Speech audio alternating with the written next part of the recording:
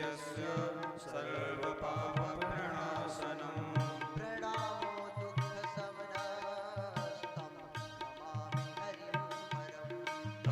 नमामि हरिं परम् तमो नमामि हरिं परम्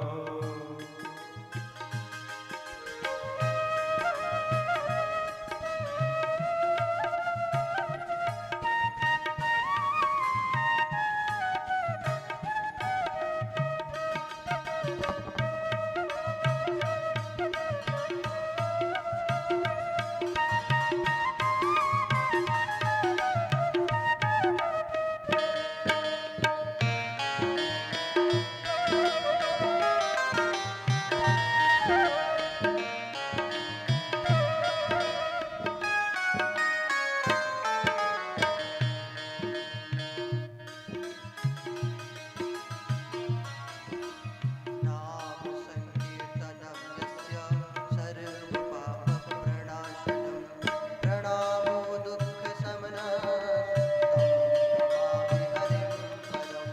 तं नमामि हरिं परं तं नमामि हरिं परम् ओ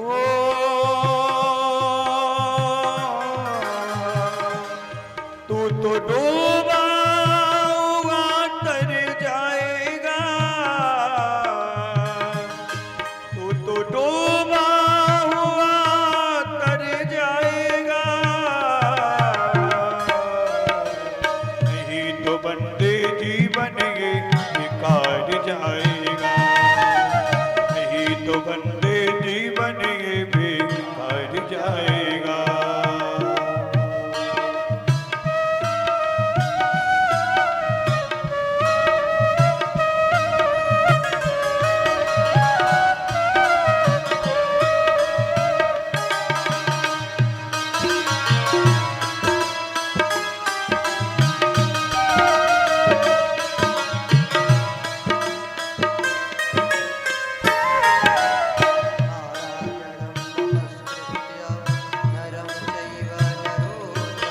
नारायणं नमस्कृत्य नरं चैव नारायणं नमस्कृत्य नरं चैव नरोत्तमं नरोत्तमम् देवीं सरस्वतीं व्यासं ततो जयमुदीरये ततो जयमुदीरे सीताराम सीताराम सीताराम सीताराम सीताराम गाए जा राम जी के चरणों में मन को लगाए जा राम जी के चरणों में मन को लगाए जा सीताराम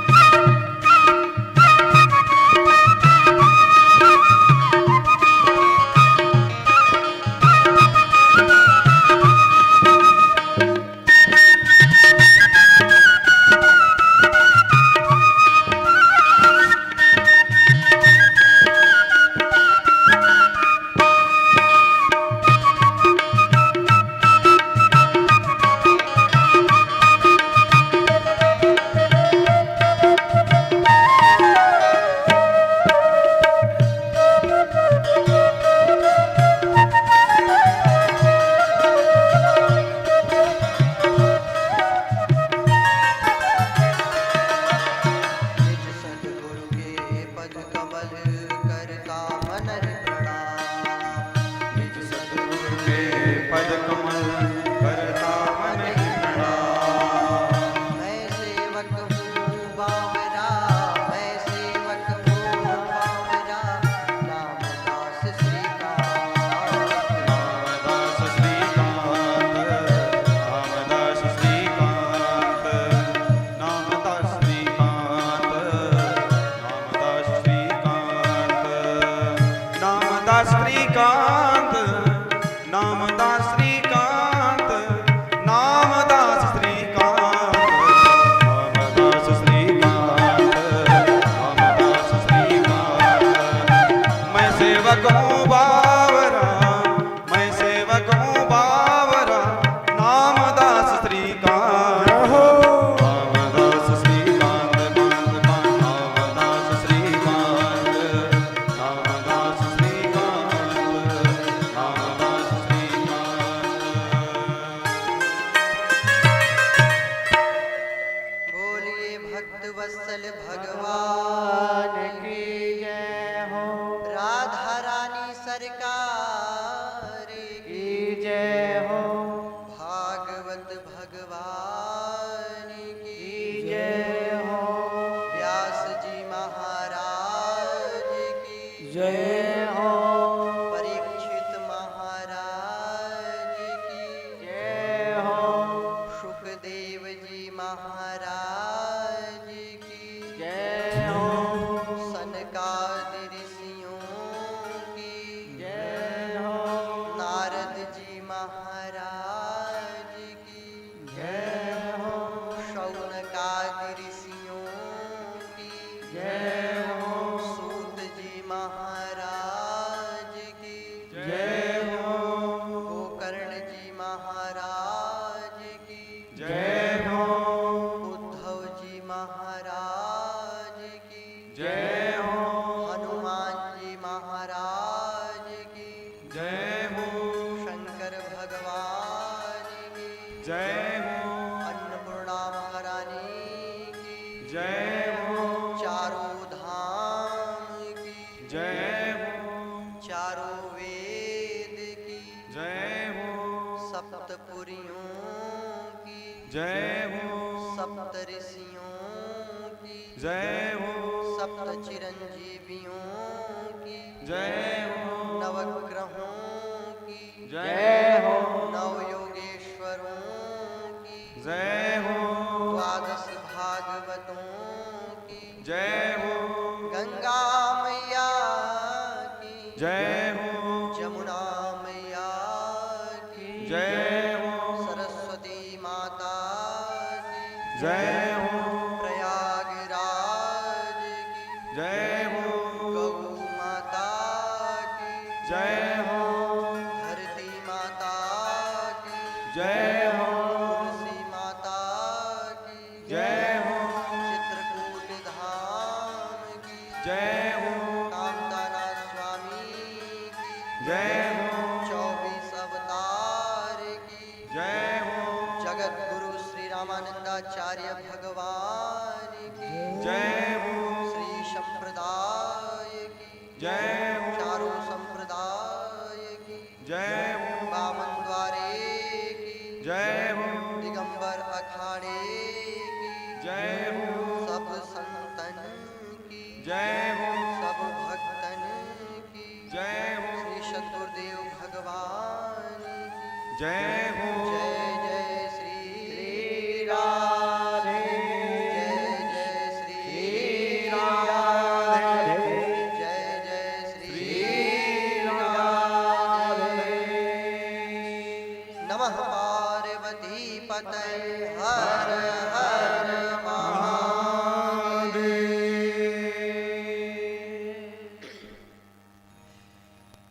प्यारी पावन पुनीत भगवत कथा रस रसिक श्रद्धालु भक्तवृंद,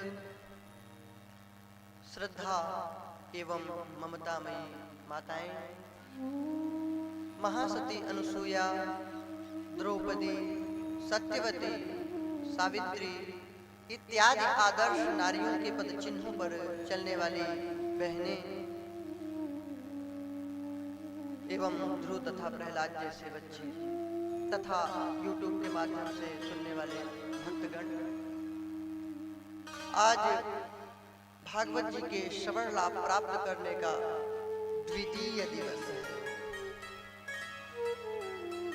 कल प्रथम दिवस में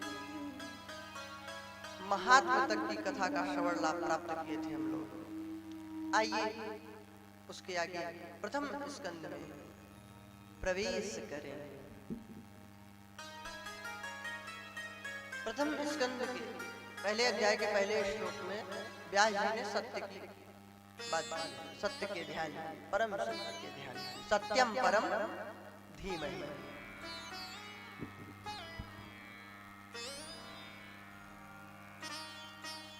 अगर व्यास जी लिखते कि भगवान श्री कृष्ण का ध्यान करो, शिव का ध्यान करो, दुर्गा देवी का ध्यान करो या सूर्य जी का ध्यान करो, तो लोग कहते हैं ये तो इन्हीं का ग्रंथ है।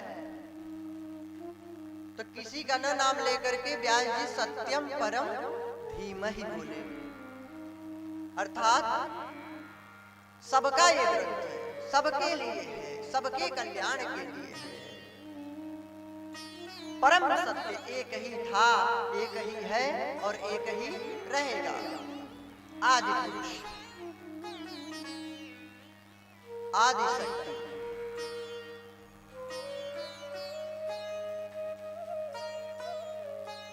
जो परब्रह्म परमेश्वर है, वही परम सत्य कहा गया है।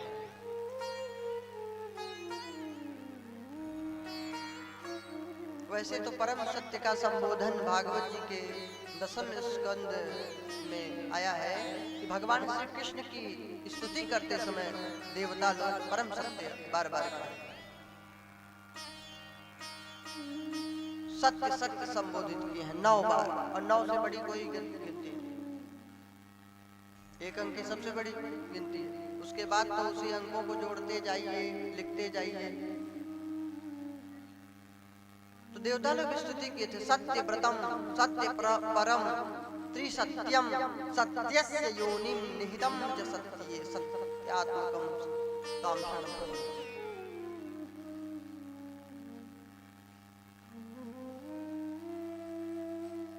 सत्यस्य सत्यम मृत सत्य नित्यम सत्यात्मकम कामशरणम। भगवान सत्य स्वरूप है, उनका संकल्प सत्य है, उनका रूप सत्य है, उनकी लीला सत्य है, उनके धाम सत्य है, उनके भक्त सत्य है। वे ही परम सत्य है। तो परम सत्य के ध्यान की बात कही गई है।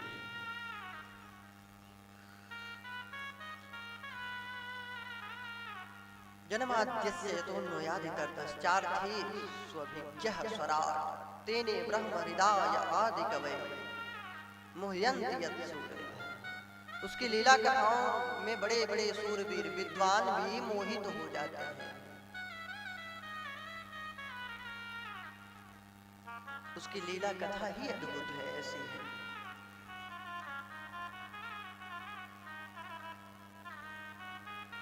सुखदेव जी महाराज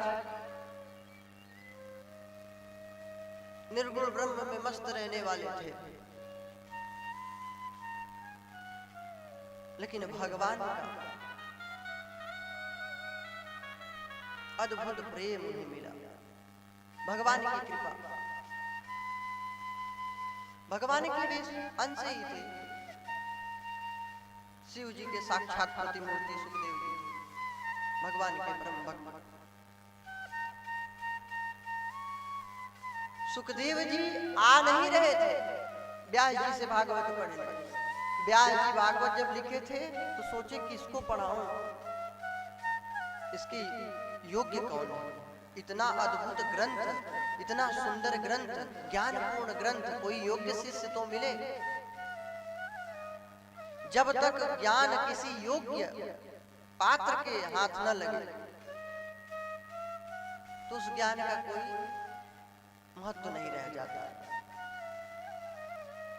पात्र व्यक्ति ज्ञान का सदुपयोग करता है, उसके अनुसार चलता है और लोगों को चलने के लिए प्रेरित करता है। व्यास जी सोचे कि कुपात्र को न मिले और इसके योग्य पूर्ण रूप से सुखदेव जी महाराज हैं। सोचे कैसे इनको बुलाया जाए, कैसे इनको भागवत पढ़ाया जाए, सिखाया जाए, भागवत का ज्ञान दिया जाए। ये बता रहा हूँ, मुह्यंती सूर्या, बड़े बड़े सूरवीर भी उसके लीलाओं पर मोहित होकर खींचे चले जाते हैं, जैसे सुखदेव जी चले आए थे। उत्तराखंड में गुफाओं में रहने वाले सुखदेव जी महान संत थे कि आए भी। एक श्लोक लिख के भेजे व्यास जी अपने शिष्य के द्वारा कि जाओ सुखदेव जी को यह श्लोक सुनाना तो वे मुग्ध हो जाएंगे। श्लोक लेकर के शिष्य गए, सुनाए। भागवत जी के 10वें स्कंद के 21वें अध्याय का 5वां श्लोक वेणुवेद का व्यास जी ने लिख के दिया। बर्हापीडम नटवर बपु कर्णयोः कर्णिकारम् बिभ्रद्वासः कनककपिशं वैजयन्तीं च मालाम् रन्ध्रान् वेणोरधरसुधया पूरयन्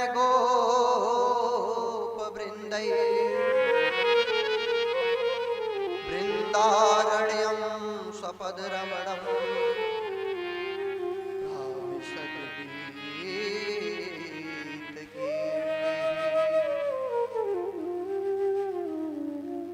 श्लोक सुनाए शिष्य लोग। इसमें भगवान के सौंदर्य का अद्भुत वर्णन है। बरहा पीडम, भगवान कितना करुणा निधान है कि एक साधारण पक्षी मोर के भी पंख को धारण किया हुआ है।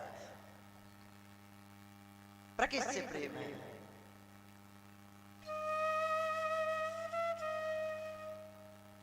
और मोर का एक गुण है क्या?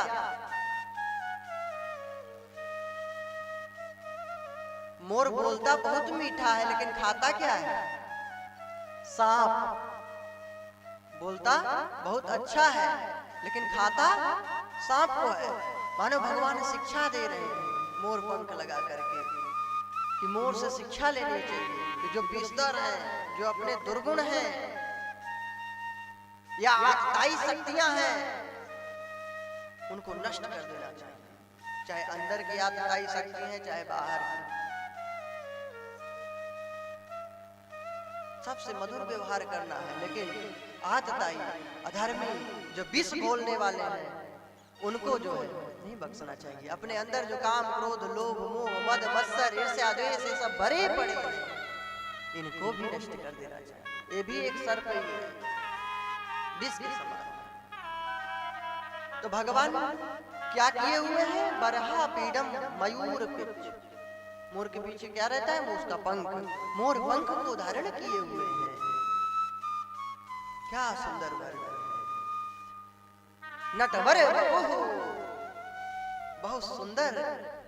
जैसे कोई नायक रंगमंच पर अभिनय करे, नट, उसी प्रकार भगवान श्री कृष्ण वृंदावन रूपी मंच पर सुंदर नट की तरह, अभिनेता की लीला कर रहे हैं। नटवर बपु, वे ही तो वास्तविक नायक हैं, हीरो हैं, बाकी तो सब जीरो। जिन्होंने धर्म की रक्षा किया, लोक कल्याण के लिए गीता जैसे महान ग्रंथ, गीता जैसे गान को प्रकट किया, गीता जैसे ग्रंथ लोक कल्याण के लिए अर्जुन को निमित्त बना करके, वे ही तो असली नायक हैं, वास्तविक। बाकी तो लोग कहाँ नायक नायिका है?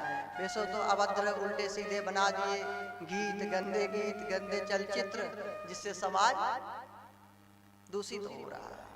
वो कोई नायक नायिका नहीं। जो देश के कल्याण के लिए कार्य करे, समाज के कल्याण के लिए कार्य करे, जो समाज में संस्कार फैलाए, संस्कृति फैलाए, भारतीय परंपरा को बढ़ाएं, ऐसे चलचित्र, ऐसे गीत होने चाहिए। तो ऐसे लोग महान हैं। और जो अभद्रता को बढ़ाए, ऐसा गीत चलचित्र संस्कार विहीन हो, तो वो तो निंदनीय है। भगवान नटवर बपु श्रेष्ठ नट की तरह लीला कर रहे हैं। कर्णयोः कर्णिकारम, कानों में क्या लगाए हुए हैं? सुंदर कनेर के पीले पीले पुष्प। उन्हें पीला फूल बहुत पसंद है, भगवान नारायण को, कृष्ण को।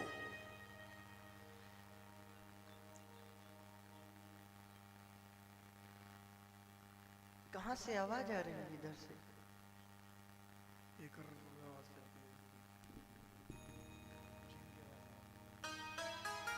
जो बोल रहा हूँ कहीं सुनाई पड़ रही खबर, तो थोड़ी देर बाद सुनाई दे रही है।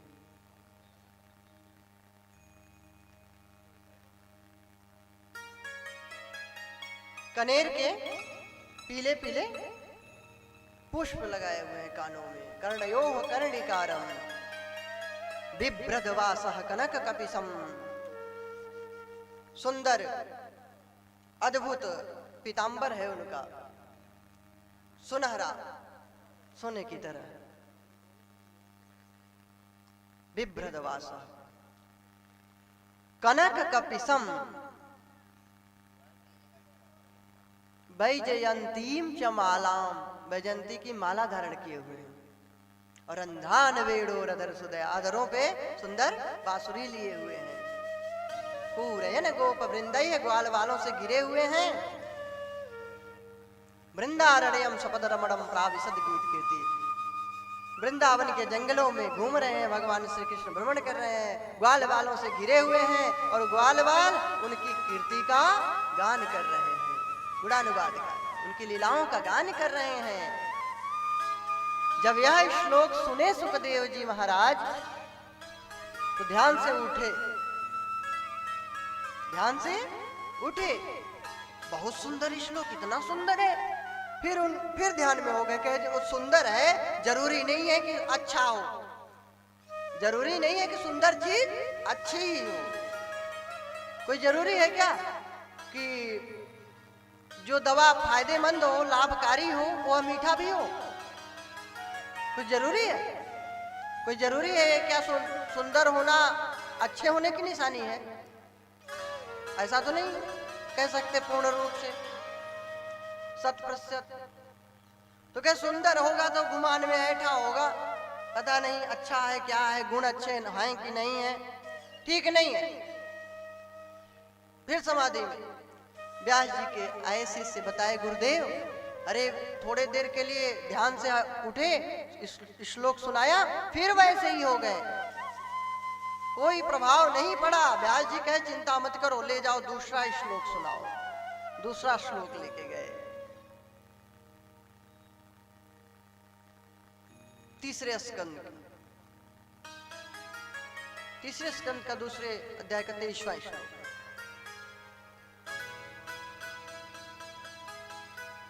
उद्धव और विदुर जी की जब मिलन होती है उस समय के प्रसंग का श्लोक है। उसको ले गए शिष्य लोग, सुनाने लगे। क्या सुंदर वर्णन है इसमें, इसमें सौंदर्य का नहीं, उसकी कृपा का वर्णन है। अहो बकीयम स्तन कालकूटम जिघांसया पाययदप्य साध्वी।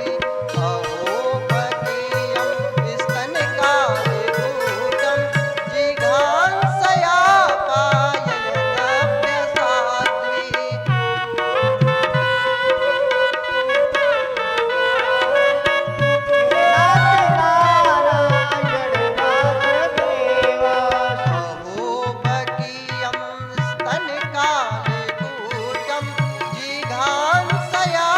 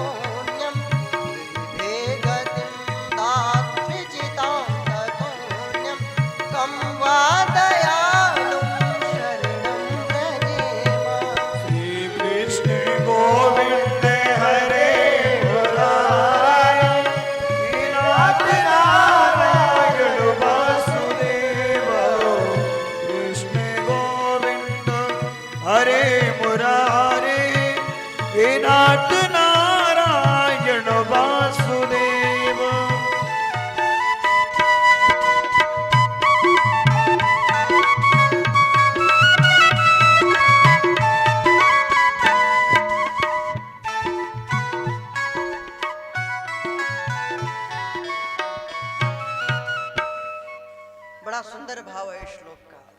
अहो बकी यम स्तन कालकूटम। बकी अर्थात बकासुर की बहन। बकासुर की बहन कौन थी? पूतना।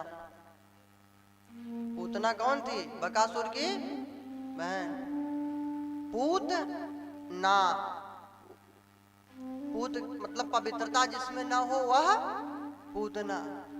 हाँ, गंदगी से जो रहे तो समझ लो कौन है वो वीर।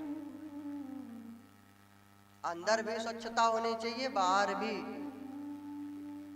छल कपट ये सब जो कचड़े हैं अंदर के, इसको भी पवित्र रखिए और बाहर से भी प्रयास करिए कि शुद्धता रहे।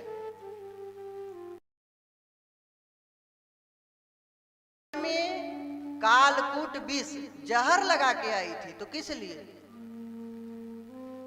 प्रेम करने के लिए भगवान से, भगवान के ऊपर करुणा करने के लिए। नहीं नहीं, दया करके नहीं आई थी, जिघांसया मार डालने के लिए आई थी। जिघांसया यद्यपि असाध्वी थी, लेकिन धन्य है परमात्मा श्री कृष्ण, लेभे गतिम धात्रिचितांत तुम। उसको ऐसी सदगति दिया जैसे माता देवकी और यशोदा को दी। माता के समान उसको दिव्य गति दिए, अपने लोक को पहुंचा दिए। कम वा दयालुम शरणम ब्रजेमा। ऐसा कौन करुणा निधान है, दयालु है, जिसके शरण में जाया जाए। कम वा दयालु शरणम ब्रजेमा। जब यह श्लोक सुने सुखदेव जी तो प्रसन्न हो गए। वाह, इतना दयालु है, इतना करुणा निधान है कन्हैया। अरे सुनाओ सुनाओ, और श्लोक सुनाओ, और ऐसे ही सुनाओ। शिष्य लोग बोले ऐसे 18,000 श्लोक लिखे हुए हैं व्यास भगवान ने, चलिए आप उसको स्वयं सुनिए। तब सुखदेव जी आए और भागवत जी को पढ़े। तो मुह्यंत यत सूरयः, बड़े बड़े सूरवीर विद्वान भी भगवान की लीला कथाओं से मोहित होकर उनकी ओर खींचे चले जाते हैं।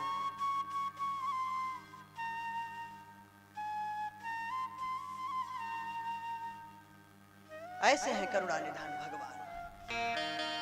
मुह्यंत यत सूरयः, जिन्होंने ब्रह्मा जी को वेदज्ञ बना दिया।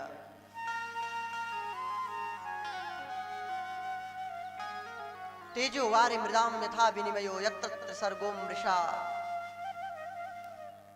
जहां तीनों सर्ग ये सब झूठे हैं, मतलब सब झूठे का तात्पर्य नश्वर, नष्ट होने वाले, परिवर्तनशील है सब। तो सत्यवत दिखाई पड़ रही है सृष्टि, क्यों? क्योंकि भगवान की सत्यता है। भगवान सत्य है और उसी का प्रतिबिंब है सब जीव जगत। जासु सत्यता ते जड़ माया। जासु सत्यता ते जड़ माया। भास सत्य इव मोह सहाया।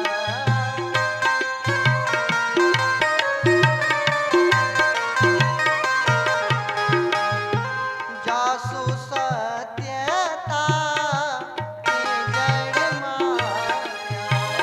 जासु सत्यता ते जड़ माया।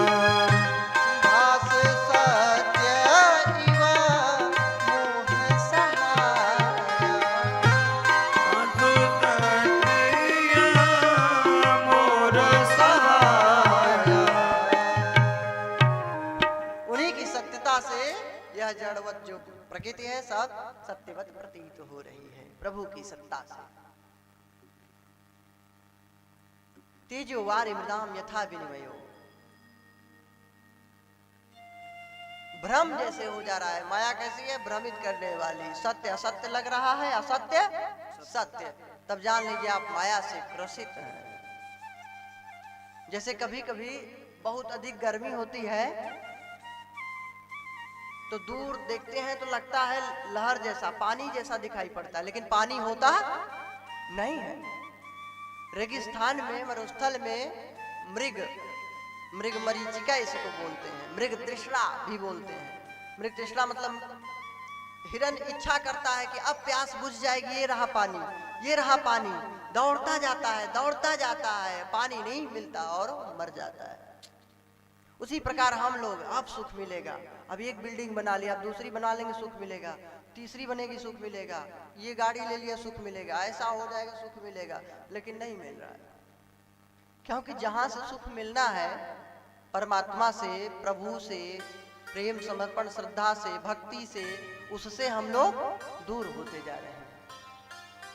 और जब उससे दूर होते जा रहे हैं तो कहाँ सुख मिलेगा? फिर तो बस दौड़ते दौड़ते दौड़ते दौड़ते अंत में शरीर ही छूट जाता है और सुख नहीं प्राप्त होता। इसको मृग तृष्णा कहते हैं।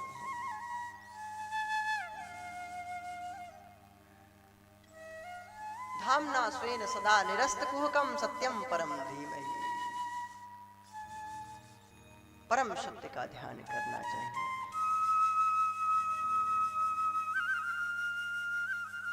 परम सत्य भगवान है। किसी भी आदि शक्ति को ले लीजिए, शिव मान लीजिए, ब्रह्म कृष्ण मान लीजिए, राम मान लीजिए, लेकिन किसी को तो मानिए। किसी नाथ से प्रेम कर लीजिए, किसी भोलेनाथ से प्रेम कर लीजिए, जगन्नाथ भगवान से प्रेम कर लीजिए, बद्रीनाथ से प्रेम कर लीजिए, कामता नाथ से प्रेम कर लीजिए। अब किसी नाथ से प्रेम कर लिए तो सनाथ हो जाएंगे, आप नाथ के साथ हो जाएंगे। लेकिन जिसका कोई नाथ नहीं है तब वो क्या हो गया? अनाथ। और कोई अनाथ नहीं है। जिसके कोई नाथ है वो अनाथ नहीं है। संसार की दृष्टि से वो अनाथ हो सकता है, लेकिन वास्तव में वह अनाथ नहीं है। अनाथ कौन है? यहाँ त्रिलोकनाथ साथ हैं, दयालु दीन बंधु के बड़े विशाल हाथ हैं। दयालु दीन बंधु के बड़े विशाल हाथ हैं। तो अनाथ वह है जिसका कोई नाथ न हो, लेकिन उसके लिए छल कपट छोड़ करके किसी इष्ट को अपने मान लेना पड़ेगा। धर्म प्रोज्झित, भागवत जी में कितना सुंदर वर्णन है कि धर्म प्रोज्झित कई तो उत्तर परमो। इसमें परम धर्म का निरूपण किया गया। इस भागवत शास्त्र में क्या है? परम धर्म का निरूपण किया गया है। धर्म अर्थात आपका वास्तविक कर्तव्य कर्म। जो भी आपको भगवान ने कार्य दिया है, आप कोई नौकरी कर रहे हैं, कोई कार्य कर रहे हैं, वह सच्चाई पूर्ण हो, सत्यपूर्ण कार्य हो, ईमानदारी पूर्वक, वह आपका धर्म हो जाएगा। उसमें आलस्य न करें, उसमें अधर्म न करें। मतलब जो आपका कर्तव्य है उसको सच्चाई होनी चाहिए, उस कर्तव्य में धोखा नहीं, छल कपट नहीं, ईमानदारी से वो कर्तव्य। जैसे विद्यार्थी हैं, आपका कर्तव्य क्या है? पढ़ना। आप माता पिता जी से फीस लिए, आप चले गए बाहर पढ़ रहे हैं, अब पता लगी बोतल खुल रही है, हाँ? जाके बढ़िया क्लबों में अभद्रता कर रहे हैं, असभ्यता, तो ये आप अधर्म मार्ग हो गया। धर्म मतलब और कुछ नहीं समझ लेना कि आपको फांसी दिया जा रहा है, गीता में ये लिखा है, रामायण में। धर्म मतलब आपका जो कर्तव्य कर्म है उसको ईमानदारी से करिए, लगन के साथ करिए, प्रेम से करिए, भाव से करिए, उत्साह से उसको करिए कि यह मेरा कर्तव्य है, यही मेरा धर्म है, इसको करने से मेरा कल्याण होगा। और वास्तव में यदि सब अपने कर्तव्य का पालन ईमानदारी से करने लग जाएं, तो पूरी दुनिया सुंदर हो जाएगी, पूरी दुनिया महान बन जाएगी। जो अपना कार्य ईमानदारी से करे, अब कार्य ये नहीं कि अब कोई जो है आतंकवादी है तो लोगों को मार रहा है तो उसका कार्य है, नहीं, ये कार्य नहीं। न्यायपूर्ण कार्य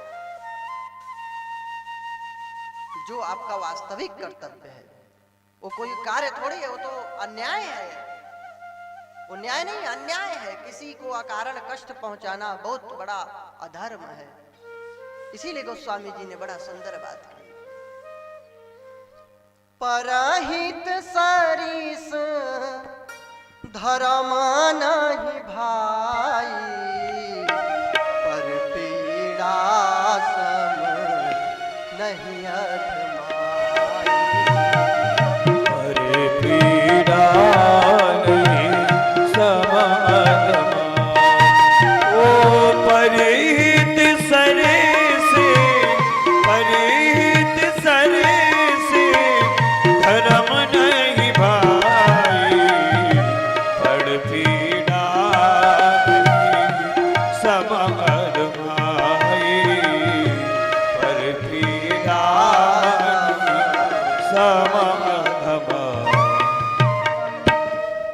दूसरों को कष्ट देना सबसे बड़ा अधर्म कहा गया है। और जिस दिन आप किसी के कष्ट का विचार करेंगे कि इस कार्य से हम जो कार्य कर रहे हैं इससे किसी को कष्ट तो नहीं पहुंच रहा है, इससे किसी का नुकसान तो नहीं है, तो उस दिन आप धर्म मार्ग पे है, समझ लीजिए।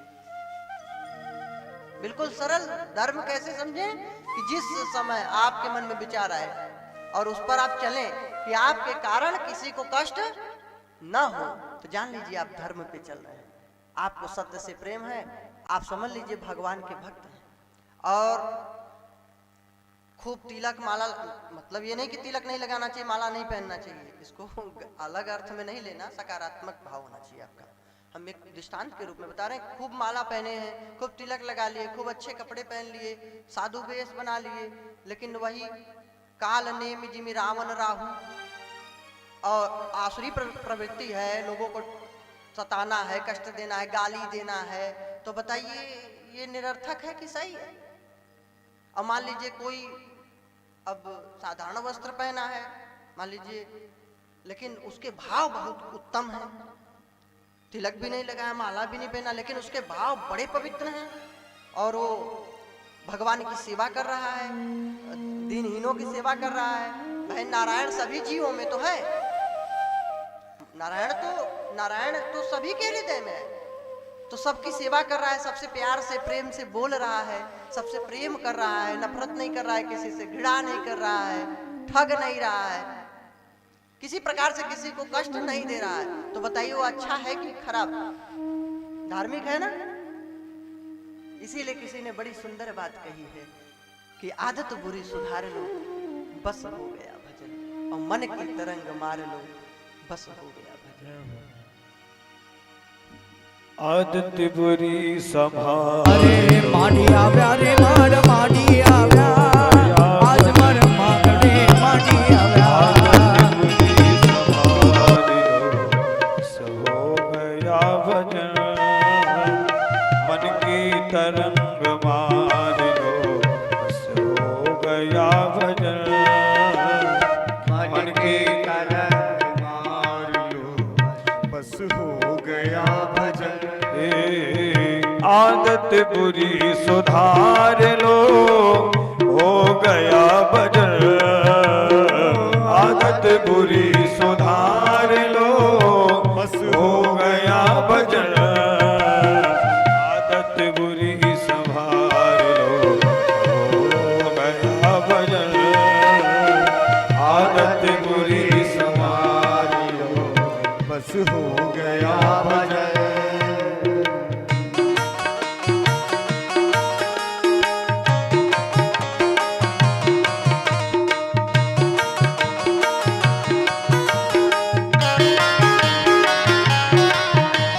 तालियों की क्षमा करते हो, बड़े भाव से सभी लोग गाएंगे। दृष्टि में तेरी खोट है, दुनिया ने हार ले, दृष्टि में तेरी खोट है, दुनिया ने हार ले, दृष्टि में तेरी खोट है, दुनिया ने हार ले, दृष्टि में तेरी खोट है, दुनिया ने हार ले, गुरु ज्ञान अंज सार लो, गुरु ज्ञान अंज सार लो, हो गया भजन, आदत बुरी संभाल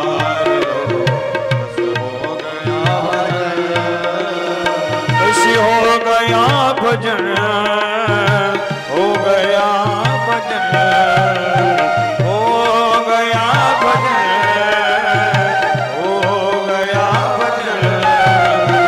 आदत बुरी सुधार लो, हो गया भजन, आदत बुरी सुधार लो, हो गया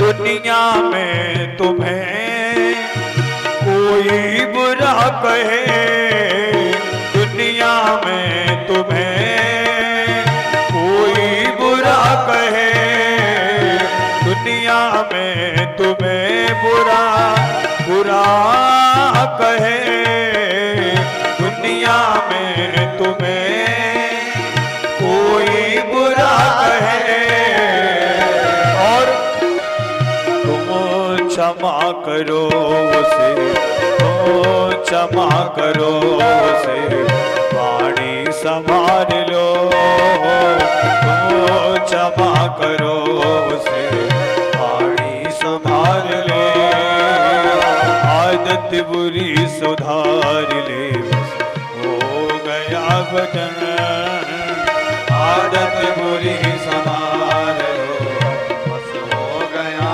भजन। मन की तरंग मार ले, बस हो गया भजन, मन की तरंग मार लो, बस हो गया भजन। विषयों की तीव्र आग में जलता ही जा रहा, विषयों की तीव्र आग में जलता ही जा रहा, विषयों की तीव्र आग में जलता ही जा रहा, विषयों की तीव्र आग में जलता ही जा रहा। मन की तरंग मार ले, मन की तरंग मार ले, सो गया भजन, आदत बुरी संभाल लो, बस हो गया भजन, हो गया भजन, बस हो गया भजन, हो गया भजन, बस हो गया भजन। आदत बुरी सुधार ले, बस हो गया भजन, आदत बुरी संभाल ले, बस हो गया भजन, आदत बुरी सुधार ले, हो गया भजन, आदत बुरी संभाल ले, बस हो गया भजन।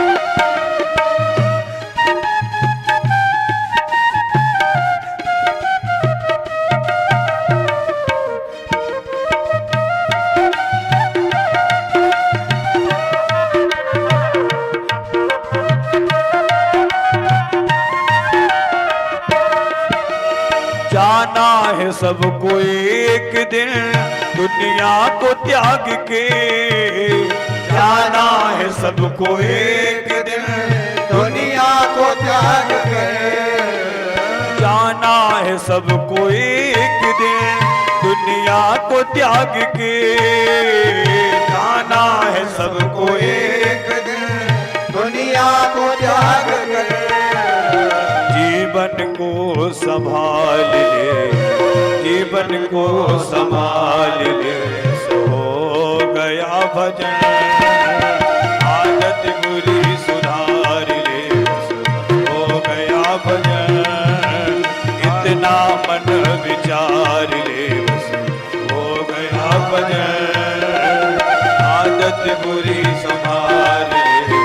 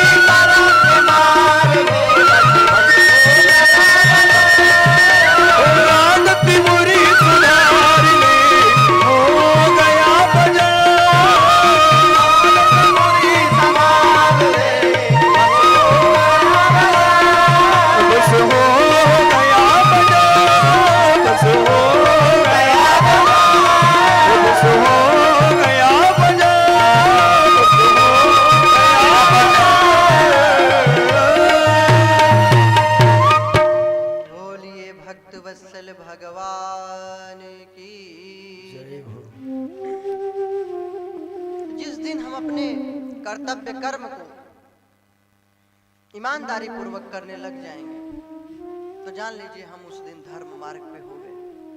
और धर्म क्या है? भगवान का साक्षात रूप है।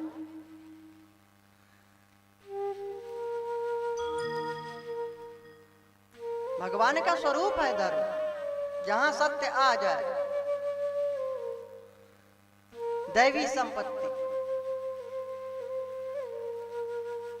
दैवी संपत्ति अर्थात अच्छे गुण आ जाए, दया, करुणा, प्रेम, श्रद्धा, परोपकार, ये सब सद्गुण अगर आ जाएं तो जान लीजिए आप धर्म मार्ग पे चल रहे हैं, आप धार्मिक हैं, आप भगवान से जुड़ गए, आपका भगवान से प्रेम हो गया। और अगर ये चीजें नहीं आ रही तब आप भगवान से प्रेम नहीं कर रहे हैं। जब आपके अंदर अच्छे गुण ही नहीं है, आपके अंदर कोई अच्छाई ही नहीं है, तो परमेश्वर से कैसे प्रेम करेंगे?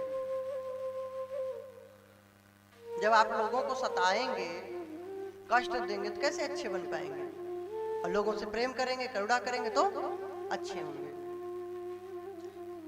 विचार करें, रात्रि में जब सोने लगे, शयन करते समय विचार करें कि आज जो जो कार्य हमने किया है, क्या इससे किसी का अहित हुआ अथवा हित हुआ?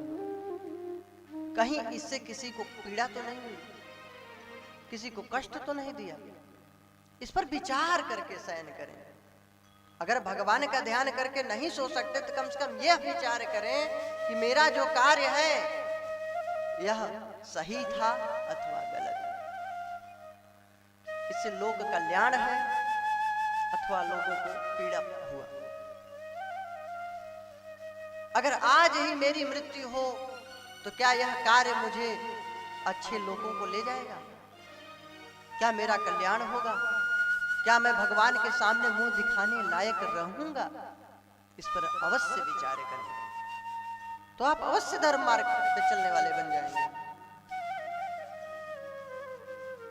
प्रयास करें अच्छे बनने का, जरूर बनेंगे। भगवान से प्रेम करते रहिए, भगवान करुणा करके, कृपा करके कभी न कभी अपनी भक्ति देगा और आप सही राह पे चलेंगे।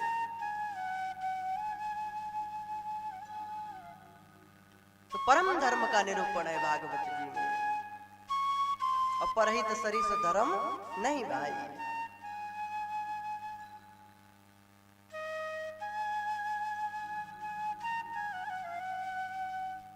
अष्टादश पुराणेषु व्यासस्य वचनम द्वयम् परोपकारः पुण्याय पापाय पर पीडनम्। दूसरों को कष्ट देना पाप है और दूसरों का कल्याण करना, उसका नहीं अगर हित कर सकते तो कम से कम उसके लिए बुरा मत सोचो। अगर आप भला नहीं कर पा रहे हैं तो कम से कम उसके लिए हृदय में गंदगी तो मत लाओ। ऐसा नहीं समझना कि कोई आतंकवादी है, अपराधी है, दुराचारी है तो उसको भी तो पीड़ा न दे, ऐसा नहीं। अपराध का विरोध करना चाहिए। तभी तो भगवान श्री कृष्ण ने अर्जुन से कहे कि अर्जुन ये सब आतताई हैं, इन सब को मार डाल, तुझे मुक्ति मिलेगी, कल्याण होगा, नरक नहीं जाएगा। अब कष्ट तो अपराधी को भी होगा दंड से, लेकिन हमको कष्ट नहीं होना चाहिए, क्योंकि वो कितने लोगों को पीड़ा दिया था और कितने लोगों को अगर रहेगा तो कितने लोगों को पीड़ा देगा। तो ऐसे को तो दंड अवश्य देना चाहिए। अकारण किसी निर्दोष को कष्ट नहीं देना चाहिए, ऐसी भावना होना चाहिए। तो परम धर्म का निरूपण किया गया। धर्म प्रोज्झित, लेकिन शर्त रखा गया। वो परम धर्म का निरूपण है, लेकिन कैसे परम धर्म का? छल कपट रहित। ये नहीं कि अपना आदमी है तो पाप कर रहा है और गलत मार्ग पकड़ रहा है तो भी हम उसका समर्थन करें। अब जैसे कोई न्यायाधीश है, जज है, अब उसका बेटा अपराध करे, उसके घर के रिश्तेदार कोई करे तो उसके लिए कानून व्यवस्था अलग, और समाज का कोई करे तो उसके लिए कानून व्यवस्था अलग। ऐसा नहीं होना चाहिए। ये धर्म नहीं है, ये छल कपट है। न्याय तो सबके लिए बराबर होती है, धर्म तो सबके लिए है। ये थोड़ी नहीं है कि अपने लिए अलग से बना लो नया नियम, कानून तो सबके लिए है। तो छल कपट नहीं होना चाहिए, और छल कपट हो गया तो आप धर्म से नहीं जुड़े, और धर्म से नहीं जुड़ेंगे तो भगवान के प्रिय नहीं बन पाएंगे, भगवान आपसे प्रेम नहीं करेगा। क्योंकि भगवान ने स्वयं कहा है, निर्मल मन जन सो मोहि पावा, निर्मल मन जन सो मोहि पावा, सो मोहि पावा, निर्मल मन जन सो मोहि पावा, निर्मल मन जन सो मोहि पावा, मोहि कपट छल छिद्र न भावा, मोहि कपट छल छिद्र न भावा, निर्मल जन मन सो मोहि पावा, निर्मल मन। भगवान को कौन लोग प्राप्त करते हैं? निर्मल मन वाले, छल कपट रहित। अब यहाँ लोग तो छल ही कपट करते हैं अधिकतर। कैसे? अब जितने लोग हैं, आजकल की नई जनरेशन का सिस्टम देखिए, और जितने से मिलेंगे आज उससे बोलेंगे, उस लड़की से, तुम तो मुझे प्राणों से प्रिय हो, वो भी बोलेगी तुम भी मुझे प्राणों से प्रिय हो। और ऐसे दिन भर में 10 लोगों से बोलेंगे, मतलब दोनों तरफ से छल कपट, सच्चा प्रेम भी नहीं। वो बोलेगा तुम तो मुझे प्राणों से प्रिय हो, तो वो भी बोलेगा तुम मुझे प्राणों से प्रिय हो। और दूसरे से भी 1 घंटे बाद मिलेगा तो बोलेगा तुम मुझे प्राणों से प्रिय हो। फिर तीसरे से मिलेगा तो बोलेगा तुम मुझे प्राणों से प्रिय हो। सब प्राण से प्रिय। अच्छा, अब कहीं प्राण महाराज नाराज हो जाएं, बोले कि जब मुझसे अधिक प्रिय ये है तो लिए रहो इनको, अब मैं चला, तो कोई कहेगा? औकात तो तब पता चलती है कि कितना प्राणों से प्रिय है, जब प्राण की जरूरत पड़ती है, जब बलिदान का समय आता है तब समझ में आता है कितने सूरवीर हैं। ऐसे तो सब चिल्लाते हैं इंकलाब जिंदाबाद, हाँ जो मुझसे टकराएगा चूर चूर हो जाएगा। और जब देश की रक्षा का समय आता है, राष्ट्रहित के लिए जब उनके त्याग की जरूरत पड़ती है, तब औकात पता चलती है कि कितने सूरवीर और कितने देशभक्त हैं। तो कैसे प्रेमी हैं संसार के कि 10 लोगों से मिलेंगे छल कपट वाले, सब प्राण से प्रिय, और कहीं प्राण नाराज होके गए तब सब खत्म बोलना। तो छल कपट रहित धर्म का निरूपण है।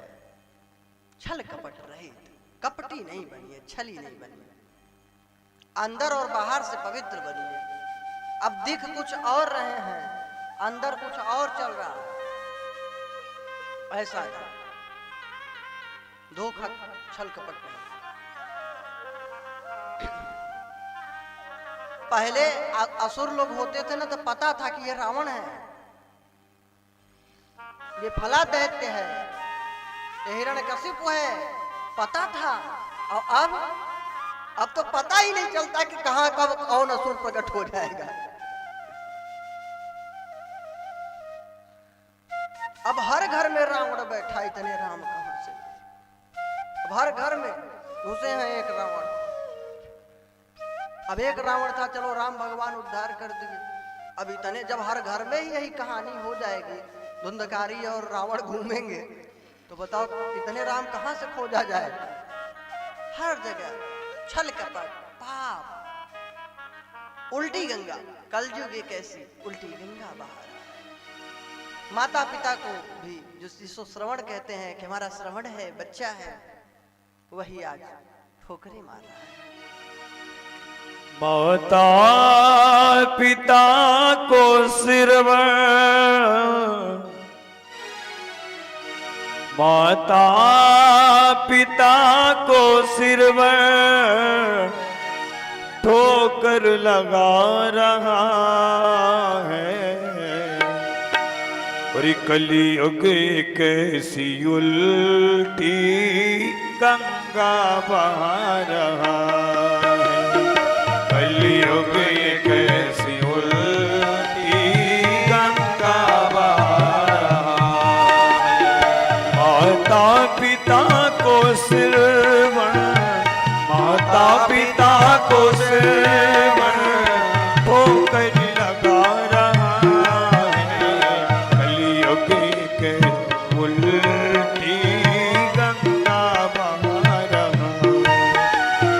कलयुग कैसी उल्टी गंगा बहा रहा है।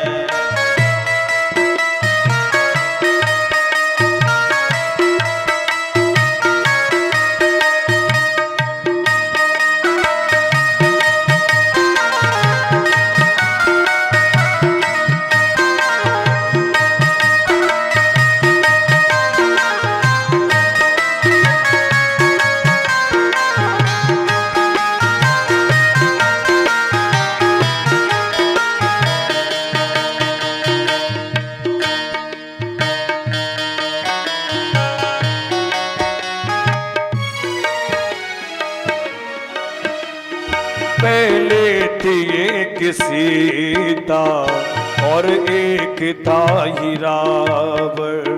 पहले थी एक सीता और एक था ही रावण।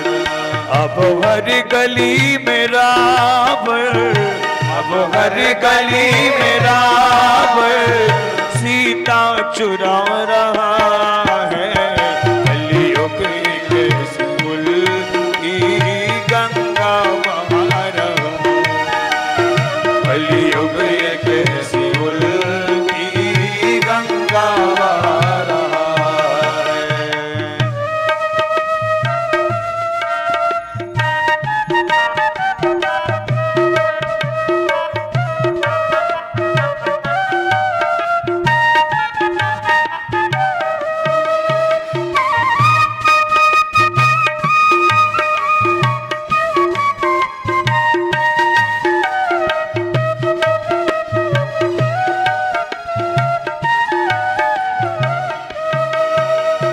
बहनों से आज कह दो होशियार हो के रहना। बहनों से आज कह दो होशियार हो के रहना। पैसों के भी आज कुल, पैसों के भी आज कुल राखी बंधा रहा है। कलयुग कैसी उल्टी गंगा बहा रहा है। कलयुग आज कैसी गंगा बहा रहा है। माता पिता को सेवन, माता पिता को सेवन ठोकर लगा रहा है। कलयुग कैसी उल्टी गंगा बहा रहा है।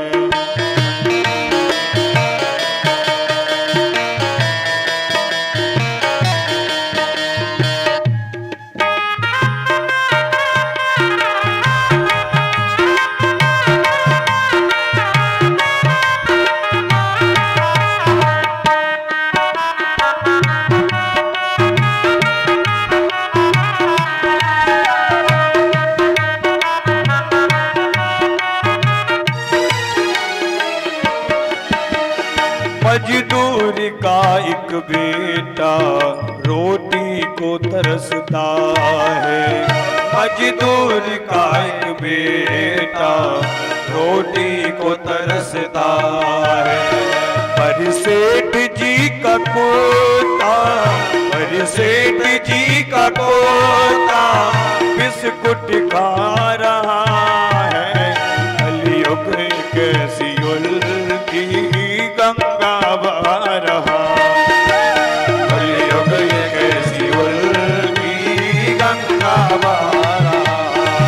माता पिता को सेवन, माता पिता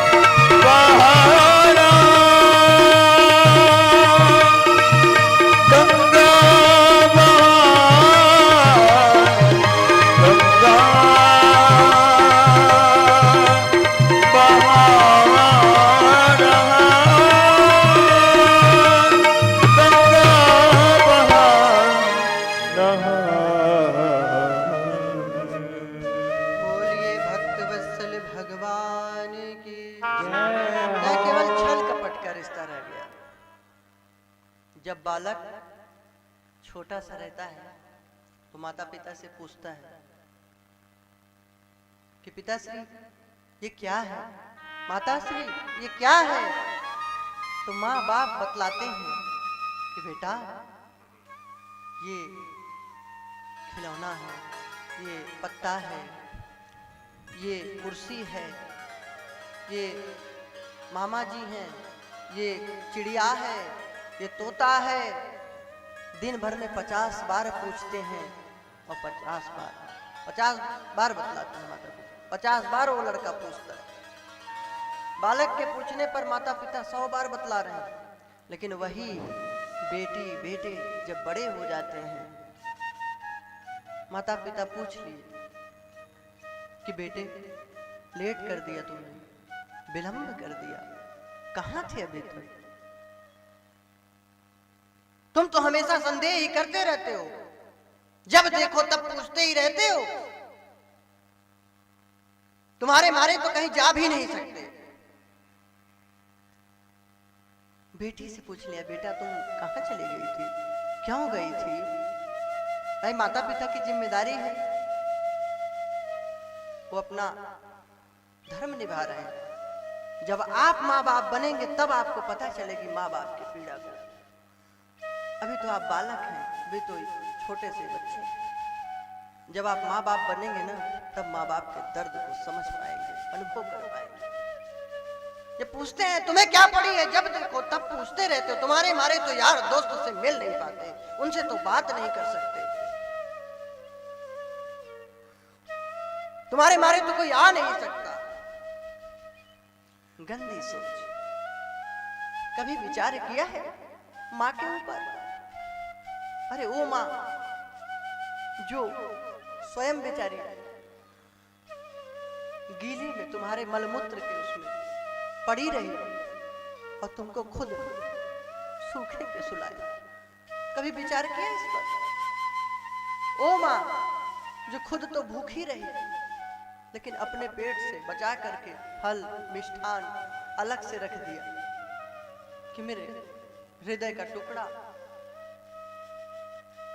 मेरे कलेजे का टुकड़ा, मेरा बालक, मेरी बिटिया खाएगी, खा लेगी। कोई अच्छा वस्तु आया है घर में तो अपने बालक बालिका के लिए माता रख देती है, पिता रख देते हैं। कभी उस पर विचार किया? कितना प्यार दिया माँ बाप ने, मल मूत्र तक साफ किया, 9 महीने गर्भ में रखा, अंगुली पकड़ करके चलना सिखाई। आज उसको ऊंची आवाज में बोल रहे हो, आज उसको चुप करा रहे हो, आज उसको गाली दे रहे हो। उसकी पीड़ा को आप नहीं समझ पाएंगे। जब आप माँ बाप बनेंगे, जब आपका बालक ऐसा करेगा, तब आपको उस पीड़ा का अनुभव होगा, तब आप उसके पीड़ा को महसूस करेंगे। तब आपको समझ में आएगा कि काश मैं अपने माता पिता की सेवा किया होता, काश उनसे प्रेम किया होता, तब आपको समझ में आएगा।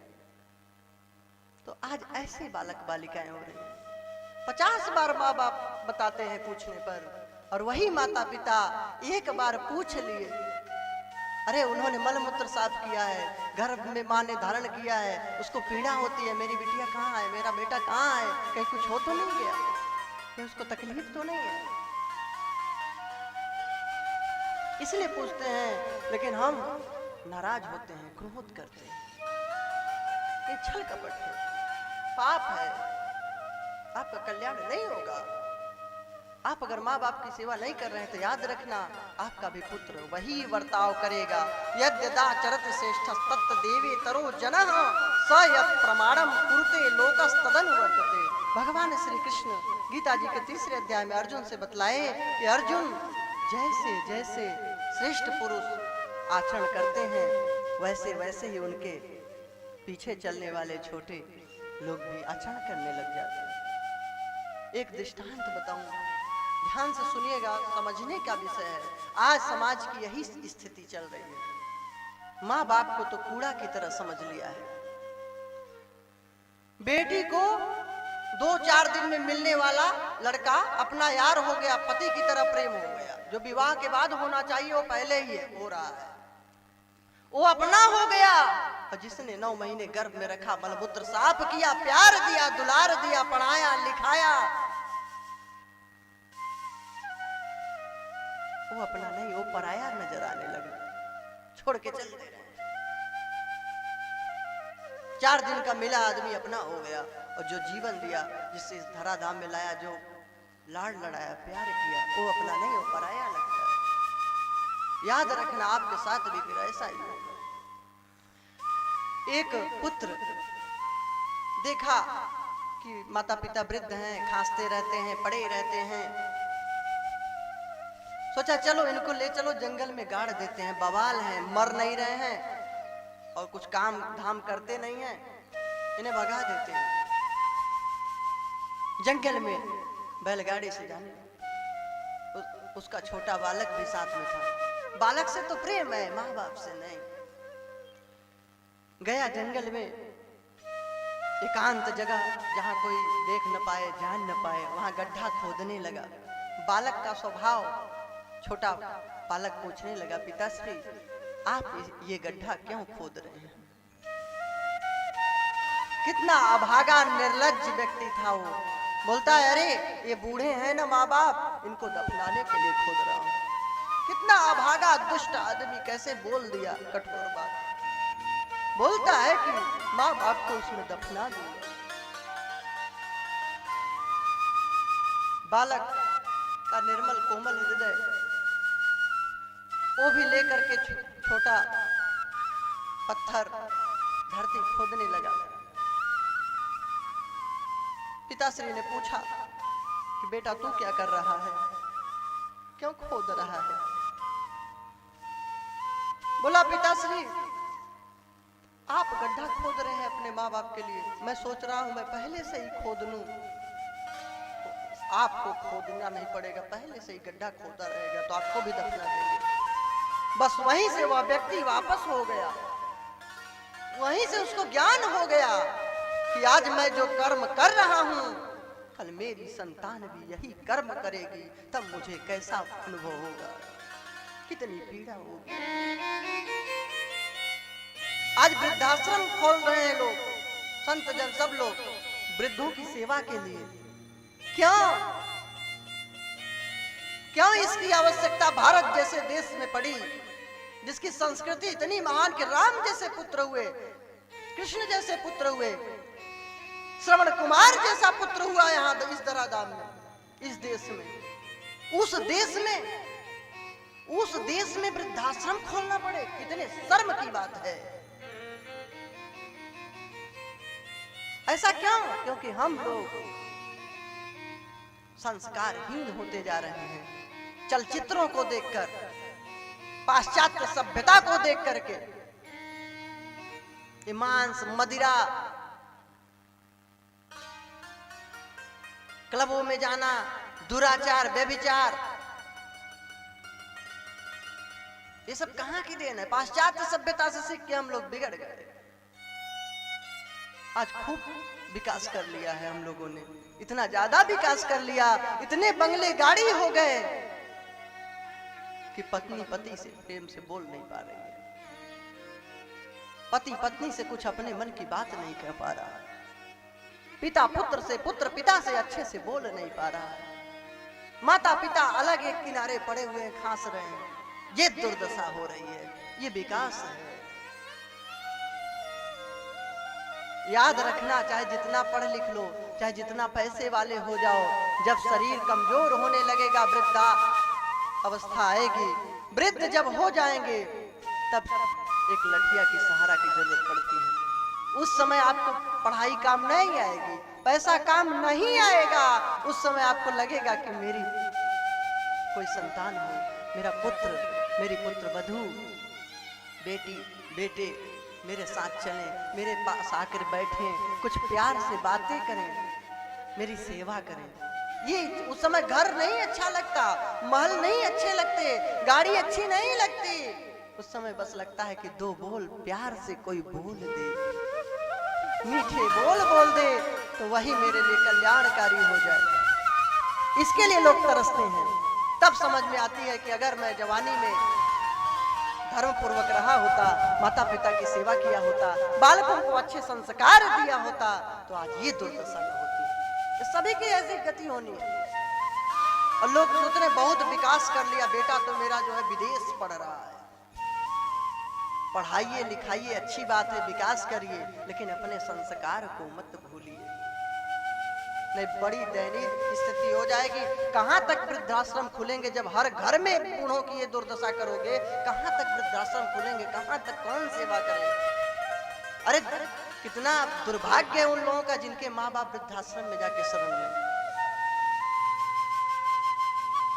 उनकी जरूर सेवा करें, छल कपट नहीं करें, प्रेम करें। तो इसमें वास्तविक परम धर्म का निरूपण किया है।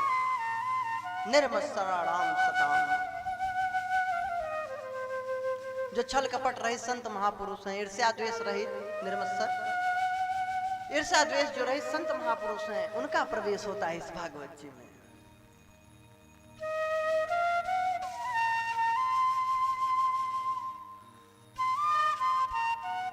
वेद्यम वास्तवम अत्र वस्तु शिवदम, जानने योग्य परम कल्याणकारी तत्व का निरूपण किया गया है इसमें। तापत्र एवं मूलनम, तीनों तापों से मुक्ति की बात कही गई। शारीरिक कष्ट, मानसिक कष्ट और दैविक कष्ट से मुक्ति के लिए इसमें बात है। श्रीमद् भागवती, इसी महाभागवत महापुराण में, इसी भागवत जी में सब कुछ संसार में चलने की बात। लौकिक गति, परलौकिक गति, महामुनि कृते किम वा परैरीश्वरः, अन्य किसी ग्रंथ को पढ़ने की क्या जरूरत जब इसी में सब कुछ है। सद्यो हृदय वरुद्य तेत्र कृतवी शुश्रुभिस्तच्छड़ात्, ध्यान पूर्वक मनन चिंतन करते हुए प्रेम पूर्वक श्रवण करने से इस धर्मशास्त्र भगवान तुरंत ही हृदय में आकर के प्रविष्ट हो जाते हैं उस भक्त के। निगम कल्पतरोर गलितम फलम सुख मुखादम मृतद्रव संयुतम पिबत भागवतम रसमालयम मुहुरहो रसिका भुवि भावुकाः, हे रसिक, हे सज्जनों, आओ बार बार इसका पान करो। यह दिव्य है, बहुत ही मधुर है, मीठा है। और जब किसी फल को तोता अगर चोंच मार देता है तो कहते हैं वह बहुत मीठा हो जाता है। तो यह भागवत रूपी फल में भी सुखदेव जैसे तोते का चोंच अर्थात मुख लगा हुआ है। मुख से ही तो बोले थे सुखदेव जी, तो इसलिए भी यह अति ही मधुर हो गई भागवत जी, दिव्य। और संपूर्ण शास्त्रों का, वेदों का सार है भागवत। पका हुआ फल है, न इसमें छिलका है न गुठली है, अर्थात सब सार सार ही बात है इसमें। पिबत भागवतम रसमालयम, बार बार पान करो। देखिए भगवान ने हमको मुख दिया दो कि एक ही ना? भगवान ने मुख कितने दिए? एक। और कान, कान कितने दिए? दो। अर्थात जितना बोलो उसका डबल सुनो। और हम उल्टा कर रहे हैं, जितना सुनते हैं उसका डबल बोलते हैं। ये है विवाद का कारण। बड़े अगर कुछ कह दिए, बड़े अगर मान लो कुछ कह दिए, क्रोध बस या दुख बस कुछ बोल भी दिए, तो आपका कर्तव्य है सुन लीजिए। चलो पिताजी ही तो अपने हैं, माता जी ही तो हैं, भैया ही तो है, बहन है, चलो बोल दिया, हटाओ, पढ़ो अपना भजन करो, अच्छे मार्ग पे चलो, बोल दिया, कोई बात नहीं। लेकिन हम किसी से कम नहीं। हाँ, जो हमसे टकराएगा चूर चूर हो जाएगा। तुमने एक कहा, हम 10 सुनाएंगे। सहन शक्ति नहीं है, संतोष नहीं है, दया, कोई सुनना मतलब धीरज ही नहीं है, सुनना नहीं चाहता। अरे चलो कोई सुनाने, कुछ लोग होते हैं सुनाते ही जाते हैं, तब तो मजबूरी है उनको फिर नम्रता से या कैसे भी उत्तर देना पड़ता है। लेकिन अब थोड़े थोड़े बातों में नहीं, सहन शक्ति होनी चाहिए, प्रेम होना चाहिए। अपने ही तो लोग हैं, अपना बालक, अपना छोटा बच्चा लात माँ को मारता है, पैर मारता है, बाल पकड़ के खींचता है जोरों से, साड़ी पकड़ के खींचता है, तो क्या मां नाराज होती है? नहीं होती। क्यों? क्योंकि मेरा पुत्र है, अपना है, ये भाव है, क्षमा कर देती है। तो उसी प्रकार अगर कुछ छोटों से अपराध हो तो बड़ों को क्षमा करना चाहिए, और बड़े अगर कुछ बोल दिए तो उसको शांतिपूर्वक मनन चिंतन करें, सोचें, सुनो, फिर गुनो और तब धुनो। और आप क्या करते हैं, सुना नहीं कि धुना नहीं, गुनना तो बाद में देखा जाएगा, सुनते ही सीधे धुन दिए तो विवाद हो रहा है। भागवत जी में सुखदेव जी की वंदना की गई। फिर इसमें 6 प्रश्न हुए। सूत जी से शौनक जी ने 6 प्रश्न किया, ध्यान पूर्वक सुनिए। पहला प्रश्न किया कि महाराज परम कल्याण का साधन क्या है। अब भागवत सुन रहे, कोई पूछेगा कि क्या सुनाए आज महाराज जी, तो कम से कम इतना तो ध्यान रखिए कि क्वेश्चन कितने किए सूत जी से शौनक जी। पहला प्रश्न क्या किए कि परम कल्याण का साधन क्या है। कल्याण का भी कह सकते थे, लेकिन कल्याण में क्या, भूख लगी है रोटी मिल जाए तो हो गया कल्याण, लेकिन ये कल्याण कब तक, फिर भूख लगेगी। तो परम कल्याण कि भूखे रहने की नौबत ही ना आए, दुख रह ही ना जाए, उसको बोलते हैं परम कल्याण, कि दुख क्लेश खत्म, एंड हो गया बिल्कुल। तो बोले परम कल्याण का साधन क्या है, पहला प्रश्न। दूसरा प्रश्न, इतने वेद शास्त्र धार्मिक ग्रंथ हैं, अब इतना अगर पढ़ा जाए तो पूरे जीवन भर पढ़ डाले तब भी पूरा नहीं होगा। तो महाराज उन सब धर्म शास्त्रों का सार बतला दीजिए। परम कल्याण का साधन, पहला प्रश्न। दूसरा प्रश्न कि सब धर्म शास्त्रों का सार क्या है। क्यों? क्योंकि कलयुगी प्राणी अधिक न तो समझ पाएगा, न अधिक सुन पाएगा, न अधिक जीवित ही रह पाएगा, और न तो उसकी ज्ञान और बुद्धि ही इतनी अच्छी है। मंदाह सुमंद मतयो मंद भाग्या उपद्रुताः, सब आपदाग्रस्त हैं, मंद बुद्धि के हैं और कमजोर आयु के हैं। अब कंप्यूटर के जमाने में किसी को बोल दो मंद बुद्धि तो उसको गाली हो जाए, लेकिन अब ऋषियों ने लिखा है तो कुछ कारण होगा। हम टेक्नोलॉजी खूब बना लिए, विकास तो कर लिए, लेकिन अगर बुद्धि अच्छी होती तो माँ बाप को ऐसे छोड़ देते बेसहारे। भाई भाई में घृणा होती, एक एक हाथ जमीन के लिए मर्डर होता, कहाँ बुद्धि है। जबकि खूब पता है कि ये जमीन न तो मेरी है, न मेरे पिता की है, न मेरे दादा की है, ये पहले से ही थी।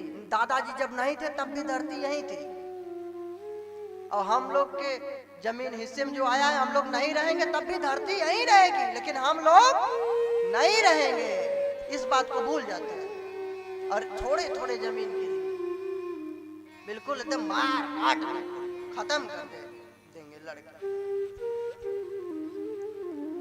तो आयु कम, बुद्धि कम, ये सब हो रहा है, तो बोले कि परम कल्याण का साधन क्या है, और शास्त्रों का कुछ सार बात जो हो वो बतलाइए। 2 प्रश्न हो गए।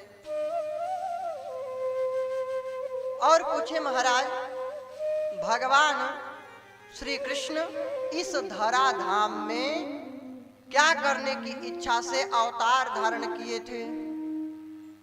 तीसरा प्रश्न। चौथा प्रश्न किए कि महाराज जब दाऊ जी के साथ भगवान श्री कृष्ण धरा धाम में प्रकट हुए तो कौन कौन सी लीलाओं को किए, इसको सुनाइए। 5वां प्रश्न फिर पूछे कि महाराज भगवान ने कितने अवतार धारण किए लोगों के कल्याण के लिए, जीवों के कल्याण के लिए, कितने अवतार धारण किए उसको सुनाइए। और छठा प्रश्न किए कि महाराज जब भगवान अपने धाम को चले गए तो धर्मः किम शरणं गतः, धर्मः कम शरणं गतः, धर्म किसकी शरण में गया। ये 6 प्रश्न किए।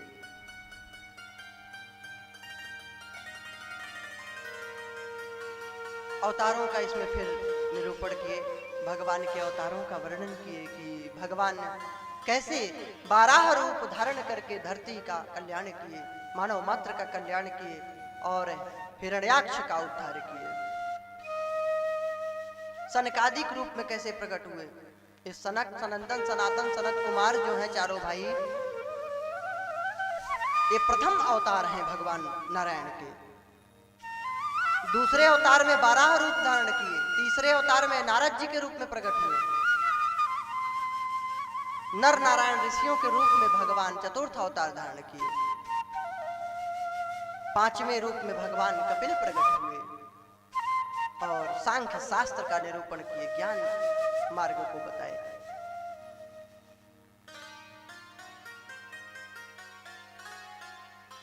दत्तात्रेय जी के रूप में छठे अवतार के रूप में भगवान प्रकट हुए, यदु और अलर्क ये सब पर कृपा किए।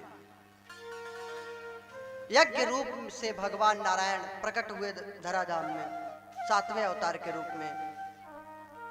आज साइंस भी मानता है कि हवन करने से वातावरण पवित्र होता है, बैक्टीरिया नष्ट होती है।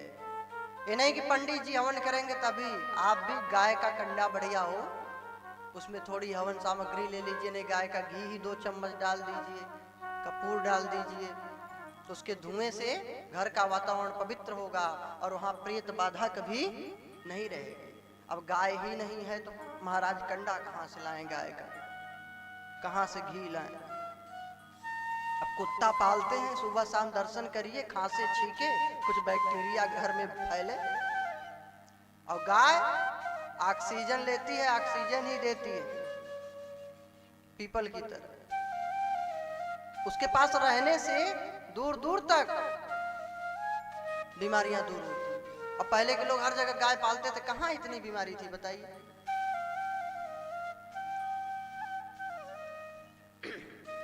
तो यज्ञ रूप में भगवान प्रकट हुए 7वें अवतार के रूप में। 8वें अवतार में भगवान ऋषभ देव के रूप में प्रकट हुए, तपश्चर्या किए, जैन धर्म के प्रथम तीर्थंकर कहलाए। 9वें अवतार में भगवान पृथु के रूप में प्रकट हुए। 10वें अवतार में मत्स्य रूप के रूप में भगवान प्रकट हुए धराधाम में। फिर भगवान कच्छप अवतार धारण करके समुद्र मंथन में सहयोग किए 11वें अवतार में। फिर धनवंतर के रूप में प्रकट हुए, मोहिनी रूप में भगवान प्रकट हुए। 14वें अवतार में नरसिंह भगवान के रूप में प्रकट होकर प्रहलाद की रक्षा किए। 15वें अवतार में पंचदशम तो वामनकम, 15वें अवतार में वामन अवतार के रूप में भगवान प्रकट हुए, बलि से लेकर के देवताओं को दिया, कल्याण किया।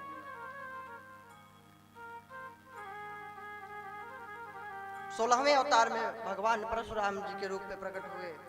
ये क्षत्रियों के शत्रु नहीं थे, है वंशी क्षत्रिय जो इनके पिता को मार डाले थे, और गाय को जब रण छीन ले गया था ना सहस्त्रार्जुन, तो जो दुष्ट राजा थे उनका संहार किए थे।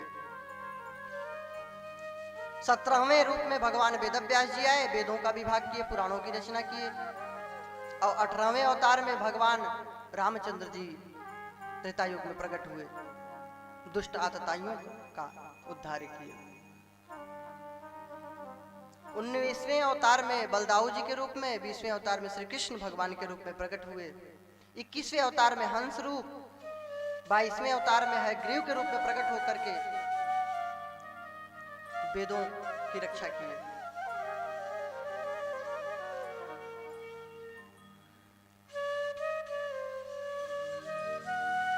हंस और है ग्रीव। फिर उसके बाद 23वां बुद्ध जी का अवतार होगा। भागवत जी में क्या लिखा है कि बुद्ध जी का अवतार 23वें अवतार में भगवान बुद्ध जी के रूप में प्रकट होंगे, लेकिन बुद्ध जी हो चुके। इससे सिद्ध होता है कि बुद्ध जी से पहले की रचना है भागवत। बुद्ध अवतार हो चुका और अब कल की अवतार होगा 24वें रूप में, लेकिन अभी नहीं।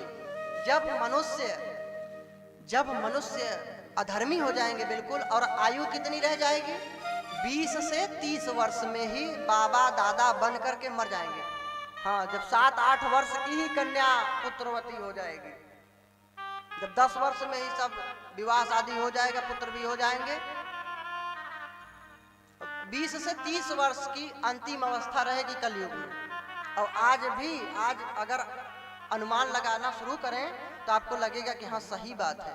पहले के जो पुराने लोग जितना जीवित रहते थे, अब के लोग मुश्किल है।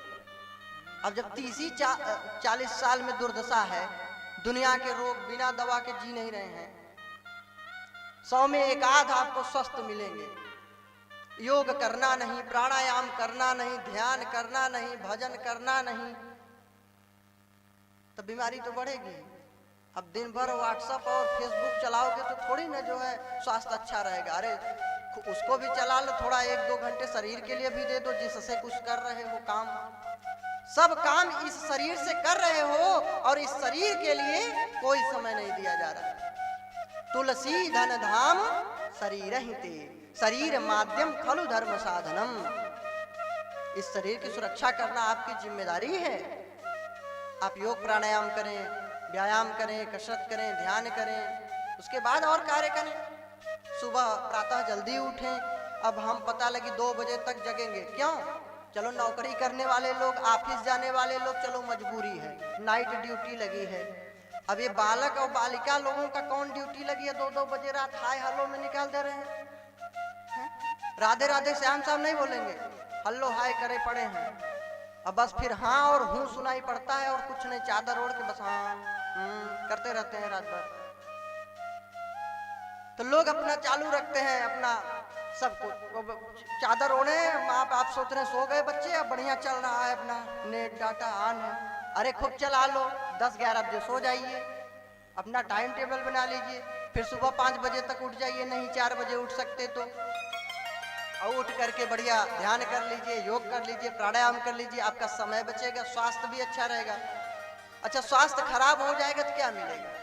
अब दिन भर मोबाइल देखोगे तो उसकी जो किरणें हैं उससे निकलने वाली आंखों के लिए कितनी हानिकारक है।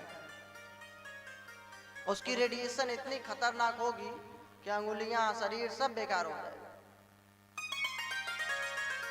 उतना ही उसका उपयोग करें जितना जरूरत हो और शरीर को अधिक समय दीजिए स्वास्थ्य के लिए। योग प्राणायाम ध्यान अवश्य करें। तो शास्त्र में लिखा कि कल की भगवान अवतार लेंगे। कब लेंगे? जब कलयुगी प्राणी की पापाचार में प्रवृत्ति हो जाएगी, 20 से 30 वर्ष में मरने लगेंगे और धर्म की बात कोई सुनेगा नहीं। अभी तो लोग जो है दक्षिणा दे रहे हैं, पैसा दे रहे हैं कथा सुनाने वाले को, फिर जब कथा सुनाने वाले पैसा देंगे कि भैया कथा सुन लो, तब जान लेना कि अब बिल्कुल अंतिम समय चल रहा है। यही दुर्दशा चल रही है। अभी आप जो है ऑर्केस्ट्रा पार्टी कर दीजिए, थोड़ा बढ़िया वही बोतल वोतल वाला सिस्टम बना लीजिए, थोड़ा चल रहा है अपना ताश पत्ती जुआ शराब सब, तो देखिए फिर नाचने वाली बुला लीजिए, गंदे कपड़े, फिर देखिए भगवान राम राम, कोई बैनर नहीं, कोई पोस्टर नहीं, बिना बुलाए जबरदस्ती सब घुसे चले आएंगे, बिना बुलाए। सही बता रहा हूं गलत? यहां से ज्यादा भीड़ हो जाएगी। अब भगवान के कार्य में कितने लोग आते हैं? बहुत कम लोग। और जो मतलब काम धंधा नहीं कर रहे तो लोग घर के भेज देंगे, जाओ बच्चों जाओ, यहाँ नाक में दम किए हो, जाओ जरा कथा में कुछ उदम कराओ। इन्हीं को ठेले रहेंगे कि घर में रह के करेंगे ही क्या, उपद्रव करेंगे, तो जाओ कथा सुनाओ, कह देंगे वो लोग हाँ कि आए थे इनके घर से। तो ये दशा है। बताइए ऐसे धर्म की रक्षा होगी? तो दिख रहा है कि नहीं? कल्पना तो किया जा सकता है ऐसी स्थिति देख करके।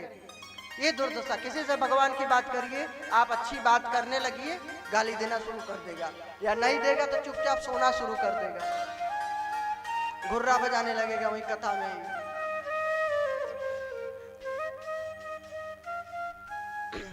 परम कल्याण का साधन है धर्म। आपका वास्तविक कर्तव्य कर्म जो सच्चाई पूर्वक करें और भक्ति करें, ईश्वर का नाम जपते रहें। आपका कोई भी संसार का काम बाधक नहीं है, आप कार्य करते रहिए संसार का, कोई बात नहीं, लेकिन मन से तो काम होता नहीं कि होता है। अब आप किसी से कह दीजिए कि भाई आपके यहाँ निमंत्रण आया है, ऐसा है मेरे पास कार्य कुछ ज्यादा है, मन से मैं आपके यहाँ रहूंगा, मन से आपके यहाँ, तो बोलेगा भैया अपना मन अपने पास रखो, यहाँ तो तन की जरूरत है, कार्य कौन करेगा? लेकिन भगवान कहते हैं सभी प्राणियों के लिए। भगवान ने कहा कि चाहे जहां रहो, चाहे जो करो, जो भी अपने कर्तव्य कर्म कर रहे हो, कर्म जो भी करो बस उसी को भजो। आप जो भी करें बस मन से भगवान का चिंतन करिए, मन से भगवान की भक्ति करिए, तो भगवान ने कहा हुआ कर्म भी तुम्हारी भक्ति बन जाएगी और तुम्हारा बेड़ा पार हो जाएगा। तो परम कल्याण तभी हो जाएगा जब मन से भगवान का चिंतन करेंगे। जिस देश में जिस बेस में परवेश में रहो, राधा रमन राधा रमन राधा रमन कहो।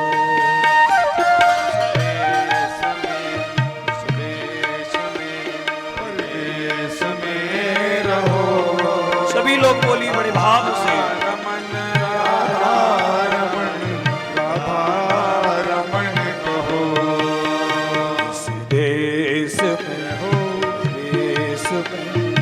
देश में रहो, राधा रमन राधा रमन राधा रमन कहो। राधा रमन राधा रमन राधा रमन कहो। राधा रमन लाल की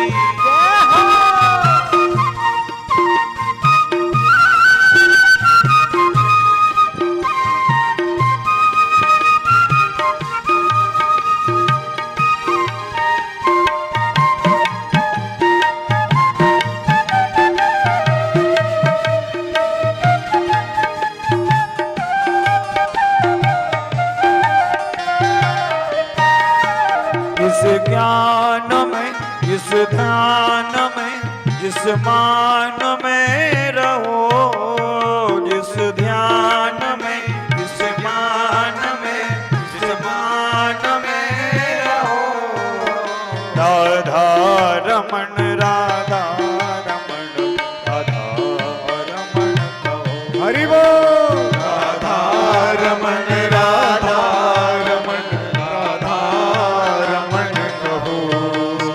जिस देश में जिस बेस में परदेश में रहो, जिस देश में जिस बेस में परदेश में रहो, राधा रमन राधा रमन कहो। राधा रमन राधा रमन राधा हरि रमन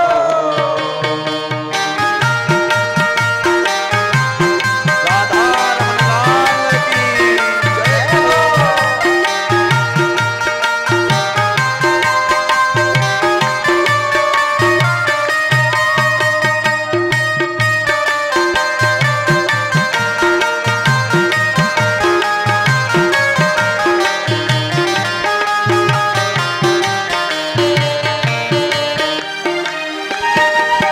जिस मान में सम्मान में जिस ध्यान में रहो, जिस मान में सम्मान में जिस ध्यान में रहो, राधा रमन राधा रमन राधा रमन कहो। राधा रमन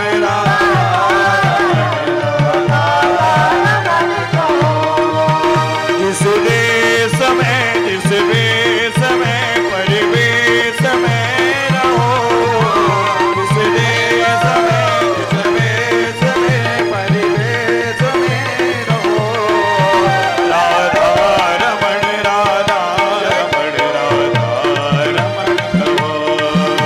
राधा रमन राधा रमन राधा रमन। तालियों की सेवा करते बड़े भाव से सभी लोग बोलेंगे, राधा रमन राधा राधा रमन।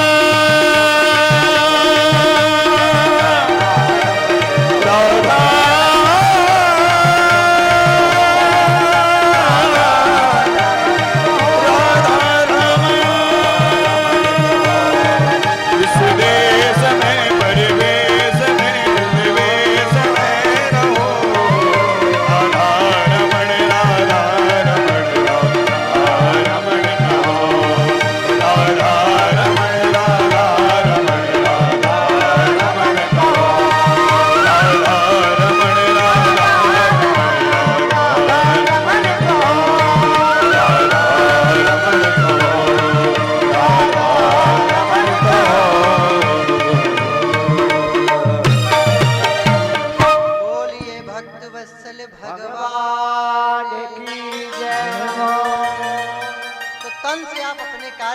रहें और मन से भगवान का चिंतन करते रहें तो आपका कल्याण हो जाएगा।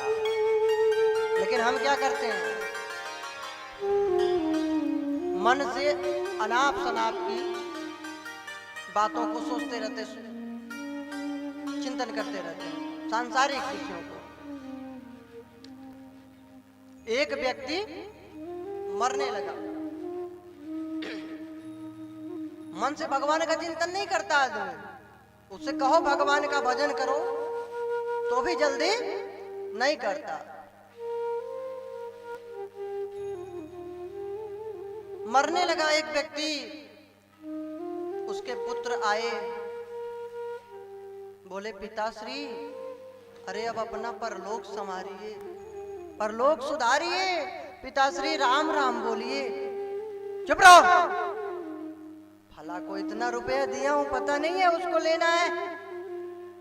अरे पिताश्री रुपया बाद में लेते देते रहेंगे, पहले आप भगवान का स्मरण कर लीजिए तो आपका कल्याण हो जाए। लेकिन भगवान का नाम नहीं लिया। उसके पुत्र बहुत समझदार थे,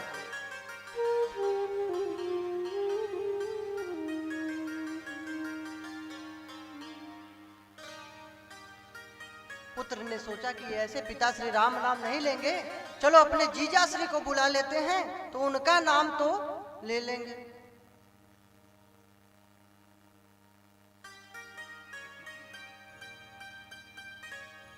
कहीं इनका नाम तो भगवान पर रखा हुआ है तो ले लेंगे कि रामलाल आया है, तो राम का नाम निकल जाएगा। अब बुलाए, अब दामाद को जब देखे पिताश्री प्रसन्न तो हुए। बच्चे जो है बोले कि देखिए पिताश्री कौन आया है, तो भगवान का नाम नहीं बोला वह व्यक्ति। भगवान का नाम जल्दी नहीं आता।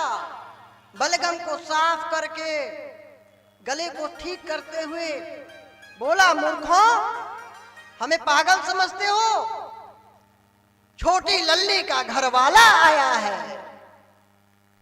रामलाल ने छोटी लल्ली का घरवाला आया है, लेकिन भगवान का नाम नहीं लिया।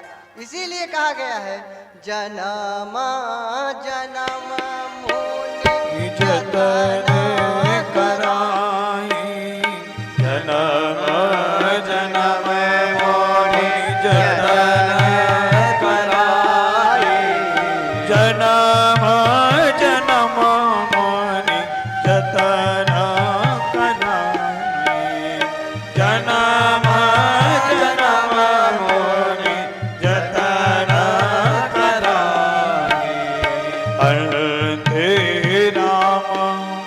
कह आवत नाही, राम कहे आवत नाही, अर्थ राम कहे आवत नाही,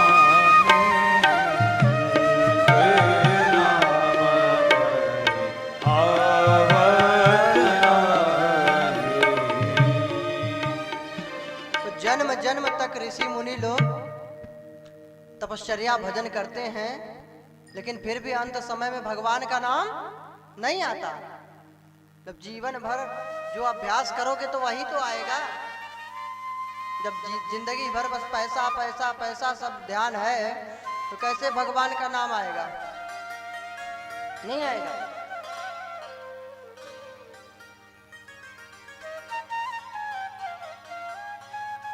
और एक भाव है कि अंत राम कही आवत नहीं।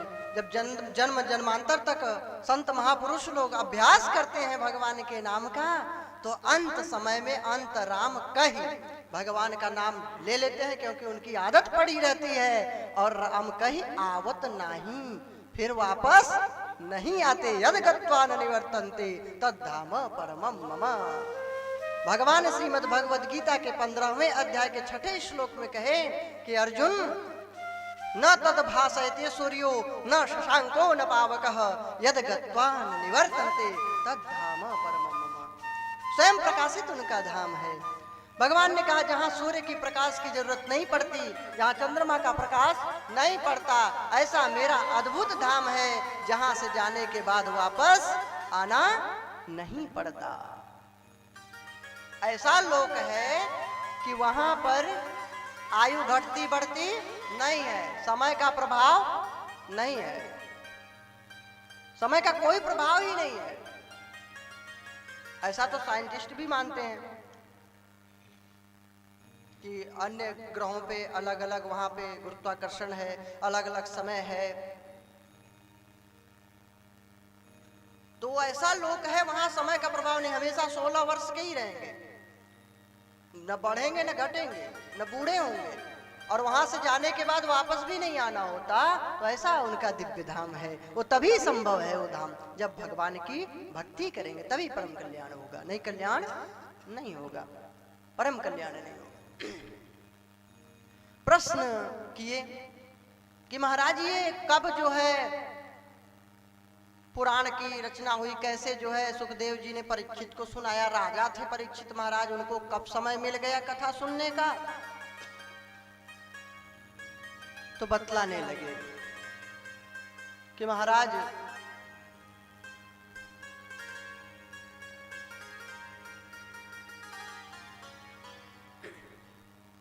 महाभारत का युद्ध हो गया था, 99 कौरव मारे गए थे, दुर्योधन अधमरा पड़ा था।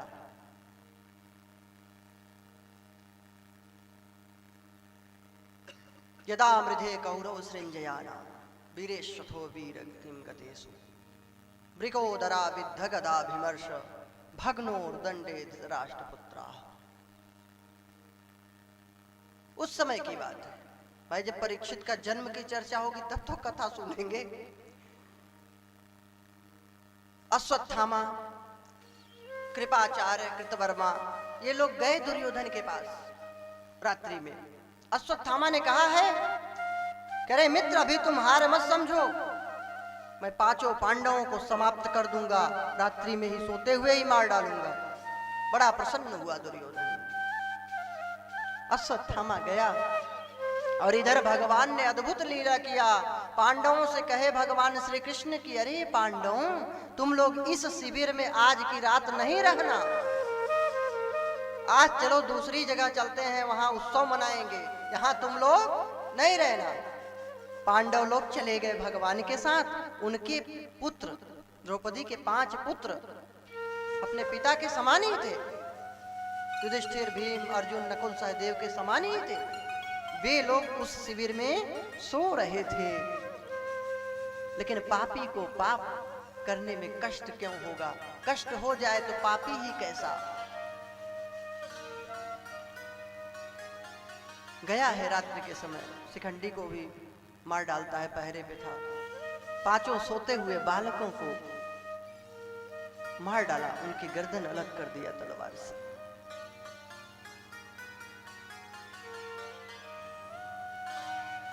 दुर्योधन को दिया कि देखो पांडवों को मार डाला। जब दुर्योधन देखा है कि अरे ये तो पांडव के पुत्र हैं, ये पांडव का सिर नहीं है, पांडवों का शीश नहीं है, वो दुखी हो गया। अरे अश्वत्थामा तुमने तो पानी पिंडा का भी नहीं छोड़ा,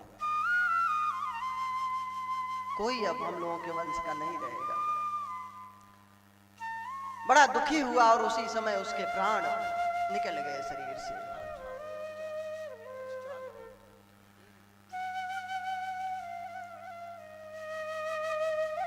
महाराज इधर द्रौपदी को जब पता चली कि मेरे पुत्र मारे गए, बड़ी दुखी हुई, रोने लगी।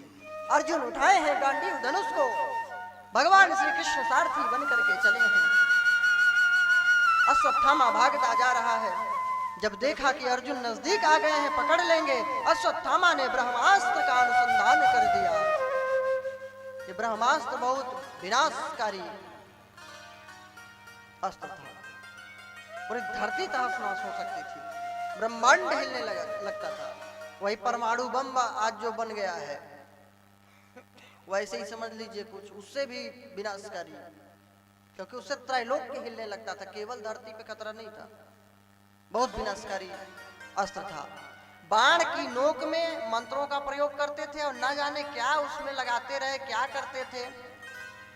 ऐसा उस समय ऋषि मुनि खोज किए थे विचित्र, तो बाण की नोक में वो ऐसी शक्ति आ जाती थी कि वो जब बाण छूटता था धनुष से, तो बोले त्राही त्राही मच जाती थी, पूरा जीव जंतु सब कांपने लगते। उसने ब्रह्मास्त्र को छोड़ दिया, लेकिन उन दिनों टेक्नोलॉजी बहुत ऊंची थी, मतलब ब्रह्मास्त्र को भी शांत करने के विधान थे। ये नहीं कि किसी परमाणु बम फटक दिया खत्म, उसको भी रोकने का सिस्टम था पहले। अश्वत्थामा को तो ये बात नहीं पता थी कि कैसे इसको शांत किया जाए, लेकिन गुरु द्रोणाचार्य अपने प्रिय शिष्य अर्जुन को इस विद्या को दिए थे।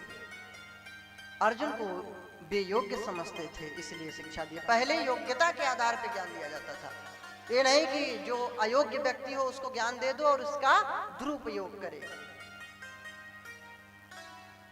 भाई शस्त्र अपराधी के भी हाथ में हो सकता है, और हमारे जो देश के नायक हैं बेचारे, जो देश की सेवा कर रहे हैं, -डिग्री टेम्परेचर पे देश के जवान वंदनीय हैं, जिसके कारण हम सब भजन पूजन कर पा रहे हैं अच्छे से।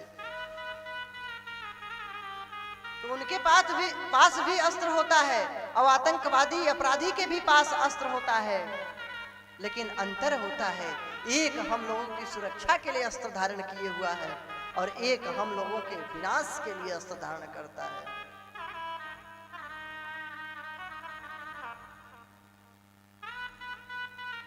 तो योग्य व्यक्ति को ही इसका ज्ञान होना चाहिए, जो इसका सदुपयोग करे, दुरुपयोग न करे, विनाश न करे। जब ब्रह्मास्त्र चलाया तो भगवान श्री कृष्ण कहे, डरो मत अर्जुन, तुम तो इस अस्त्र को शांत करना भी जानते हो, तुम ब्रह्मास्त्र से ब्रह्मास्त्र के तेज को शांत कर दो। अर्जुन ने वैसा ही किया, भागने लगा। अश्वत्थामा पकड़ लिए हैं अर्जुन और घसीटते हुए रथ के पीछे पटक दिए, द्रौपदी के पास ला करके पटक दिए। भीमसेन बोले, अर्जुन छोड़ना नहीं इसको, मार डाल आतताई को। द्रौपदी कितनी महान थी, ऐसे थोड़ी न पूजा होती है उसकी, कितनी क्षमा।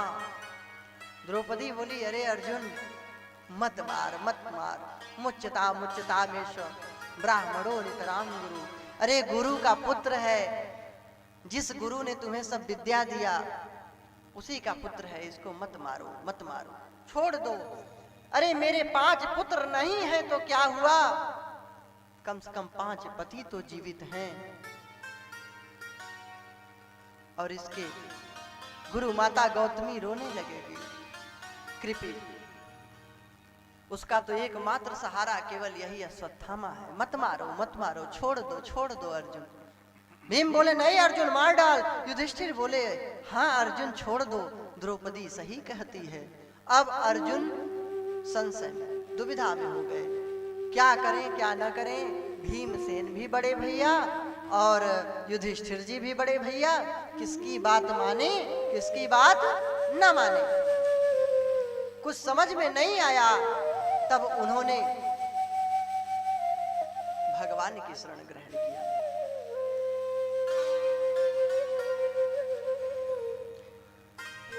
सब लोग एक जगह प्रसाद उधर रखवाइए, निवेदन है, जब आरती के समय फिर भगवान को चढ़ा दिया जाएगा। भाव में थोड़ा सा सुविधा होती है, बार बार आए जाए ना, लोग बैठ के प्रेम से कथा श्रवण करें और फिर बाद में कथा जब पूर्ण होने लगेगी फिर आपसे प्रसाद लेकर के भगवान के पास अर्पण कर दिया जाएगा।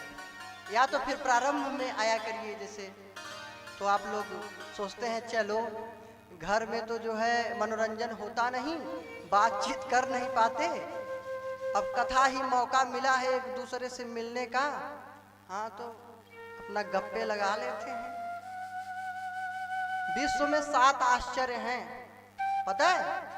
विश्व में कितने आश्चर्य हैं? 7 है ना, जिसमें अपना आगरे का ताजमहल, मिस्र के पिरामिड और the great wall of China, चीन की दीवार, ये सब है ना, पता है? सब पढ़े लिखे हैं, हम ही अनपढ़ रह गए हैं। तो उसमें एक 8वां आश्चर्य गिनीज बुक में नहीं लिखा, लिखना चाहिए। पता है क्या?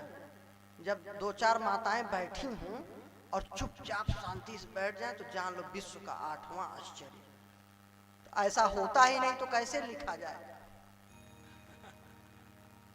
तो शांति से इधर ध्यान दीजिए तो फिर आपको समझ में आएगा और कल्याण होगा।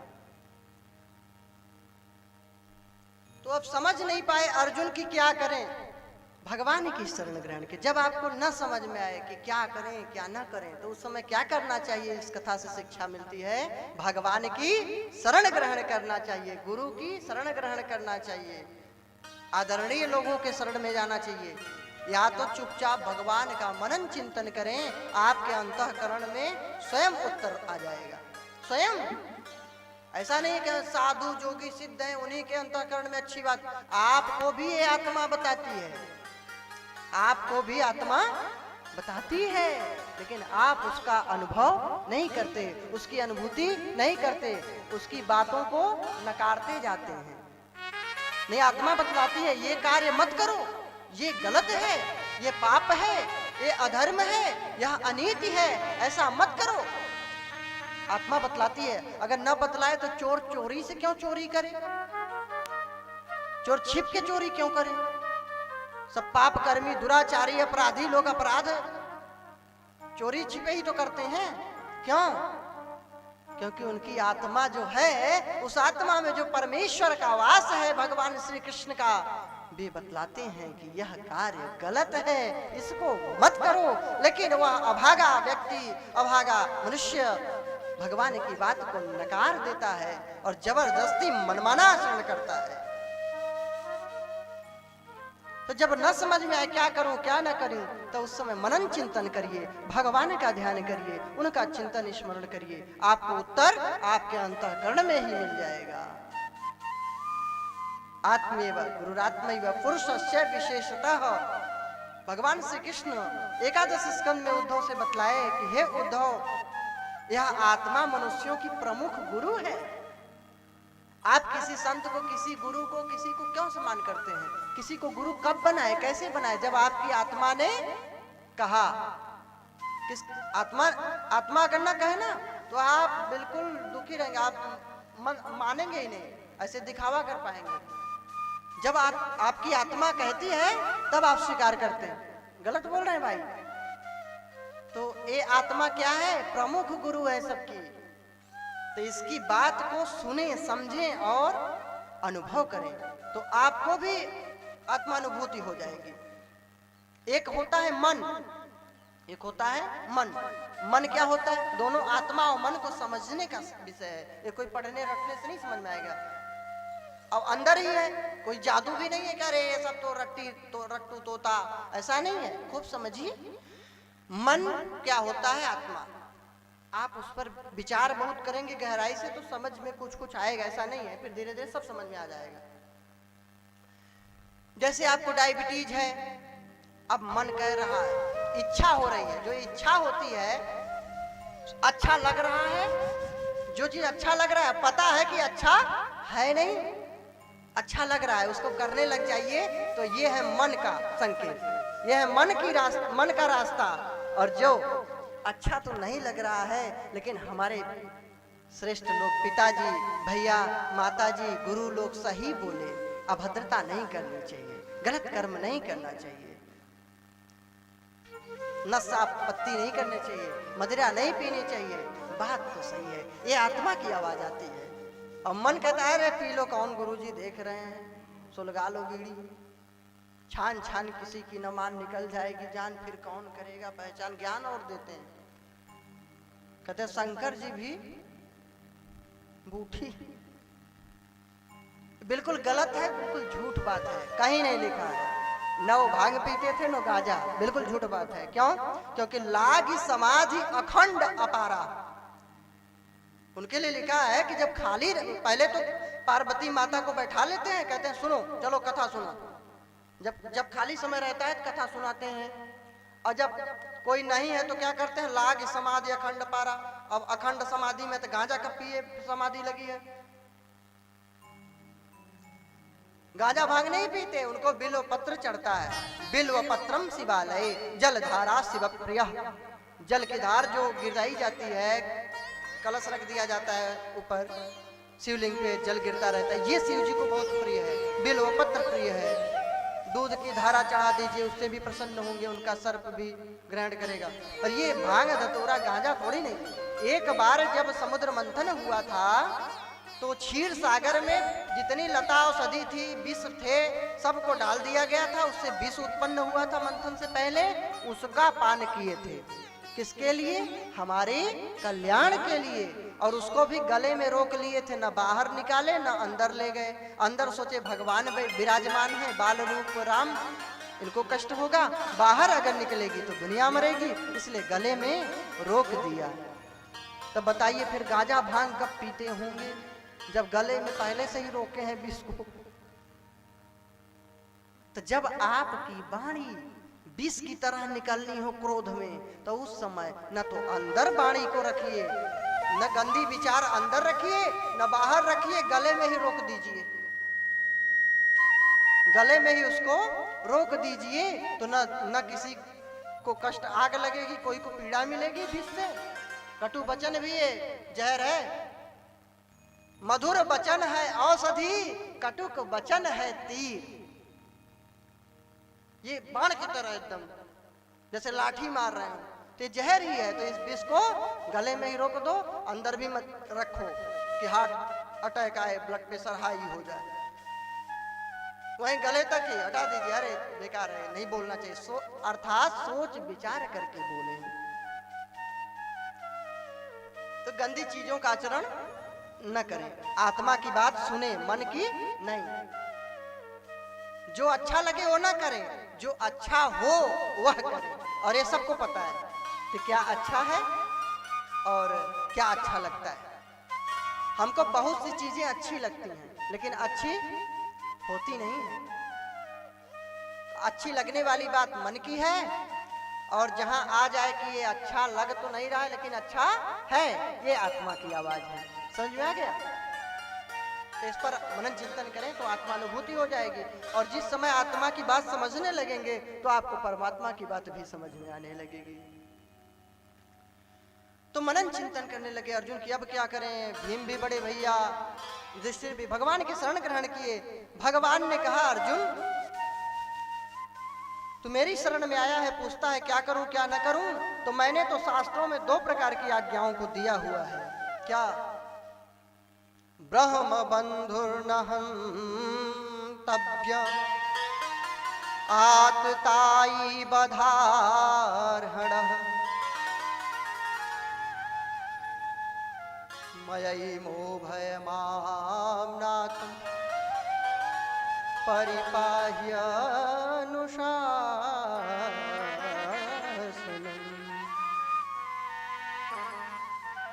गुरुपुत्र को मत मारो, आदरणीय लोगों को मत मारो, लेकिन आतताई किसी भी कुल का हो, धर्म का हो, उसको मार डालो। आतताई किसे कहते हैं? जो निर्दोष लोगों का वध करे, सोते हुए को मार दे, स्त्री का वध करे, गाय का वध करे, ये आतताई कहे गए हैं। इनको मारने में पाप नहीं है। बाली ने यही तो प्रश्न किया था। आज भी कुछ लोग बाली के पंथ के हैं, वो बोलते हैं अरे भगवान ने छिप के मारा, ये कोई मर्यादा है? उसने प्रश्न किया था बालिन ने, मैं बैरी सुग्रीव प्यारा, मैं बैरी सुग्रीव प्यारा, मैं बैरी सुग्रीव प्यारा,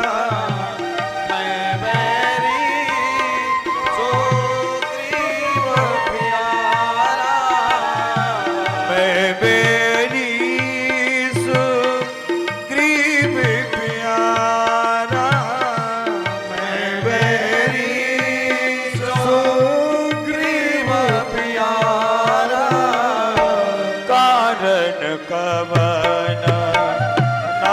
मोहि मान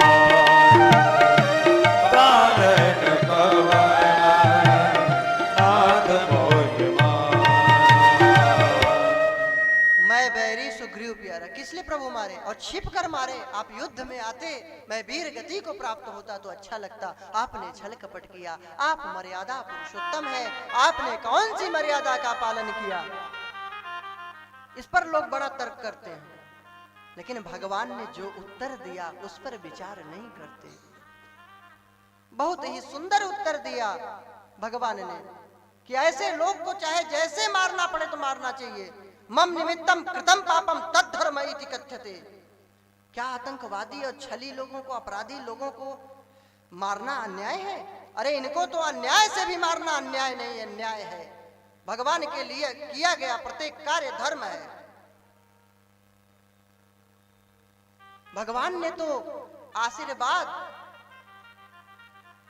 की मर्यादा को रखने के लिए ऐसा किए। नहीं बाली क्या पूरे ब्रह्मांड को नष्ट कर सकते हैं? वही नहीं, भगवान ने तो कहा था कि जग माहु सकल निशाचर जेते। जग माहु सकल चराचर जेते। लक्ष्मण हनाई निमिष माहु तेते। लक्ष्मण हनाई निमिष माहु तेते। संसार में जितने सकल निशाचर जितने भी संसार में हैं, लक्ष्मण जी के लिए बोले कि निमिष क्षण भर भी नहीं लगेगा, निमिष भर में सबको खत्म कर सकते हैं लक्ष्मण जी। और भगवान वो तो मर्यादा पुरुषोत्तम थे, आशीर्वाद की मर्यादा कि सामने से आधा बल छीड़ होगा और भगवान का बल कोई ले नहीं सकता, वो तो अनंत है। उनके ऊपर कौन प्रभाव पड़ेगा माया का, आशीर्वाद का, किसी चीज का? उनकी इच्छा।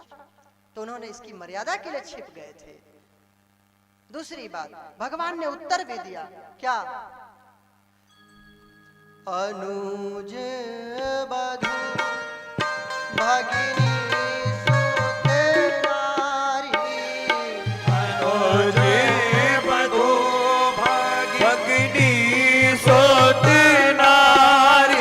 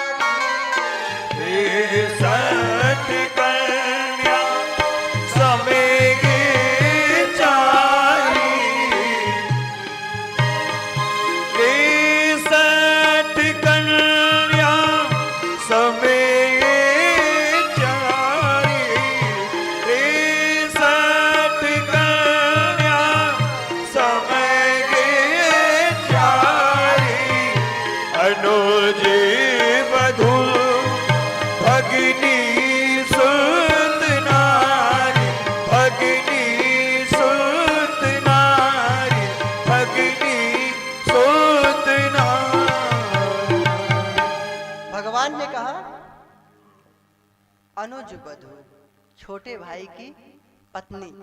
कितनी ऊंची बात है।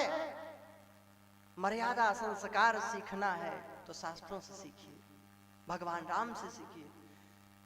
अनुज बधू, छोटे भाई की पत्नी, बहन और पुत्र की पत्नी और कन्या, ये सभी चारों एक समान है, कन्या के ही तुल्य हैं। छोटे भाई की पत्नी, बहन, पुत्र की पत्नी और कन्या, ये चारों समान हैं। इनको पुत्री की तरह ही दृष्टि से देखना चाहिए कि हमारी बेटी है, हमारी पुत्री है, और इनके सम्मान की जहां बात आए तो हाँ उसका विरोध जरूर करना चाहिए। भगवान राम से शिक्षा लीजिए। लोग कहते हैं शास्त्रों में स्त्रियों का बड़ा अपमान है। आज लड़कियां जो है आगे बढ़ रही, पहले तो बड़ी मनाही थी। भगवान राम ही एक ऐसे राजा थे जो शुरू किए माता जानकी को सिंहासन पे बिठाने की परंपरा। जब भी आपने चित्र में देखा होगा तो जानकी मां बैठी हुई मिलेगी राज सिंहासन पर। आप आरक्षण की बात करते हैं, अब भगवान राम ने तो पूरा सिंहासन ही दे दिया था माता जानकी को, बिठा लिया एकदम बगल में। राजा राम जानकी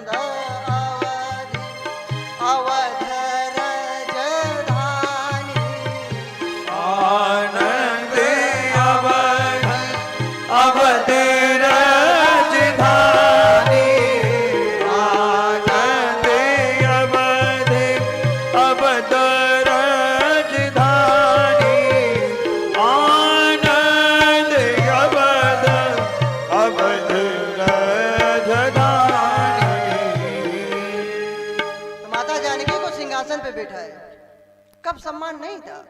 स्त्री के सम्मान के लिए तो भगवान ने लंका पे चढ़ाई किया और रावण जैसे आत्ताई का उद्धार कर दिया।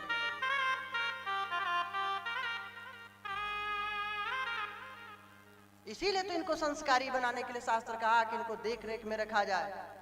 शास्त्र कहता है कि इनकी सुरक्षा विशेष रूप से की जाए। पिता रक्षसी कौ मारे, पिता रक्षस कौ मारे, भ्राता रक्षस यौवने।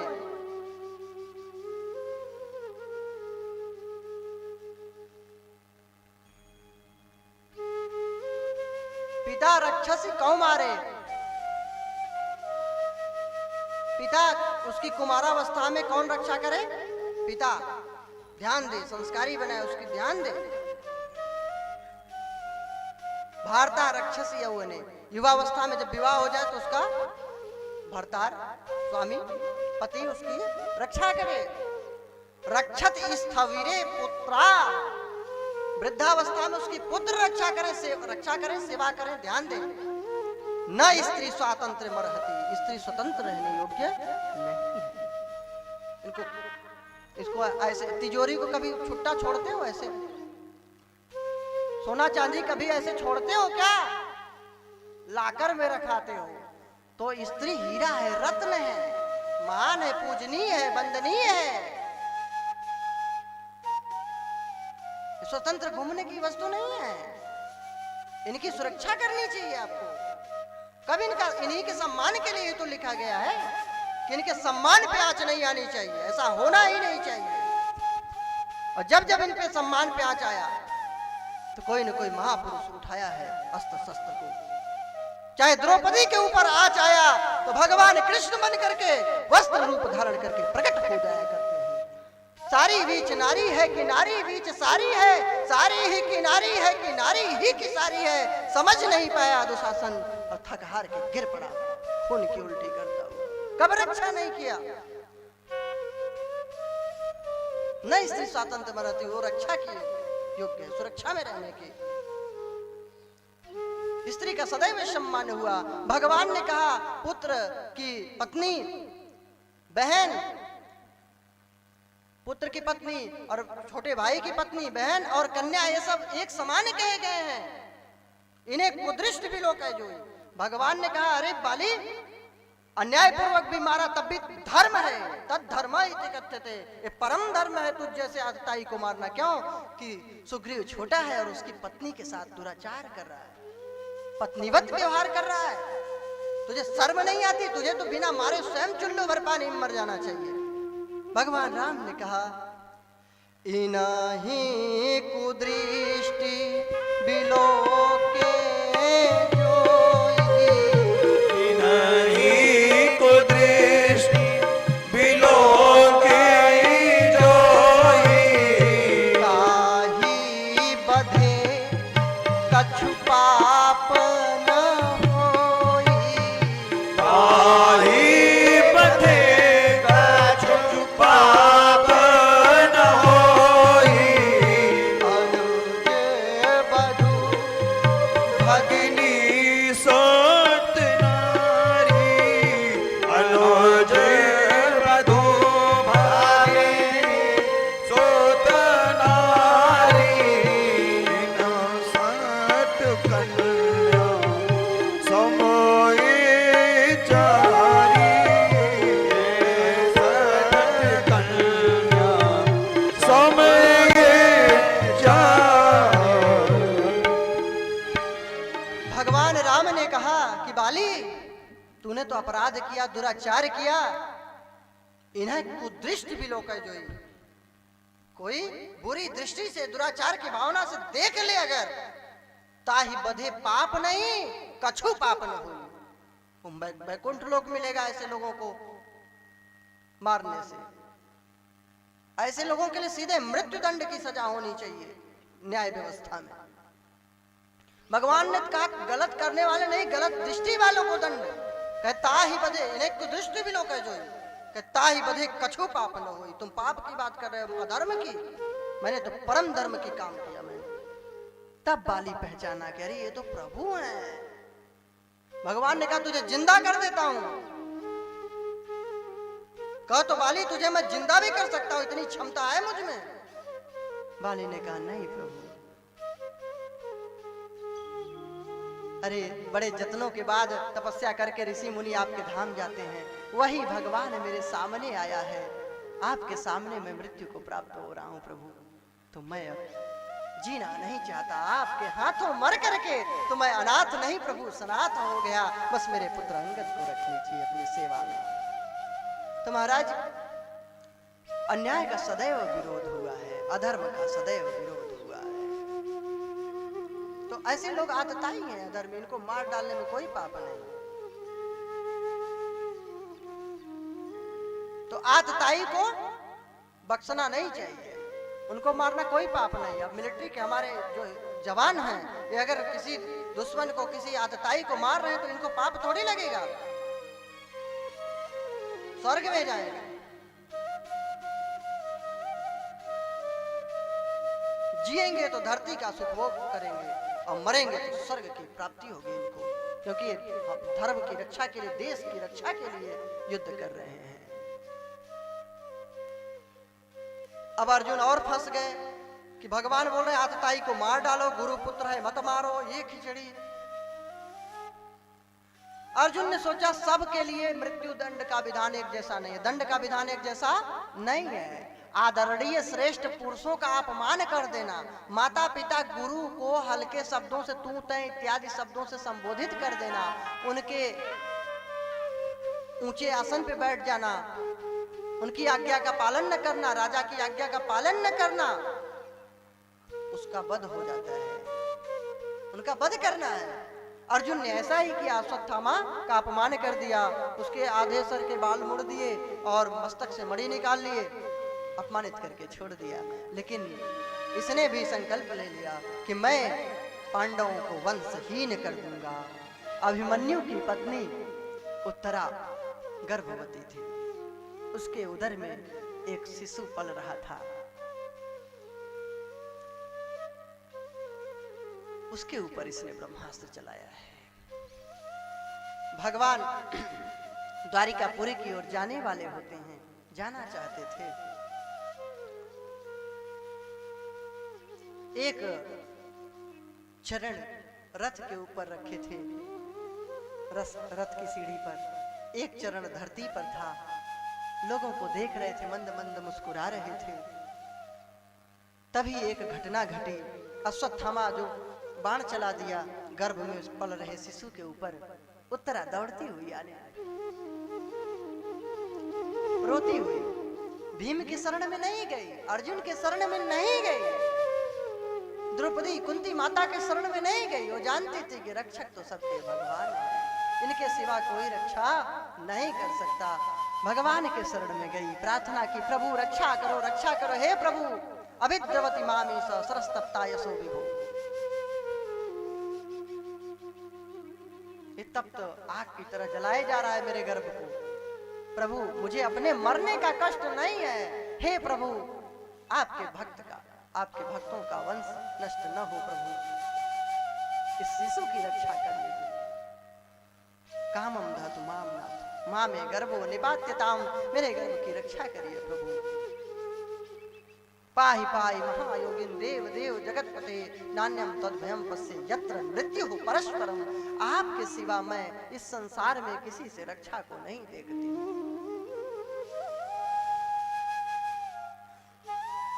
धन्य है भगवान श्री कृष्ण, जिस गर्भ से छुटकारा पाने के लिए योगी जति तपस्या भजन करते हैं कि कभी गर्भ का कष्ट न मिले, भगवत धाम मिल जाए, मुक्ति मिले। भगवान नारायण भक्त की रक्षा के लिए एक सूक्ष्म रूप बना करके उसी गर्भ में प्रविष्ट हो गए और उस अस्त्र के तेज को नष्ट कर दिए और परीक्षित की रक्षा कर ली। बोले भक्त वत्सल भगवान की। अब भगवान जाना चाहे तो कुंती मैया रोने लगी, दुखी हो गई। अरे कन्हैया तू जाने को बोलता है, जब जब विपत्ति पड़ी, जब सब संकट आया, जब जब कष्ट पड़ा, कन्हैया तू मेरे साथ रहा, और जब सुख मिला, राज्य मिल गया, तो तू जाने को बोलता है। तो हे कन्हैया नमः पंकज नाभाय, नमः पंकज मालिने, नमः पंकज नेत्राय, नमस्ते पंकजांग्रे। हे कमल नयन, हे कमल के समान चरण वाले, हाथों वाले, सर्वांग कमल के सदृश है आपका, आपको बार बार प्रणाम है कि प्रभु आप जाइए मत, और सुख की घड़ी में जा रहे हैं प्रभु। आपने अभी कैसे रक्षा किया उत्तरा के गर्भ की, कैसे द्रौपदी की रक्षा किए थे प्रभु, और आज जाने को बोल रहे हैं प्रभु। तो हमें आप आशीर्वाद दीजिए कि हमें सदा दुख रहे, विपत्ति रहे, कभी सुखी न रहो। भगवान ने कहा बुआ तू भूल गई, संपत्ति मांगना चाहती थी, विपत्ति मांग ली। कुंती माता ने कहा नहीं कन्हैया, हर समय विपत्ति में तेरा साथ मिला, तू खड़ा रहा, ऐसी विपत्ति मुझे प्रिय है, हम लोगों के लिए भी है। विपत्ति में अगर सगे संबंधी साथ में खड़े होते हैं तो विपत्ति विपत्ति नहीं लगती, आनंद में वह विपत्ति भी समाप्त हो जाती है। और खूब संपत्ति हो और अपने लोग ही पराये लग रहे हैं, अपना कोई साथ में खड़ा नहीं है, तो वह संपत्ति भी विपत्ति नजर आती है। कुंती ने कहा विपदा संतु न शाश्वत, तत्र तत्र जगत गुरु।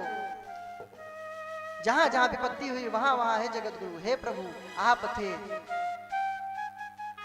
और जब सुख की घड़ी आई तो आप जा रहे हैं प्रभु, तो हमें विपदा संतु न शाश्वत, तत्र तत्र जगत गुरु। भवतो दर्शनम यस्यात् द पुनर्भव दर्शनम। आपके दर्शन के बाद और जो अपुनर्भवा नाम मुक्ता नाम दर्शनम, अपुनर्भव दर्शनम, जो इस भव का दर्शन न करें, मुक्त पुरुष हों, ऐसे संत महापुरुषों का भी दर्शन होता था। तो इसलिए प्रभु आप विपत्ति दीजिए, संपत्ति नहीं चाहिए। मांगा है मैंने श्याम से वरदान ये कही, वरदान ये कही, तेरी कृपा बनी रहे जब तक है जिंदगी। मांगा है मैंने श्याम से वरदान ये कही, वरदान ये कही, तेरी कृपा बनी रहे जब तक है जिंदगी।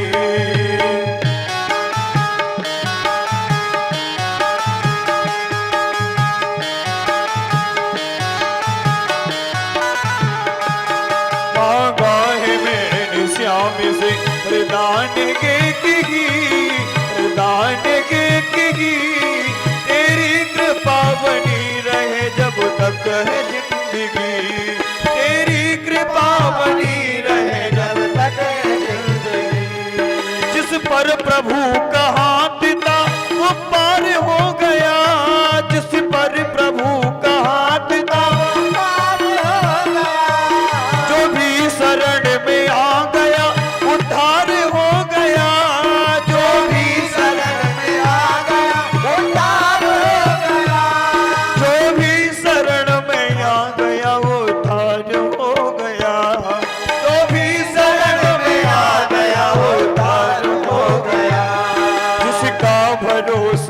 श्याम पर, सिका भरोसा श्याम पर, डूबा कभी नहीं, डूबा कभी नहीं, तेरी कृपा बनी रहे जब तक है जिंदगी, तेरी कृपा बनी रहे जब तक है जिंदगी। श्याम सलोने सरकार की जय हो।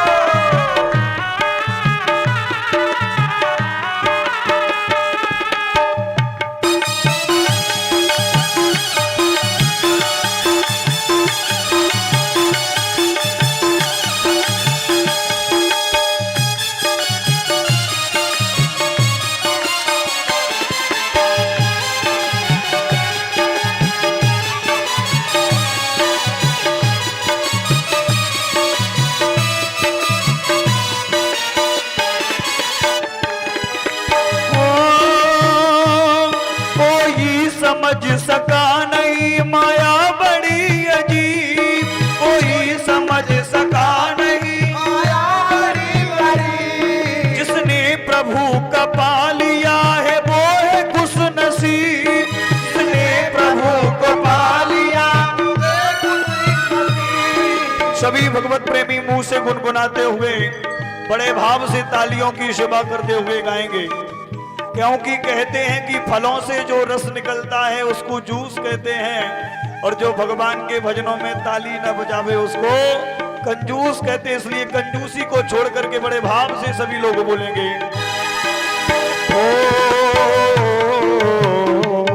जिसने इजाजत के बिना, जिसकी इजाजत के बिना पत्ता हिले नहीं, पत्ता हिले नहीं, तेरी कृपा बनी रहे जब तक है जिंदगी।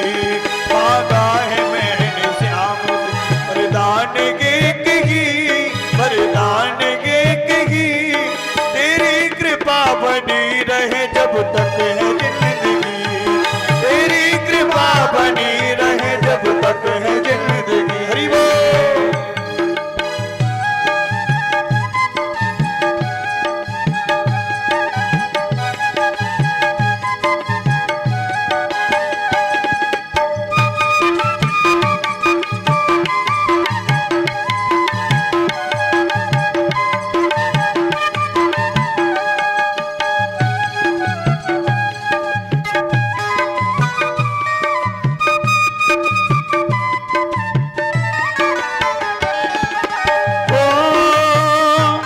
कहते हैं लोग जिंदगी किस्मत की बात है, कहते हैं लोग जिंदगी किस्मत की बात है, कहते हैं लोग जिंदगी किस्मत की बात है, कहते हैं लोग किस्मत की बात है, किस्मत बनाना भी मगर उसके ही हाथों है, किस्मत बनाना भी मगर उसके ही हाथ है। कर ले यकीन अब मेरा, कर ले यकीन अब मेरा, ज्यादा समय नहीं, ज्यादा समय नहीं, तेरी कृपा बनी रहे जब तक है जिंदगी, तेरी कृपा बनी रहे जब तक है जिंदगी। मांगा है मैंने श्याम से, मांगा है मैंने श्याम से वरदान के कही, वरदान के कही, तेरी कृपा बनी रहे जब तक है जिंदगी, तेरी कृपा बनी रहे जब तक है जिंदगी।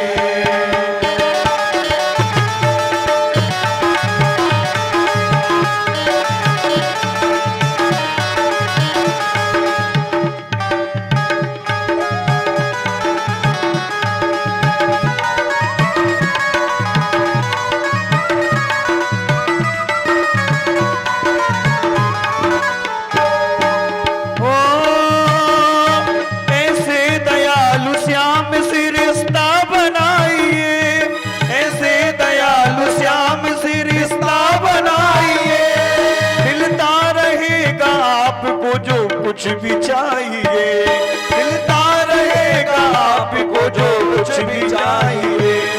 ऐसा करिश्मा होगा, ऐसा करिश्मा होगा, हुआ कभी नहीं, भी नहीं, तेरी कृपा बनी रहे जब तक है जिंदगी, तेरी कृपा बनी रहे जब तक है जिंदगी, ओ तेरी कृपा बनी रहे जब तक है जिंदगी, तेरी कृपा बनी रहे जब तक है जिंदगी। मांगा है मैंने श्याम वरदान एक ही, वरदान एक ही, तेरी कृपा बनी रहे जब तक है जिंदगी, तेरी कृपा बनी रहे जब तक है जिंदगी, वो जब तक है जिंदगी, जब तक है जिंदगी, जब तक है जिंदगी, जब तक है जिंदगी, जब तक है जिंदगी, जब तक है जिंदगी, जब तक है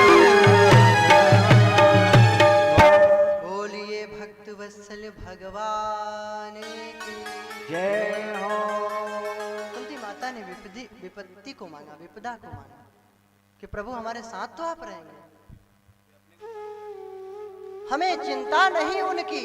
जब भगवान में विश्वास है, श्रद्धा है, तो हमें चिंता नहीं उनकी, उन्हें चिंता हमारी है। हमें चिंता नहीं उनकी, उन्हें चिंता हमारी है। हमारे नाव के रक्षक सुदर्शन चक्रधारी हैं, हमारे नाव के रक्षक सुदर्शन चक्रधारी हैं, यही रक्षा करते हैं।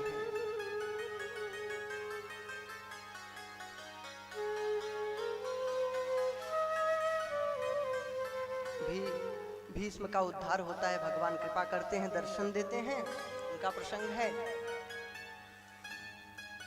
युधिष्ठिर जी राजा बने हुए हैं, सुंदर राज्य कर रहे हैं, पूरी प्रजा खुशहाल, जैसे राम भगवान राज्य किए थे अयोध्या में, उसी प्रकार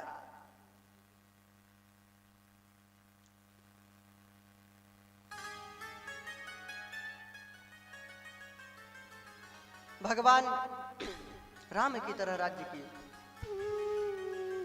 भगवान द्वारिकाधीश गए, द्वारिका में स्वागत हुआ, इधर परीक्षित का नामकरण संस्कार हुआ, जन्म हुआ, परीक्षित नाम रखा गया, जो चारों ओर से रक्षित थे भगवान के द्वारा, परिरक्षिता वे परीक्षित, और जो चारों ओर देख रहे थे कि अरे जो गर्भ में रक्षा करने वाला था वो तो नहीं दिखलाई पड़ रहा है, ये तो वो नहीं है, ये तो वो नहीं है, वो कौन है? तो उनका नाम परीक्षित।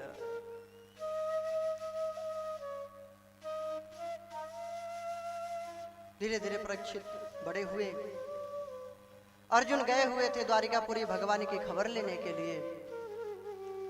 इधर कलयुग को आया देख करके युधिष्ठिर महाराज बड़े चिंतित थे, दुखी थे।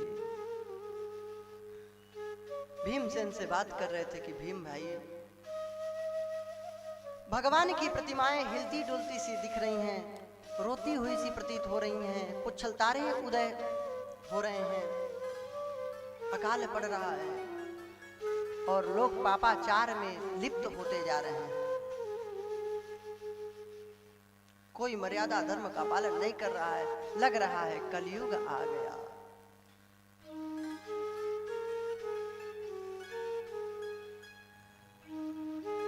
अर्जुन द्वारिकापुरी से आते हैं 7 महीने में।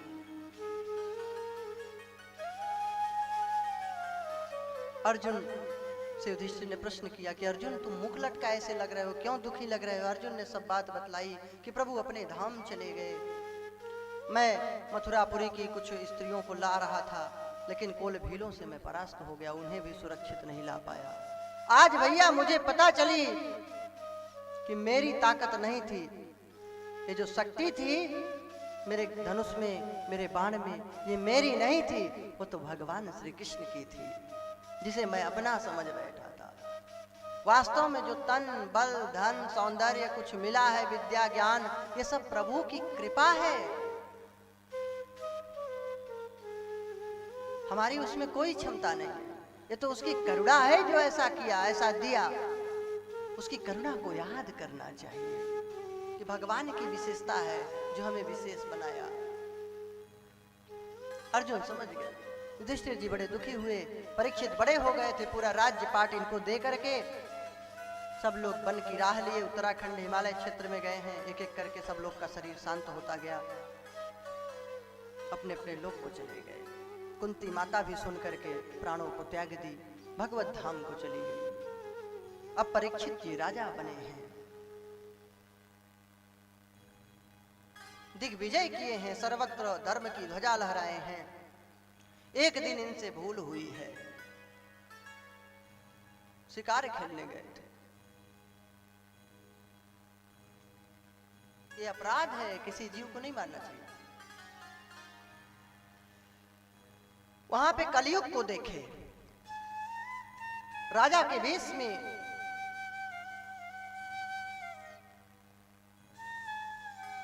एक गाय और बछड़े को ले जा रहा था। बछड़े को बहुत मारा है, गाय को भी पीट रहा है।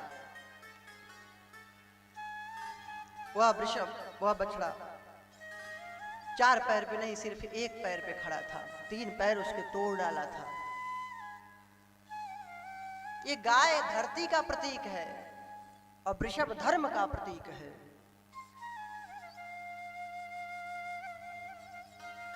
तपश्चर्या, पवित्रता, दया, दान, ये 4 चरण जो थे वो सब नष्ट हो गए। केवल सत्य पर टिका था और उसको भी पीड़ित कर रहा था कलयुग। परीक्षित धनुष बाण उठा लिए मारने के लिए कि कलयुग तेरा मैं नाश कर दूंगा, तू मेरे राज्य से चला जा। कलयुग चरणों में पड़ गया कि महाराज पूरी धरती पे आपका शासन है, मैं कहां चला जाऊं, आप जहां स्थान बतलाए वहां चला जाऊं। परीक्षित ने विचार किया कि मेरे पूर्वज लोग जुआ खेले थे तो उससे विनाश हुआ था, इसलिए जुए में इसको कह दूर रहो। मदिरा पान करके यदुवंशियों का विनाश हो गया था, इसलिए मदिरा पान में दे दिया स्थान।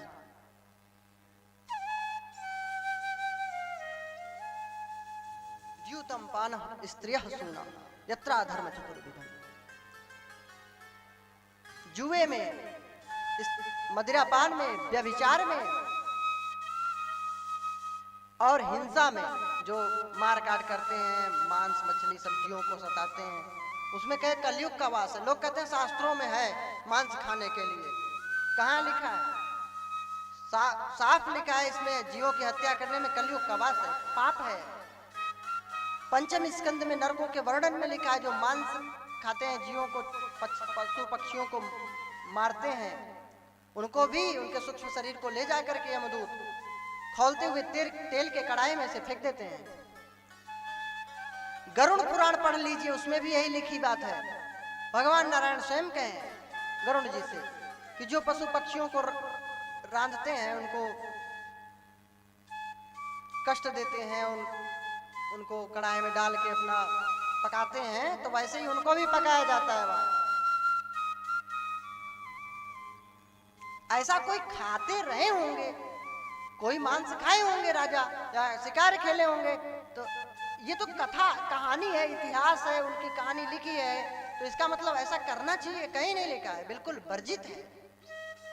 मदिरा पान के लिए आया है, विष्टा खाने के बराबर है। और जो जैसे गौ माता की हत्या का पाप लगता है ना, उसी के समान मदिरा पान करने का पाप लगता है, महाभारत में लिखा है।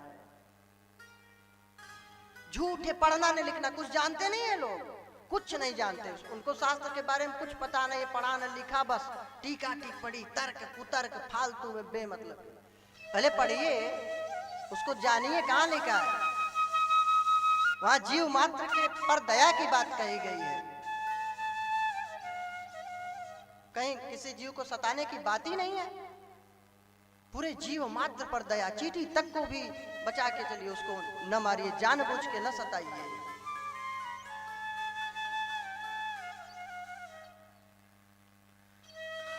तो इसको 4 जगहों में स्थान दे दिया, हिंसा में, मदिरापान में, जुआ में और दुराचार में। रोने लगा, महाराज सब गलत जगहों पे दिए, कुछ अच्छा जगह दीजिए। तो उसको सोने में वास दे दिया। तो आप कहेंगे कि गीता में है, भागवत में भी है कि भगवान कह रहे हैं कि धातु नाम अस्मि कांचनम, धातुओं में मैं सोना हूं। बिना सोने के न तो विवाह शादी कोई भी शुभ कार्य पूजा पाठ संपन्न नहीं होता। शुभ माना जाता है, भगवान का वास है और इसमें कलयुग का वास।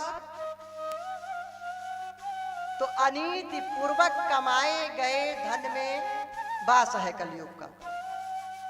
यहाँ सोने का था, पहले सोने चांदी ही चलते थे। अनीति पूर्वक कमाए गए धन में किसका वास है? कलयुग का। और जो मुकुट धारण किए थे परीक्षित जी महाराज, यह मुकुट जरासंध का था, इनका मुकुट नहीं था। जरासंध जैसे आतताई का, दुराचारी का मुकुट था, पापी का, उसके मुकुट को धारण कर लिए थे। तो बस कलयुग ने सोचा अच्छा मौका मिला है, ये भी तो पाप की कमाई का मुकुट है, बस उसी पे बैठ गए। अब इनकी बुद्धि भ्रष्ट हो गई। गए हैं समीक ऋषि की कुटिया में, इनका अपमान किए, मरा हुआ सर्प इनके गले में डाल दिए। भाई उठे नहीं, राजा आए थे इतने बड़े चक्रवर्ती, तो इन्होंने सोचा अपमान कर दिया राजा का। कई संत तो बताते हैं कि जो तक्षक था ना, यह ही मरे हुए का अभिनय कर रहा था वहां और इसी को डाल दिया था। फिर अपमान करके चले आए महल में। जब मुकुट उतारे हैं तो पछतावा हुआ है कि अरे मैंने तो बहुत बड़ा पाप कर दिया। और इधर समीक ऋषि का पुत्र ऋषि श्रृंगी, ये रामायण काल वाले श्रृंगी ऋषि नहीं समझ लेना, जो विवांडक ऋषि के पुत्र थे वो श्रृंगी नहीं, ये समीक ऋषि के पुत्र थे श्रृंगी। कलयुग के प्रारंभ में की बात है। इन्होंने जब सुना है तो ये श्राप दे दिए कि राजा की इतनी हिम्मत, मेरे गुरुदेव मेरे पिता का अपमान किया, जा देखता हूं तपस्वी में कितनी सामर्थ्य है, कितनी राजा में। मैं श्राप दे रहा हूं, आज से 7वें दिन तक्षक सर्प के डसने से इसकी मृत्यु हो जाएगी। समीक ऋषि जब सुने कि पुत्र ने श्राप दे दिया, बड़े दुखी हुए। बेटा अब तुम तपस्या करो, श्राप नहीं देना चाहिए, तुम्हारा काम है क्षमा करना, इससे तपस्या नष्ट होती है। परीक्षित धर्मात्मा राजा थे, एक गलती हो गई तो क्या हुआ, जीवन भर तो उसने धर्म का काम किया। परीक्षित को सूचना दी गई, परीक्षित ने राजपाट बिल्कुल तिनके की तरह छोड़ दिया है। अपने पुत्र जन्मेजय को सिंहासन पर बिठा करके चल दिए हैं गंगा तट पर। जन्मेजय ने पहुंचा दिया जहां पे अनशन कर रहे थे बैठ करके, उसका आज का नाम है शुक्रताल बोलते हैं। हरिद्वार जो गए होंगे वे जानते होंगे, हरिद्वार के पास ही है, उधर ही। उसका वास्तविक नाम था सुकतार। सुखदेव जी ने परीक्षित को जहां तार दिया था, लेकिन इस समय बिगड़ गया, नाम उसका हो गया शुक्रताल कर दिया। वहां ताल तलैया नहीं है, वहां तो गंगा जी का तट पे बैठे थे। जैसे अब पहलगांव बोलते हैं लोग, कश्मीर में है, अमरनाथ जाते समय तो वहां पहलगांव पड़ता है। अब वहां पे नंदी बैल को भगवान शंकर छोड़ दिए थे, तो बैलगांव था उसका नाम, बैलगांव, और अब हो गया पहलगांव। वैसे बिगड़ा नाम है, लेकिन प्राचीन नाम सुकतार था उसका। वहां पे अनशन कर रहे थे, बैठ गए, सब ऋषि मुनियों से प्रश्न कर रहे हैं।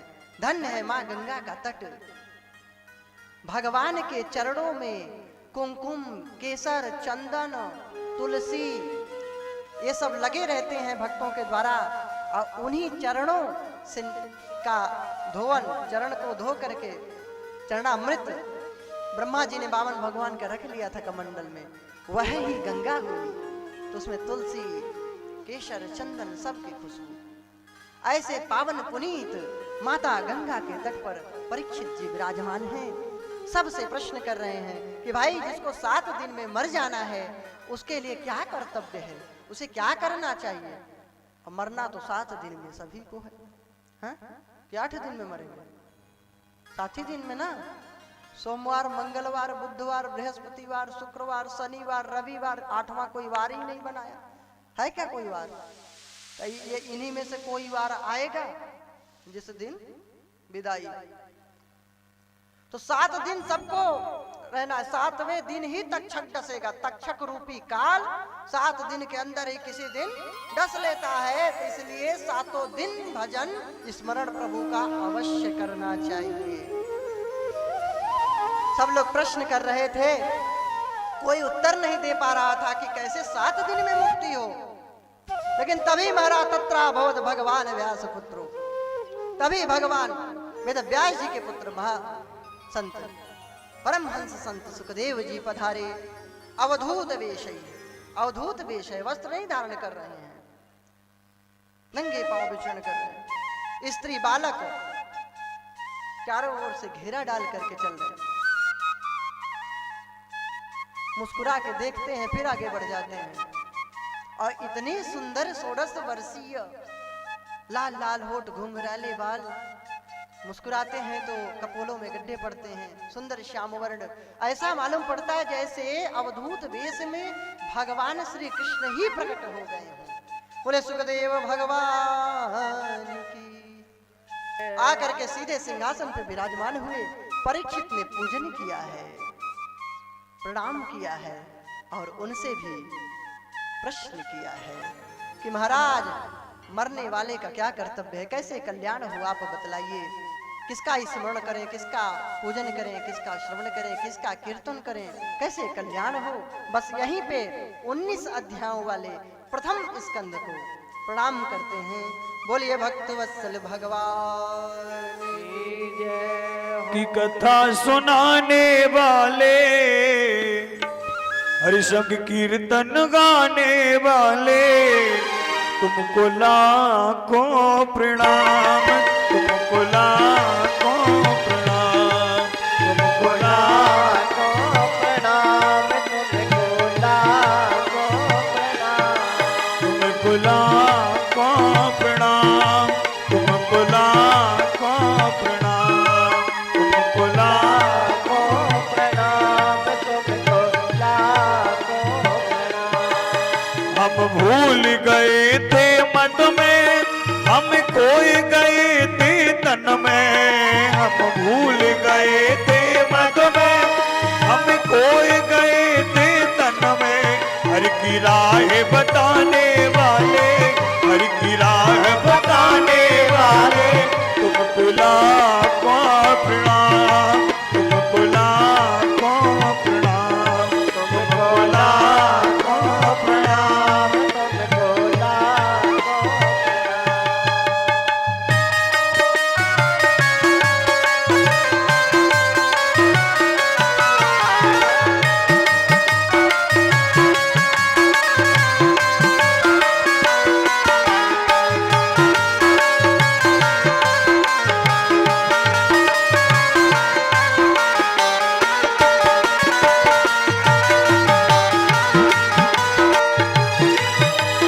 लेकर विष का प्याला जा रहे थे यम के डाला, हम लेकर विष का प्याला जा रहे थे यम के डाला, हम लेकर विष का प्याला जा रहे थे यम के डाला, हम लेकर विष का प्याला जा रहे थे यम के डाला।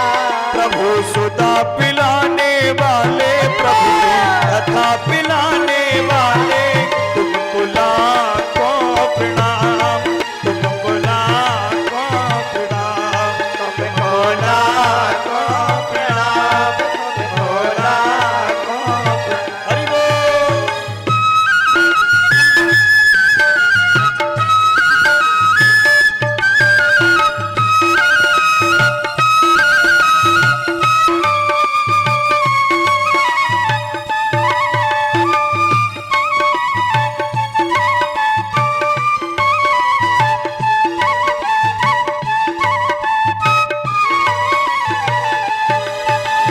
पार तेरा क्या पावे, बस शीश झुका यही गावे, हम पार तेरा क्या पावे, बस शीश झुका यही गावे, हम पार तेरा क्या पावे, बस शीश झुका यही गावे, हम पार तेरा क्या पावे, बस शीश झुका यही गावे। सुख वेद बनाने वाले, सुख वेद सुनाने वाले, तुमको लाखों प्रणाम, तुमको लाखों प्रणाम, तुमको लाखों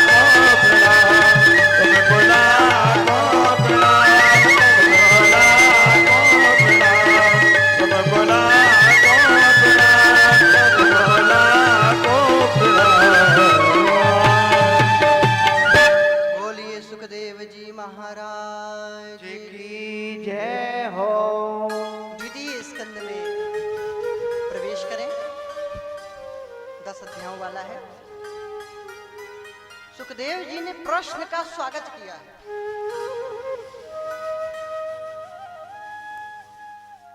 कि बड़ा अच्छा प्रश्न, साधुवाद, वाह क्या सुंदर प्रश्न किया।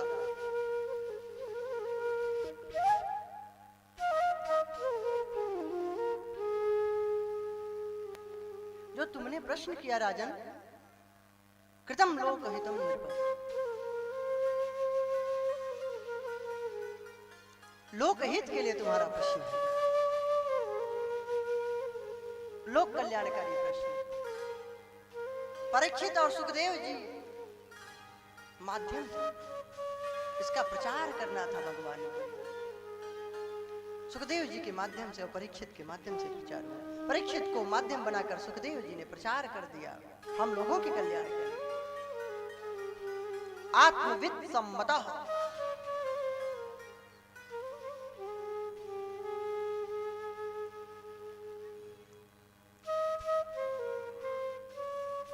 बिल्कुल सार्थक प्रश्न किया, आत्मानुभूति से युक्त, आत्मज्ञान से युक्त, परमात्मा ज्ञान, यथार्थ प्रश्न। बड़ी आने सती प्रश्न, श्रेष्ठ प्रश्न किया राजन तुमने। तो फिर बतलाए हैं कि अंत समय आ जाए तो कल्याण जीव का तभी होगा, अंते नारायण स्मृति ही। अंत समय में भगवान नारायण का नाम आ जाए तो कल्याण निश्चित हो जाता है, लेकिन जल्दी भगवान का नाम आता नहीं है। और जब अंतिम समय उपस्थित हो, लोग को पता चले, तो एकांत स्थान में रहे। जितासनो जितश्वासो जितसंगो जितेंद्रियः। एकांत स्थान में चले जाएं, वहां आसन को जीतें, बैठने का अभ्यास करें। अब कभी भजन किए नहीं, बैठे हैं नहीं, दिन भर कभी उसकी चुगली कभी उसकी चुगली, कभी इधर कभी उधर, तो भजन में कहाँ बैठेंगे? कभी ऐसे टांग करेंगे, कभी उधर पैर लटकाएंगे, कभी ऐसे करेंगे। अब दिन भर इधर उधर भ्रमण किए हो, अब भगवान का अभ्यास किए होते ध्यान का और प्राणायाम योग किए होते तो थोड़ा बैठने का अभ्यास होता, तो कुछ आदत पड़ी रहती बैठने की। तो कहाँ आदत है? आदत तो है गप मारने की, चुगली करने की, तो वही पड़ी है। अब धीरे धीरे अपना टाइम निकाल लेते हैं, धीरे से कान में मंत्र दे ही देते हैं बैठ करके, कि ऐसा थोड़ी है। कथा में आने के बाद भी धीरे से देखते हैं, महाराज जी देख तो नहीं रहे हैं, अरे मंत्र दे दो। और बहनी किधर? घर में ठीक है, अपना मंत्र दे ही लेते हैं, पता भी नहीं लगता, धीरे से काम बना लेते हैं लोग। तो आसन को जीतो, जितासनो जितश्वासो, प्राणायाम करो, सांस को जीतो। प्राणायाम करने से सांसों पे नियंत्रण होगा, आराम आराम से सांस लोगे। जल्दी जल्दी जितना सांस ले रहे हो अच्छी बात नहीं। प्राण वायु अधिक मात्रा में ऑक्सीजन जाएगी शरीर के अंदर, अधिक मात्रा में इसके जो नेगेटिव है, नकारात्मक जो ऊर्जा है, दूषित वायु है, वो सब निकल जाएगी उतनी शीघ्र। तो प्राणायाम करने से शरीर और पुष्ट होता है, मन मस्तिष्क पवित्र होता है। प्राणायाम सर्वोत्तम बल है, ताकत है, पावर है। अगर आपको इम्यूनिटी सिस्टम बढ़ाते हैं ना, दवा खा खा के प्राणायाम करिए तो उससे और बढ़ जाएगा। किसी के संग रहने की इच्छा न करें। जितेंद्रिय, इंद्रियों पर विजय हो। इंद्रियां ज्ञान इंद्रिय हैं, कर्म इंद्रिय हैं, उन पर नियंत्रण हो। अब ये नहीं कि आंख है, अब देखना है भगवान की ओर अच्छे कार्यों के लिए, तो इधर लप झप करने पड़े हैं, तो नहीं, इस पर भी नियंत्रण होना चाहिए। अब पता लगी पढ़ रहे हैं, अब किताब खुली रखी है, सामने दूसरा कुछ देख रहे हैं, तो ऐसे पढ़ाई नहीं होगी। एकाग्रता, इंद्रियों पर नहीं नियंत्रण होगा तो आप कुछ नहीं कर पाएंगे। किसी भी क्षेत्र में आगे बढ़ना है तो एकाग्रता जरूरी है, आवश्यक है। पढ़ाई हो, ध्यान हो, भजन हो, पूजन हो, या कोई वर्क कर रहे हैं, हर क्षेत्र में एकाग्रता जरूरी है। तो आंखों पर नियंत्रण हो, जो देखना चाहिए वो देखें। ऐसा ना हो कि हमारी जो देखना नहीं चाहिए वो हमारी आंखें देखने लग जाए। जो सुनना चाहिए वो सुने, ऐसा ना हो कि श्रवणेंद्रिय जो नहीं सुनना चाहिए वो सुनने लग जाए। जो बोलना चाहिए वो बोलें, ऐसा ना हो कि मनमान्य आचरण, जो नहीं बोलना चाहिए वो भी बोलना शुरू कर दें वाणी से। जो खाना पीना चाहिए वही खान पान रखें, ये नहीं कि अनावश्यक वस्तुओं का सेवन करें।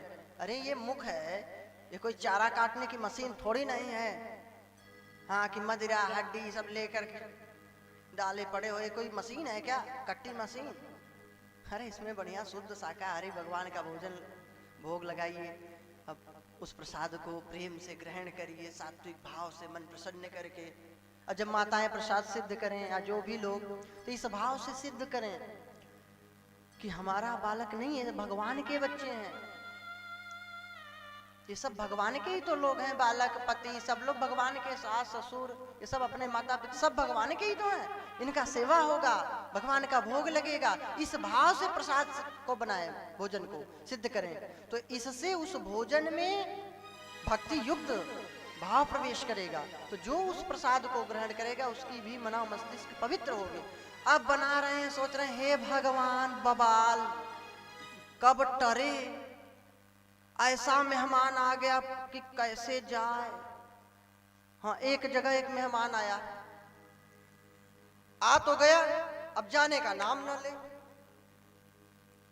पति बोलता है अरे बता कुछ उपाय, ये तो जा ही नहीं रहा। कह रहा है और खिलाओ गाजर का हलवा, हाँ पनीर का पकौड़ी, काजू बादाम खिला खिला रहे। तब तो कह रहे थे गाजर का हलवा बना, पकौड़ी खिला, तब तो चटोरा बना दिए। मेहमान अब जाने वाला है, घर में तो निठल्ला घूम रहा था, आ गया बाबा, काम न धंधा, काम के न काज के, दुश्मन अनाज के, काहे को जा। अरे तो नाराज मत हो, कोई उपाय बता। तो क्या उपाय बताओ, तुम ही बताओ। सोचने लगा पति, बोला एक उपाय है। बोले क्या? अरे ऐसा करते हैं भोजन नहीं बनाया जाए, कि खुद भाग जाएगा। तो ऐसे कैसे होगा, भोजन न बनाए, हम लोग क्या करेंगे? फिर सोचने लगे अच्छा चलो लड़ाई कर लेते हैं, लड़ाई करेंगे तो ये पक्का भाग जाएगा। तो कहे कैसे? शादी हुए, विवाह हुए 20 साल हो गए, अभी आज तक लड़े नहीं, अब कैसे? अरे कहे ड्रामा करते हैं, लड़ने का नाटक करते हैं। तो बोले हाँ ये ठीक। अब नाटक शुरू हुआ, पति बोलता है पत्नी से, बोलता हूं उत्तर की रेत दक्षिण जाती है, पूछता लोटा किधर है तो बताती थाली है, प्यार से बोलता हूं तो देती गाली है, कायदे से रहना। तो पत्नी बोली चुप करो, कायदे से रहना नहीं, भोजन नहीं बनाऊंगे। बस यही तो करना है, इसीलिए तो ड्रामा कर रहे, भोजन नहीं बनाओगे। हाँ हाँ मत बना, 5 दिन तो हम भूखे ही रह लेंगे। मेहमान सोचा भैया 5 दिन भूखे रहेंगे, अपनी तो कल्याण निश्चित है, अब यहाँ से खिसक लो, अब यहाँ चलने वाला नहीं कुछ। भोजन 5 दिन न करें तो मरे, हम काहे को मरे? इतना दिन का खाया पिया 5 दिन में व्रत रहेंगे, बेकार हो जाएगा। बढ़िया उठाए अपना दंड कमंडल, जाने लगे। पति आया, अब रो रही थी, विक्स लगा ली होगी आंख में। अब जो भी कुछ लोग नाटकी बहुत होते हैं, बिना बात के रोने लग जाते हैं। हाँ, तुरंत आंसू, जब इच्छा पूरा नियंत्रण, विक्स लगा ली होगी। अब रोने लगे, को पति आंसू पोछा, अरे प्राण प्यारी बावरी, क्या मैं सचमुच की डांटा था क्या? क्या तुझे सचमुच का डांट लगाया? क्यों रोती है? आंसू को पोंछ करके बोली क्या मैं पागल हूं क्या रो?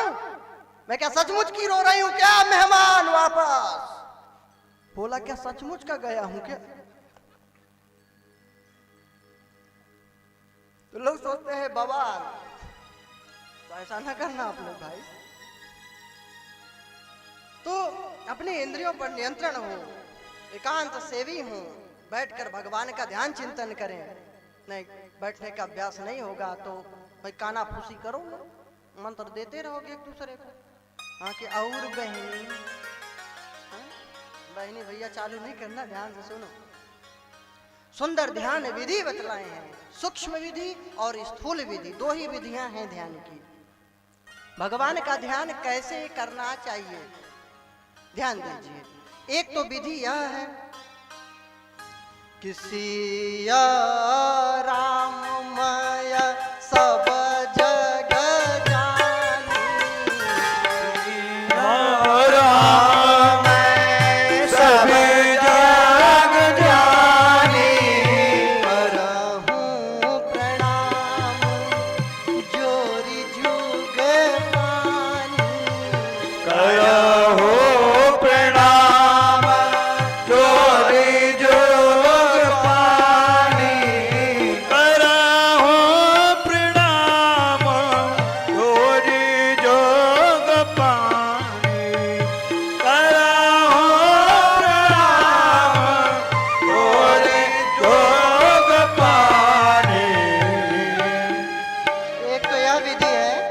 सर्वत्र हरि दर्शन करें।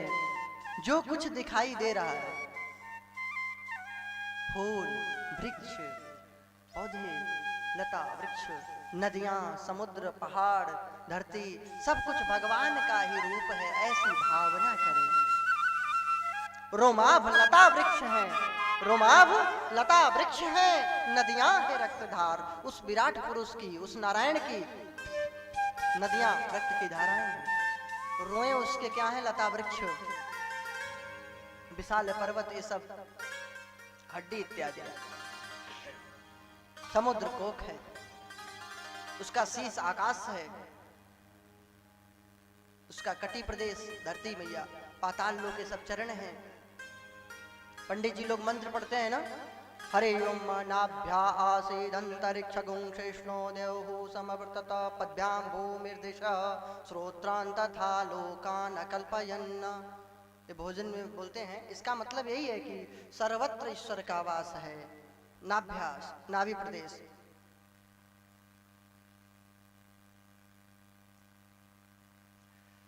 इसमें धरती है, नीचे का भाग स्वर्ग इत्यादि लोक शीश है।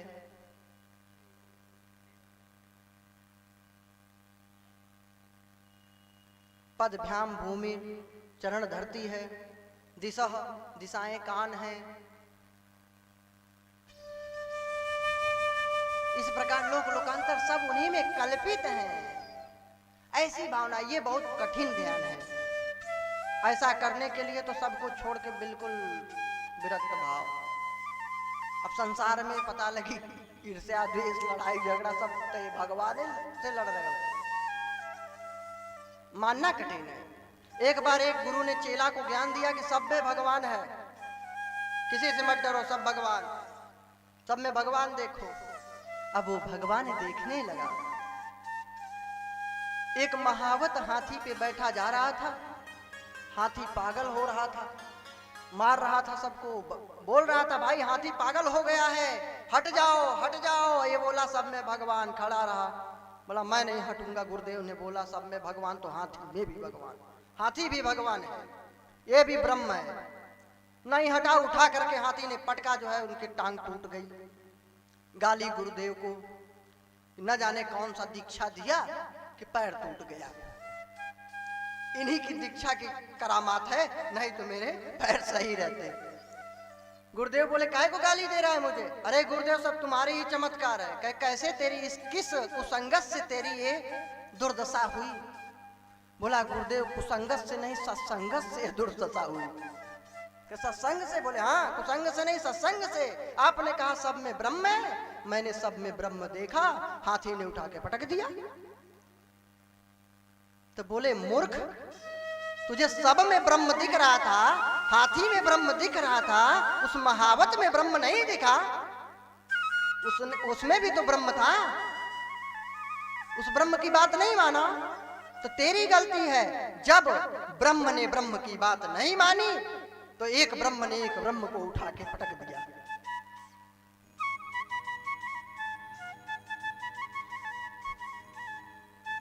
तो ऐसी गंदी भावना ना हो, सब में भावना रखें कि सबके अंतःकरण में परमात्मा का वास है। सर्वत्र फूलों के रूप में भगवान ही मुस्कुरा रहा है, कलियों के रूप में वही खिल रहा है, सूरज के रूप में वही प्रकाश दे रहा है, तारों के माध्यम से वही टिमटिमा रहा है, चंद्रमा के माध्यम से वही प्रकाश दे रहा है, धरती के माध्यम से वही अन्न दे रहा है, हरियाली के माध्यम से वही उसी की प्रसन्नता का अनुभव करें। ऐसी भावना करें। ये नहीं कि अब गाय में भगवान है और गुरुदेव महाराज में भी भगवान है, तो अब ऐसा काम करो, भोजन की थाली गाय के पास और भूसा ला दो हमारे पास। तो ऐसी भावना न करिए भाई। भगवान सब में है, लेकिन आचरण में तो बर्ताव एक जैसा नहीं हो पाएगा ना। सब में भगवान है, लेकिन सबका प्रकृति के अनुसार उसका कार्य अलग अलग है। हाँ, कि गाय का भूसा डाल दो हमें तो हो गई कथा, फिर तो महाराज जी पहले ही निकल लेंगे। तो ऐसी भावना करें। और दूसरा, जो सूक्ष्म रूप है वो है चतुर्भुज नारायण राम कृष्ण। किसी का भी हृदय में जब नेत्र बंद करके बैठें किसी आसन में, सुखासन में, जिससे आराम पूर्वक बैठ सकें, हृदय को ऐसा समझें कि यह हृदय अष्टदल कमल है। हृदय में कैसा है? 8 पंखुड़ियों वाला कमल, और इस हृदय रूपी अष्टदल कमल के बीच में दिव्य, जैसे कमल में पीला पीला होता है ना पराग, वैसे ही उसमें है 8 दल कमल के बीच में। अग्नि जैसे तेज का आवाहन करें, उसका ध्यान करें। अग्नि और सूर्य चंद्रमा की तरह दिव्य तेज है उस कमल के चारों ओर, और उसके भी मध्य भाग में दिव्य सिंहासन पर भगवान नारायण विराजमान है। श्री कृष्ण भगवान विराजमान है, जिनकी घुंघराले बाल हैं, और जब मुस्कुरा रहे हैं, देख रहे हैं हमको मंद मंद, तो उनके गालों में गड्ढे पड़ जाते हैं। उनके दांत सुंदर मोती जैसे चमचमा रहे हैं, होठ बिल्कुल लाल हैं जैसे बिंबा फल। बिंबा फल कुंदरू जानते हैं आप लोग? जब पक जाता है तो लाल हो जाता है ना, और उनको लाली लगाने की जरूरत नहीं, उनका ऐसे ही होठ लाल। सुंदर कानों में मछली के आकार की कुंडल पहने हुए हैं, सुंदर मोर पंख धारण किए हुए हैं, दिव्य मुकुट धारण किए हुए हैं, मणियों से युक्त कौस्तुभ मणि से युक्त हार धारण किए हुए हैं, पीतांबर बिजली की तरह दिव्यमान धारण किए हुए हैं। सुंदर कमर में आभूषण है, दिव्य सुंदर वस्त्र है, पैरों में पायजनी पहने हैं, हाथों में कंगन है, बाजू बंद है। उनके चरणों के नाखून इतने खूबसूरत हैं, मणि की तरह चमक रहे हैं। और भगवान के एक हाथ में शंख है, एक में सुदर्शन चक्र है, एक में कौमुद की गदा है, एक में कमल लिए हुए हैं। बड़े ही सुंदर लग रहे हैं प्रभु, क्या सुंदर रूप है, क्या सुंदर उनकी झांकी है। शामिनी सूरत पे मोहन दिल दीवाना हो गया, साबरी सूरत पे मोहन दिल दीवाना हो गया, दिल दीवाना हो गया, दिल दीवाना हो गया, दिल दीवाना हो गया,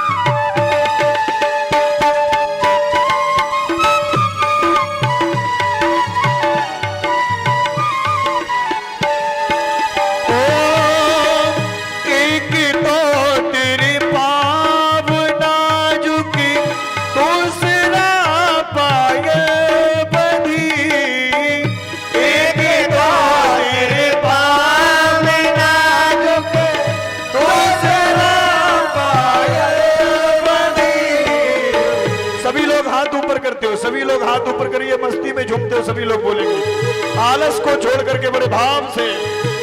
तीसरा घुंघरू बजाना दिल दीवाना हो गया। तीसरा घुंघरू बजाना दिल दीवाना हो गया। सावरी सूरत पे मोहन दिल दीवाना हो गया। सावरी सूरत पे मोहन दिल दीवाना हो गया। दिल दीवाना हो गया। दिल दीवाना हो गया। दिल दीवाना हो गया। सावरी सूरत पे मोहन दिल दीवाना हो गया। सावरी सूरत पे मोहन दिल दीवाना हो दिल दीवाना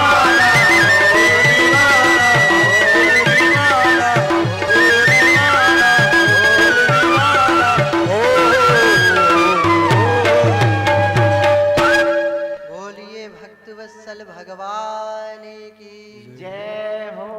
तो सुंदर भगवान का ध्यान करें और ध्यान करते समय उनका सेवा भी कर सकते हो। बढ़िया ठाकुर जी के लिए मानसिक मन से ध्यान करना है, बैठ करके या सोते समय भी ध्यान करके सो सकते हैं। फिर उठते ही उनका वही छवि याद कर लीजिए, तो जितने देर आप सोए हैं उतना देर आपका भजन माना जाएगा। अब उन सुंदर सुंदर व्यंजन बनाइए, सुंदर सुंदर मिष्ठान सुंदर सुंदर बना करके भगवान का भोग लगाइए मन में, उसमें तो पैसा भी नहीं लगेगा, मन से बनाइए व्यंजन, उनकी सेवा करिए। बाल कृष्ण का रूप है तो उनको देखिए कि ठंडी का महीना है तो गर्म पानी से नहलाना है, गर्मी है तो ठंडे पानी से नहलाना है, वस्त्र पहनाना है, शरीर पोंछ करके बढ़िया सुंदर सा, तेल उपटन इत्यादि लगाना, इत्र लगाना है, तिलक लगाना है, बढ़िया श्रृंगार करना है, ये सब भावना करें, भोग लगाना, आरती करना। जो काम बाहर मूर्ति में करते हो वही अंदर ध्यान करते हुए भी कर सकते हो, इसमें तो पैसा भी नहीं लगेगा। बैठे बैठे ध्यान भी करो, किसी को मालूम भी नहीं चलेगा। जब समय मिले कभी भी किसी समय आप कर सकते हैं। तो ऐसा ध्यान करें तो आपका कल्याण होगा। चतुर्थ श्लोकी भागवत का वर्णन है, द्वितीय स्कंद के 9वें अध्याय के 32वें श्लोक से 35वें श्लोक तक चतुर्थ श्लोकी भागवत है। इसमें ब्रह्मा जी को अहंकार न हो जाए कि मैं ही सृष्टि का रचना करता हूं, इसलिए भगवान ने इनको दिव्य उपदेश दिया था।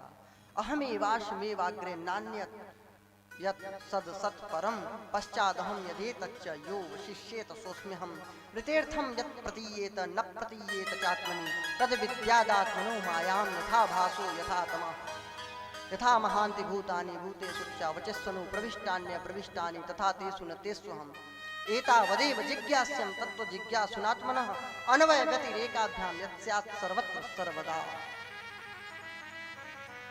भगवान ने कहा ब्रह्मा जी से कि हमें वाशम एव अग्रे, सर्वप्रथम मैं ही मैं था, सत असत कुछ भी नहीं था, मैं ही मैं था। पश्चात अहम, सृष्टि नष्ट हो जाएगी, जो कुछ बचेगा वह ही मैं हूं, मैं ही रहूंगा। जो कुछ दिख रहा है भी प्रभु की ही सब लीला है।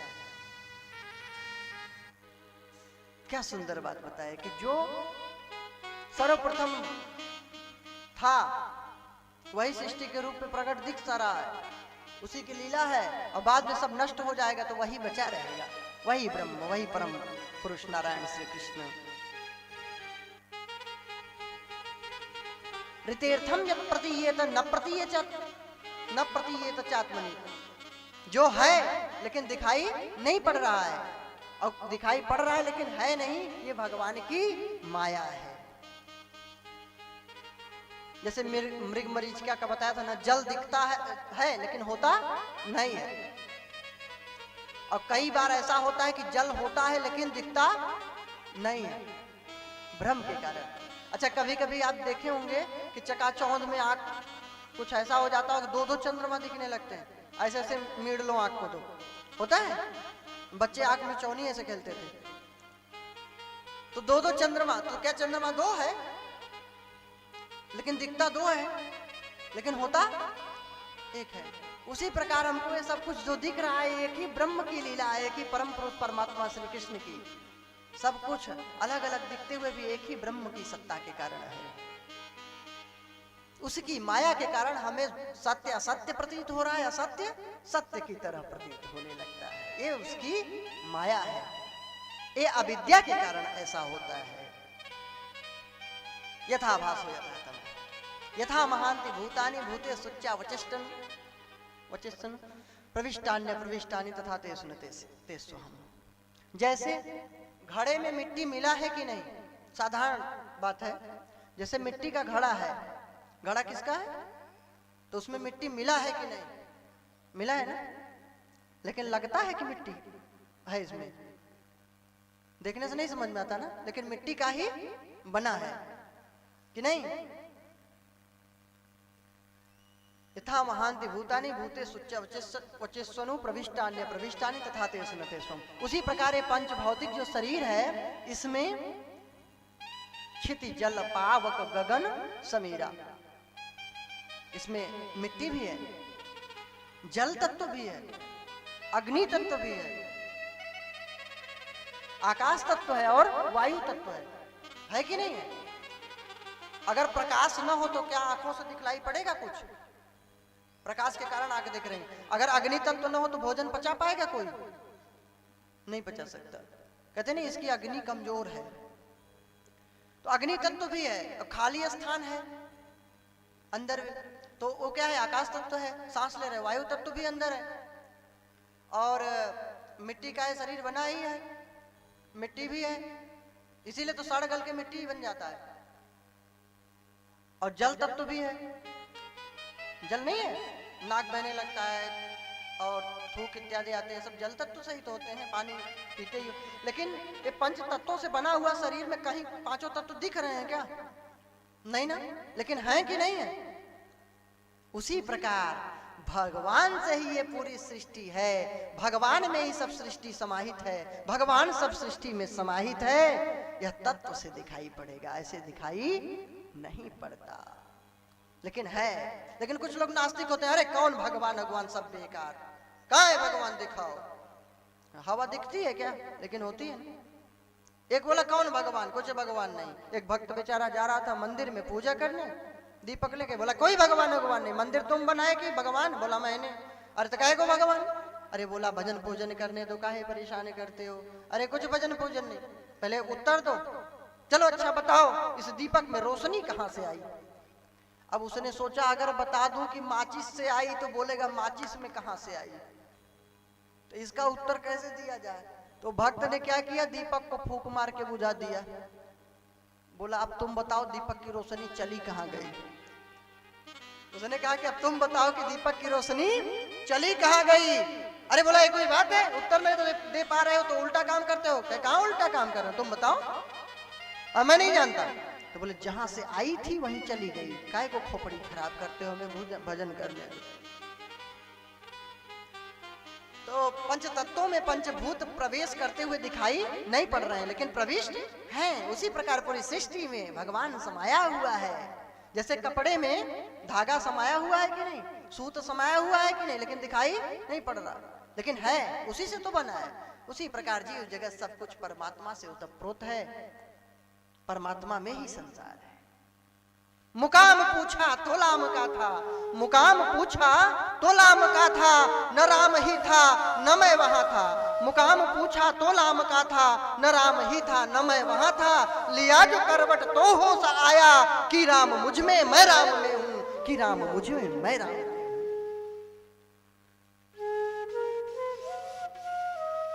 भगवान में हम सब हैं, भगवान मुझ में है। और जो तत्व के जिज्ञासु हैं वे अन्वय व्यतिरेक के द्वारा जाने जाते हैं भगवान। और जो तत्व के जिज्ञासु हैं वे केवल इतना ही जान ले तो उनका कल्याण हो जाएगा। अन्वय व्यतिरेक ये क्या है, अन्वेष खोज रहे हैं, ये ब्रह्म है, ये ब्रह्म है, ये ब्रह्म है, और यह ब्रह्म नहीं है, यह ब्रह्म नहीं है। जैसे आप लोग क्या करते हैं, चावल में से जैसे चावल कम हो, कंकड़ पत्थर ज्यादा हो, तो क्या करती हैं, चावल नहीं, फिर जो है कंकड़ ज्यादा हो चावल कम, तो चावल को अलग बीन लेती हैं, कंकड़ पत्थर फेंक देती हैं, अपने आप छूट जाता है। और कंकड़ पत्थर कम होता है, चावल ज्यादा, तो उसमें से कंकड़ पत्थर बीन लेती हैं, चावल अपने आप साफ हो जाता है। उसी प्रकार परमात्मा विषयक चीजों का ध्यान करें, सेवन करें, तो आपको प्रभु मिल जाएगा। अथवा परमात्मा से इतर चीजों को त्याग करते जाए तो भी आपको प्रभु दर्शन हो जाएगा। जैसे आप बुराइयों को छोड़ दीजिए तो अच्छाई अपने आप आ जाएगी, या आप अच्छाइयों को एकदम पकड़ लीजिए जोर से, तो बुराई अपने आप छूटी है, जब आपको बुरा काम करना ही नहीं है। अब आप बोल दीजिए कि मैं झूठ नहीं बोलता हूँ, तो यह बोलने की जरूरत है क्या कि मैं सत्य बोलता हूँ, है नहीं ना। लेकिन और अब अगर आप बोल दीजिए कि मैं सत्य बोलता हूँ, तो क्या ये बोलने की जरूरत है कि मैं झूठ नहीं बोलता। तो उसी प्रकार है कि बुरे चीजों को छोड़ दीजिए तो प्रभु की स्मरण अपने आप हो जाएगी, अथवा प्रभु का स्मरण करिए, प्रभु की भक्ति करिए, तो बुरी चीजें अपने आप छूट जाएंगी। साधारण भाषा में समझिए। ये चतुर्थ श्लोकी भागवत था, बाद में इसमें आया है कि भागवत जी में किसका किसका वर्णन है। अत्र सर्गो विसर्गश्च स्थानम पोषण मोतय मनवंतर रेशानुकथा निरोधो मुक्तिराश्रय। सर्ग का वर्णन है। सर्ग क्या होता है, जो भगवान के द्वारा पूरा प्रकृति वर्ग तैयार हुई, भगवान योग माया को स्वीकार करके मूल प्रकृति को जन्म दिए, मूल प्रकृति से फिर महत तत्व से तीन प्रकार के विकार हुए, अहंकार का जन्म हुआ, सात्विक, तामस और राजस। तामस अहंकार के विकार से आकाश तत्व की उत्पत्ति हुई। आकाश तत्व में जब क्षोभ उत्पन्न हुआ तो उससे वायु की उत्पत्ति हुई। वायु में जब क्षोभ हुआ तो तेज की उत्पत्ति हुई, प्रकाश तत्व। और जब इस प्रकाश तत्व में क्षोभ विकार उत्पन्न हुआ तो इससे जल तत्व की निर्माण हुआ, और जल में जब विकार हुआ तो धरती तत्व का निर्माण हुआ। ध्यान से सुनिए।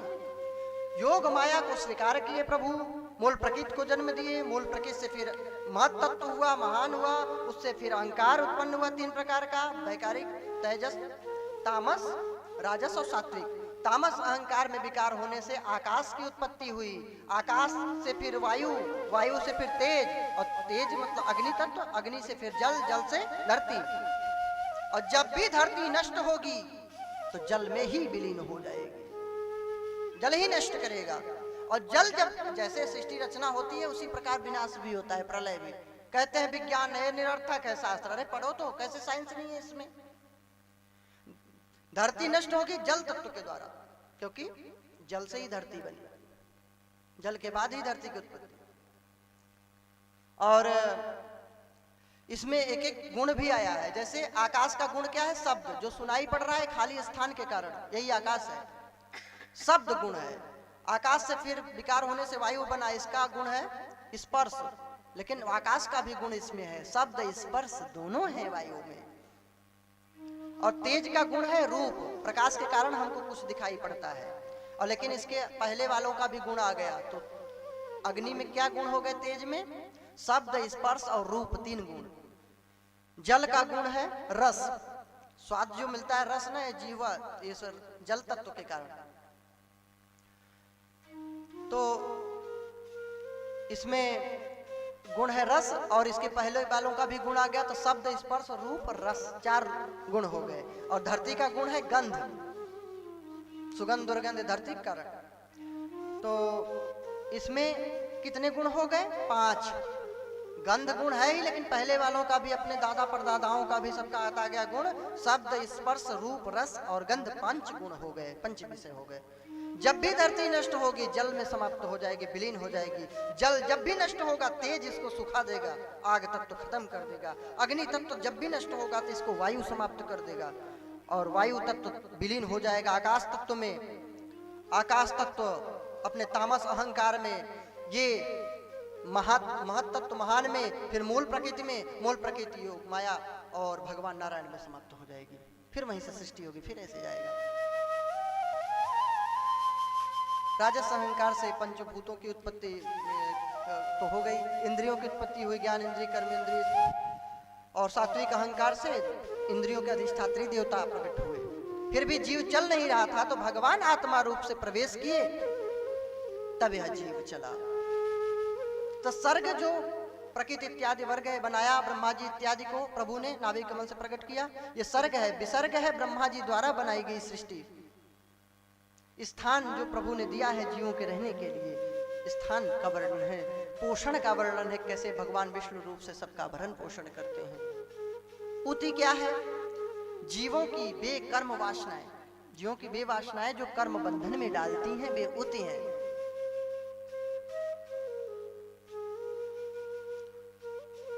भगवान की कथाओं का वर्णन है।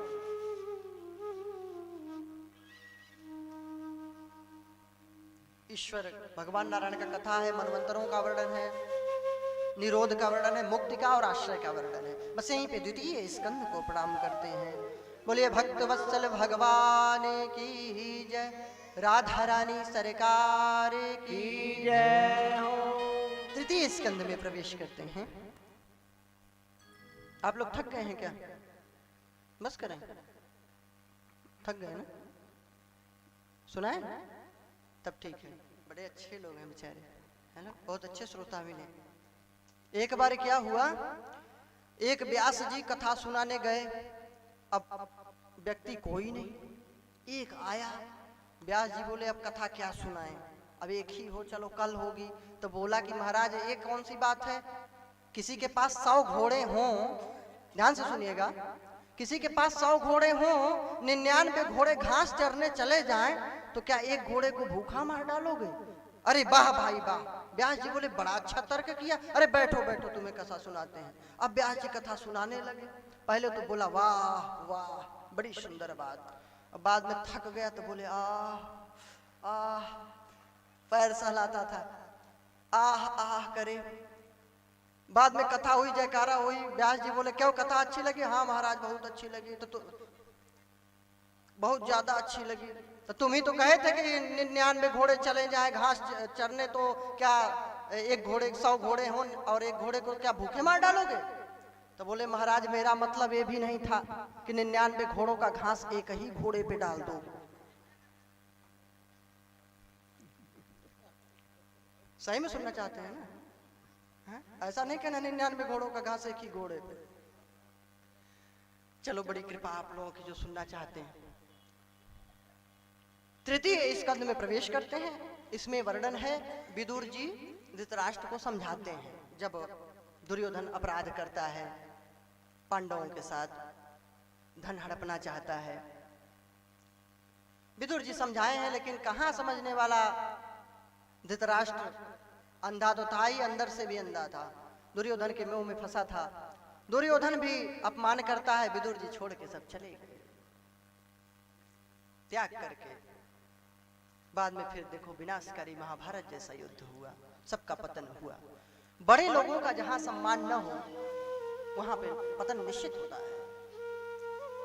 रावण ने भी लात मार के विभीषण का त्याग कर दिया था, जैसे दुर्योधन ने विदुर जी का काका का अपमान किया अपने, कि कौन बोला था इनको बोलने के लिए। विदुर जी बहुत भक्त थे, भगवान उनके घर केले का छिलके तक खाने चले गए थे और दुर्योधन के 56 भोग छोड़ दिए थे, इतने भक्त थे। उन्होंने ही कहा था त्यजेत एकम कुलस्यार्थे ग्रामस्यार्थे कुलम त्यजेत, ग्रामम जनपदस्यार्थे आत्म्यर्थे पृथ्वीम त्यजेत। अगर एक व्यक्ति के त्याग करने से पूरे खानदान की कुल की मर्यादा बचती हो तो उसका त्याग कर देना चाहिए। अगर एक कुल पूरे गांव को पीड़ित कर रहा हो तो गांव वालों को मिलकर उसका त्याग कर देना चाहिए। और एक जिले जनपद के लोगों को अगर एक गांव तबाह करने पे लगा हो तो उस गांव का त्याग कर देना चाहिए, जनपद वासियों को मिलकर के। और अपने कल्याण के लिए तो पूरी पृथ्वी का त्याग करना पड़े, त्याग कर देना चाहिए। वे चले गए थे वहां। फिर जब भगवान अपने धाम को चले गए थे, महाभारत हो गया था, तो उद्धव जी यमुना तट पे मिले थे, उनसे प्रेम भरी वार्ता हुई है। फिर उद्धव जी ने मैत्रेय जी के पास भेजा है कि जाइए महाराज भगवान ने दिव्य उपदेश दिया था, उनको भी दिया था। आपको बोले थे कि हमारे प्रिय भक्त विदुर जी को ज्ञान सुना देना। विदुर जी भावुक हो गए कि भगवान ने मुझको याद किया। गए हैं उद्धव जी से विदा लेकर के। हरिद्वार में सुंदर लिपि पुती कुटिया है, बढ़िया सुंदर तुलसी का वृक्ष, माता तुलसी लगी हुई हैं। घरों में तुलसी जरूर लगाना चाहिए। राम नाम लिखा हुआ है, समझ गए भक्त हैं, मिले हैं। हनुमान जी कैसे जाने कि विभीषण का घर है? राम नाम बोले से तभी तो रामायुध अंकित गृह शोभा वरण न जाय, नौ तुलसी का वृंद तह देखे हरस कपिराय। केवल ये देख करके शंख चक्र ये सब चिन्ह अंकित था, भगवान के आयुध, ये सब देख के प्रसन्न हो गए तुलसी के को देख करके कि ये भक्त हैं, अवश्य ये भक्त की निशानी है, चिन्ह है भक्तों की। तो महाराज मिले हैं, एक दूसरे से ज्ञान की चर्चा हुई, शिष्ट विषय प्रश्न भी किए हैं। तो उत्तर देने लगे कि भगवान के नाभि कमल से ब्रह्मा जी उत्पन्न हुए। ब्रह्मा जी ने सृष्टि रचना किया, 9 ऋषियों को जन्म दिया, अत्रि वशिष्ठ च्यवन पुलह पुलस्त्य क्रतु भृगु अंगिरा अथर्वा ऋषि। छाया से कर्दम ऋषि प्रकट हुए। अपने शरीर को 2 भागों में विभक्त देखा है, एक से स्त्री एक से पुरुष का निर्माण हुआ। वे ही स्वयंभू मनु कहलाए और इनकी पत्नी जो स्त्री थी वह शतरूपा कहलाई। अब सृष्टि रचना के लिए सबको बोले तो नारद जी ने साफ मना कर दिया। सनकादिक भी बोले हम भजन करेंगे। शंकर जी बोले भाई सृष्टि रचना मैं करूं, पसंद आए न पसंद आए। बोले हाँ महाराज करिए। भूत प्रेतों को उत्पन्न करना शुरू किए। अब ब्रह्मा जी को ही दौड़े खाने के लिए, कहे बस करो दया करो, अब जाके भजन करो। भृगुटी मध्य से नील लोहित रुद्र का प्रादुर्भाव हुआ था। आदि शिव की बात नहीं कर रहे हैं। फिर महाराज मनु शतरूपा से बोले महाराज प्रलय पयोधि में धरती को डुबा दिया है हिरण्याक्ष, कैसे सृष्टि रचना हो? कोई आधार तो होनी चाहिए जहां रह सके हम लोग। महाराज ये हिरण्यकशिप और हिरण्याक्ष कश्यप ऋषि के पुत्र थे, दिति के गर्भ से उत्पन्न हुए थे। जय विजय नामक भगवान के 2 पार्षद वैकुंठ लोक में थे। सनकादि ऋषियों को जाने से रोक दिए थे। उन्होंने श्राप दे दिया था कि जाओ तुम लोग असुर योनि को प्राप्त होगे। तो वे ही हिरण्याक्ष और हिरण्यकशिप बने थे, वे ही रावण और कुंभकर्ण बने थे, और द्वापर युग में वे ही शिशुपाल और दंतवक्त्र बने थे।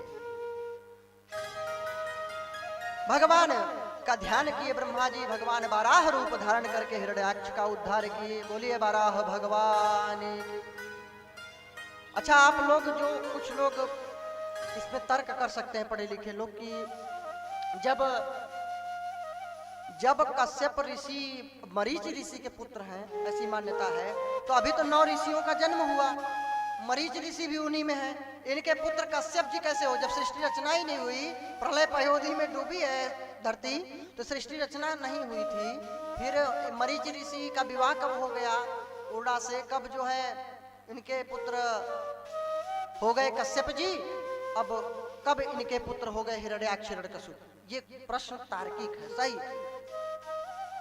लेकिन महाराज सृष्टि अनादिकाल से चली आ रही है। कल्प की कथा है, कल्प होता है, ये पूर्व कल्प की कथा थी, पूर्व कल्प का था। पूर्व कल्प का अभी तक अजर अमर था। सोचिए तपस्या के प्रभाव से पूर्व कल्प में हुआ था। ये मरीच ऋषि के पुत्र कश्यप जी हुए थे और उनके पुत्र फिर हिरण्याक्ष हिरण्यकशिप हुए। कल्प किसे कहते हैं पता है? 4 युग होते हैं। एक दिन 24 घंटे का होता है ना, एक दिन होता है, फिर 7 दिन होता है, 7 दिन का जो है एक सप्ताह, फिर ऐसे 4 सप्ताह, फिर 1 महीने होता है, ऐसे 365 दिन हुए तो 1 वर्ष होता है। ऐसे 3,32,000 वर्ष के टाइम को अब हम लोग तो केवल वर्ष तक ही सीमित हैं, और मान लीजिए शताब्दी 100 वर्षों तक का, दशक 10 वर्ष का, दशक शताब्दी ये सब तो सुने हो ना। अब युग समझिए आप, ऐसे ही 10 वर्ष का दशक होता है, 100 वर्ष का पूरा शताब्दी। उसी प्रकार जब 3,32,000 वर्ष व्यतीत हो जाते हैं तो उस टाइम को पूरा टाइम को बोलते हैं कलयुग। उस टाइम का क्या नाम है? कलयुग। जब इसका डबल हो जाए अर्थात 8,32,000 वर्ष का क्या है? द्वापर। और 4,32,000 का 8,64,000 वर्ष, इसका दुगुना तो द्वापर, और इसका 3 गुना 12,96,000 वर्ष त्रेता युग। उस टाइम को 12,96,000 वर्ष के टाइम को क्या बोले कि इतना वर्ष बीते तो उसका नाम है त्रेता युग। और 17,28,000 वर्ष जब व्यतीत हो, ये सतयुग की समय सीमा। तो सतयुग के टाइम का क्या नाम था? कितना टाइम था? 17,28,000 वर्ष। त्रेता 12,96,000 वर्ष। द्वापर 8,64,000 वर्ष। कलयुग 4,32,000 वर्ष। जब ये चारों युग व्यतीत हो जाते हैं तो उनको एक चतुर्युगी का नाम दिया गया।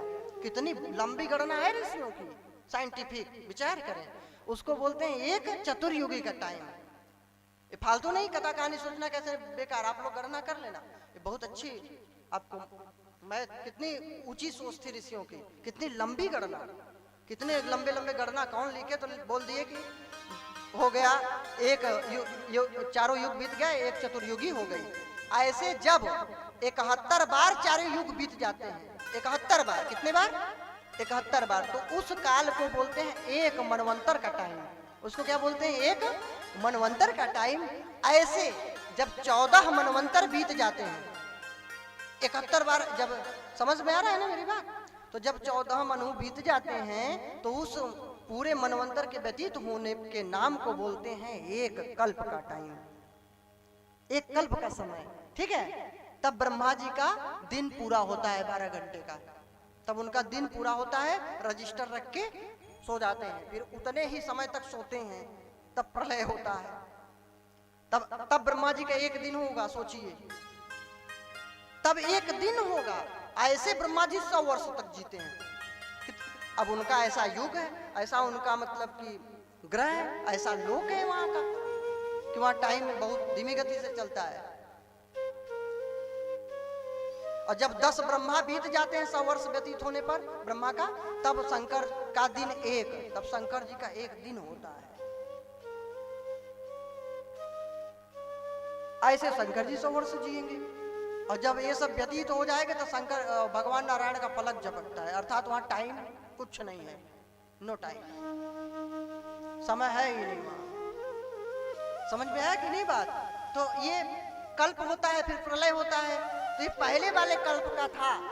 और हर कल्प में इसी प्रकार 9 ऋषि होते हैं, ब्रह्मा जी होते हैं, फिर ऐसे सृष्टि रचना होती है, मनु आते हैं, यही क्रम चलता रहता है। रोज का ही काम है, ड्यूटी है ब्रह्मा जी की। जैसे आप लोग रोज बढ़िया झाड़ू लगाए, भोजन बनाए, पढ़े लिखे, स्कूल गया है, जगे सोए, तो इसी प्रकार ब्रह्मा जी का रोज ड्यूटी है, रजिस्टर मेंटेन करना। हो गया, सो गए, फिर जगे, फिर रजिस्टर मेंटेन, फिर 9 ऋषि, फिर दक्ष प्रजापति, नारद इत्यादि हुए, फिर मनु, शत्रुपा, ये सब आए।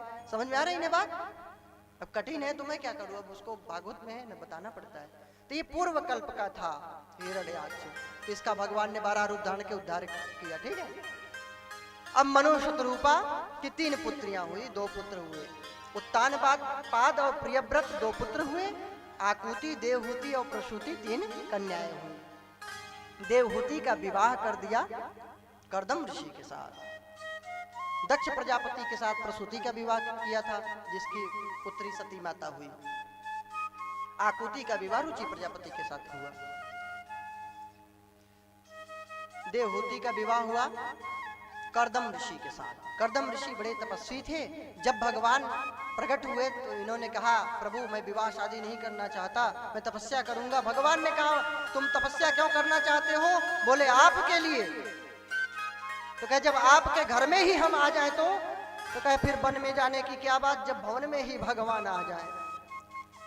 तो फिर विवाह किए थे। तो इनकी 9 कन्याएं हुई। अनसुईया का नाम सुने हो ना आप लोग? एक कर्दम ऋषि की पुत्री थी। और अरुंधति माता जो वशिष्ठ जी की पत्नी थी, ये भी कर्दम ऋषि की पुत्री थी। 9 ऋषियों से ब्याही गई थी 9 कन्याएं।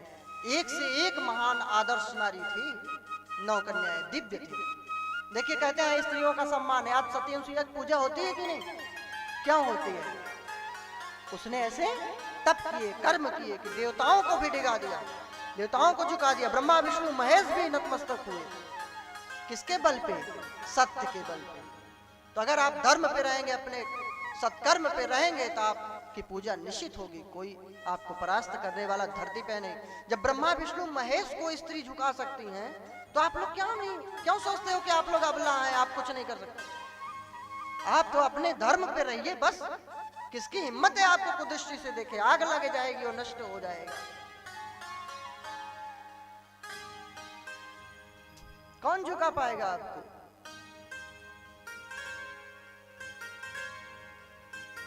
फिर 9 ऋषियों के साथ 9 कन्याओं का विवाह हुआ। फिर कपिल भगवान प्रकट हुए कर्दम ऋषि के यहाँ। बोले कपिल भगवान की जय। फिर कर्दम ऋषि तपश्चर्या करने चले गए, घर बार छोड़ के। माता देवहूति प्रणाम की और इनसे ज्ञान की उपदेश देने की याचना की कि हे प्रभु, जबकि पुत्र हैं, लेकिन उनको पता है माता को कि ये भगवान हैं, भले पुत्र रूप में आए हैं। प्रणाम करके बोली प्रभु आप उपदेश दीजिए, आप प्रकृति पुरुष के लक्षण बतलाइए, कैसे कल्याण हो, किसका संग करें, कैसे रहें। सुंदर उपदेश दिया है कि हे माता, ये जो कुछ दिख रहा है ये सब प्रकृति का अंग है। जो 5 तत्व से निर्मित शरीर है, सब सृष्टि है, सब कुछ दिख रहा है, ये सब पूरा प्रकृति है। और जो आत्म तत्व है यही पुरुष है, जो परमात्मा है वही पुरुष है, बाकी सब स्त्री है। यहां तक कि जीव को भी स्त्री कहा गया है। परमात्मा सबका स्वामी है, वही पुरुष है। और माता चेतः खलवस्य बंधाय मुक्तये चात्मनु मतम। भगवान का मत है, भगवान ने कहा मेरा मत है कि यह चित्त, यह मन जो है, यह चित्त जो है, यही मुक्ति का द्वार खोलता है और यही बंधन कारक होता है। जब यह चित्त गंदे चीजों में चला जाता है, गंदे विचारों में खो जाता है, तो नरक की ओर ले जाने वाला हो जाता है। और यही चित्त जब अच्छे जगहों पे जाता है तो यही चित्त कल्याणकारक हो जाता है कि नहीं? तो यह मन ही मन है एवं मनुष्याणाम कारणम बंध मोक्षयो। फिर बोले हैं कि मैया साधुओं का संग करो, संतों के संग करने से कल्याण होगा। सत्संग से पाप मिटते हैं, कल्याण होता है। सत्संगत से 60 भी सुधर जाते हैं। 60 सुधरें सत संगति पाई। तो मैया ने प्रश्न किया, सब लोगों का होता है साधु जाने तब तो हम संग करें। तो उन्होंने लक्षण बतलाए, तितिक्षवः कारुणिकाः सुहृदः सर्वदेहिनां अजात शत्रवः शान्ताः साधवः साधुभूषणाः। सहनशील होते हैं संत महापुरुष, सर्दी गर्मी ये सब सहते हैं। और बूंद आघात सहय गिरि कैसे, खल के वचन संत सह, जैसे दुष्टों के कठोर वचनों को भी सहते हैं। तो तितिक्षवः कारुणिकाः, करुणा करने वाले होते हैं, दया का गुण उसमें होता है उनमें। और सुहृदः, सबके हितैषी होते हैं, सब जीवधारियों के हित चाहने वाले होते हैं। अजात शत्रवः, अजात शत्रु किसे कहते हैं पता है? जिसका कोई शत्रु ही ना हो। अब ऐसा तो नहीं हो सकता भाई, हम शत्रु नहीं मानते हैं और दूसरा कोई ईर्ष्या द्वेष करे शत्रु मान ले, तो मेरी क्या गलती? तो अजात शत्रु का तात्पर्य कि हम किसी को अपना शत्रु न समझें। तो ऐसे महापुरुष जो अपना किसी को शत्रु न मानते हो, वे हैं साधु, शांत रह स्वभाव वाले हैं। साधव साधुभूषण, ये साधुओं के लक्षण हैं। ऐसे संत महापुरुषों के संग से ज्ञान की उत्पत्ति होगी, भक्ति उत्पन्न होगा, वैराग्य आएगा, प्रेम उमड़ेगा, भगवान के लीला कथाओं से प्रेम होगा, नाम से प्रेम होगा।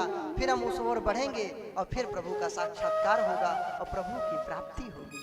ऐसे नहीं हो सकती। फिर भगवान कपिल ने समझाया है कि मैया जीव जब गर्भ में रहता है तो बहुत से वादे करता है कि बस प्रभु निकाल दो इस गर्भ के वास से, नरक से, मैं आपका ही भजन करूंगा, हे कन्हैया आपका ही ध्यान करूंगा।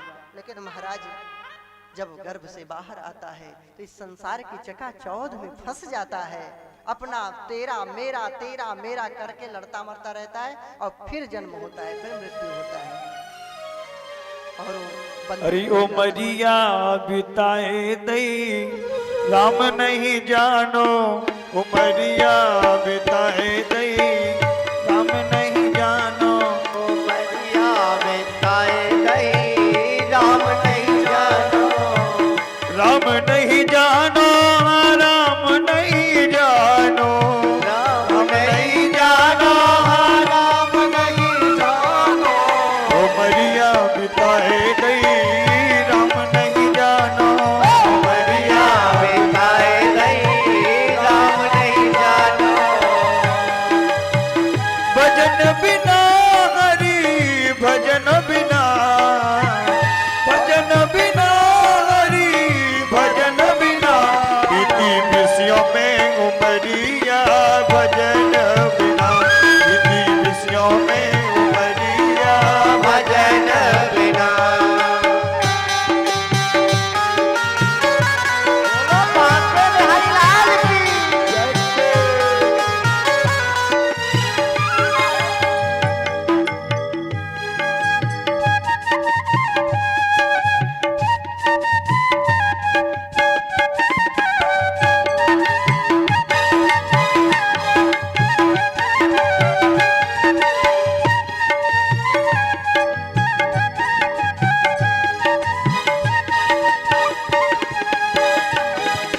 बालापन खेलन में खोया करी बड़ी नादानी, बालापन खेलन में खोया करी बड़ी नादानी, आई जवानी थी मनमानी चल चली मस्तानी, आई जवानी थी मनमानी चल चली मस्तानी, सीधे चले ना नगरिया भजन बिना, सीधी चले ना नगरिया भजन बिना। भजन बिना हरि भजन बिना, भजन बिना हरि भजन बिना, इति विषयों में उमरिया भजन बिना, इति विषयों में उमरिया भजन बिना।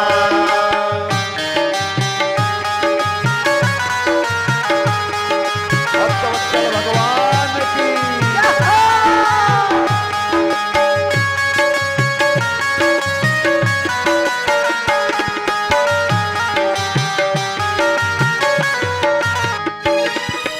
और जब बालापन से थोड़े और बड़े हो गए, मन चाही शादी कर बेटा बहू ब्याह कर लाए, मन चाही शादी कर बेटा बहू ब्याह कर लाए, हाथ पकड़ कर चले अकड़ कर कुल मर्यादा गवाए, हाथ पकड़ कर चले अकड़ कर कुल मर्यादा गवाए, घूमे शहरे बजरिया भजन बिना, घूमे शहरे बजरिया भजन बिना। भजन बिना हरि भजन बिना, भजन बिना हरि भजन बिना, हो बीती विषयों में उमरिया भजन बिना, बीती विषयों में उमरिया भजन बिना।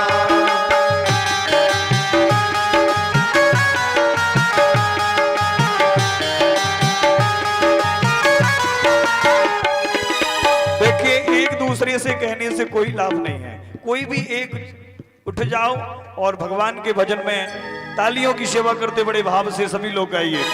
और चंद रोज में बेटा बेटी ससुर दामाद कहाए, चंद रोज में बेटा बेटी ससुर दामाद कहाए, बेटी से बन गए बाप दादा के नंबर आए, बेटी से बन गए बाप दादा के नंबर आए, और झुक गई दादा की कमरिया भजन बिना, झुक गई दादा की कमरिया भजन बिना। ए भजन बिना हरि भजन बिना, भजन बिना हरि भजन बिना, विषयों में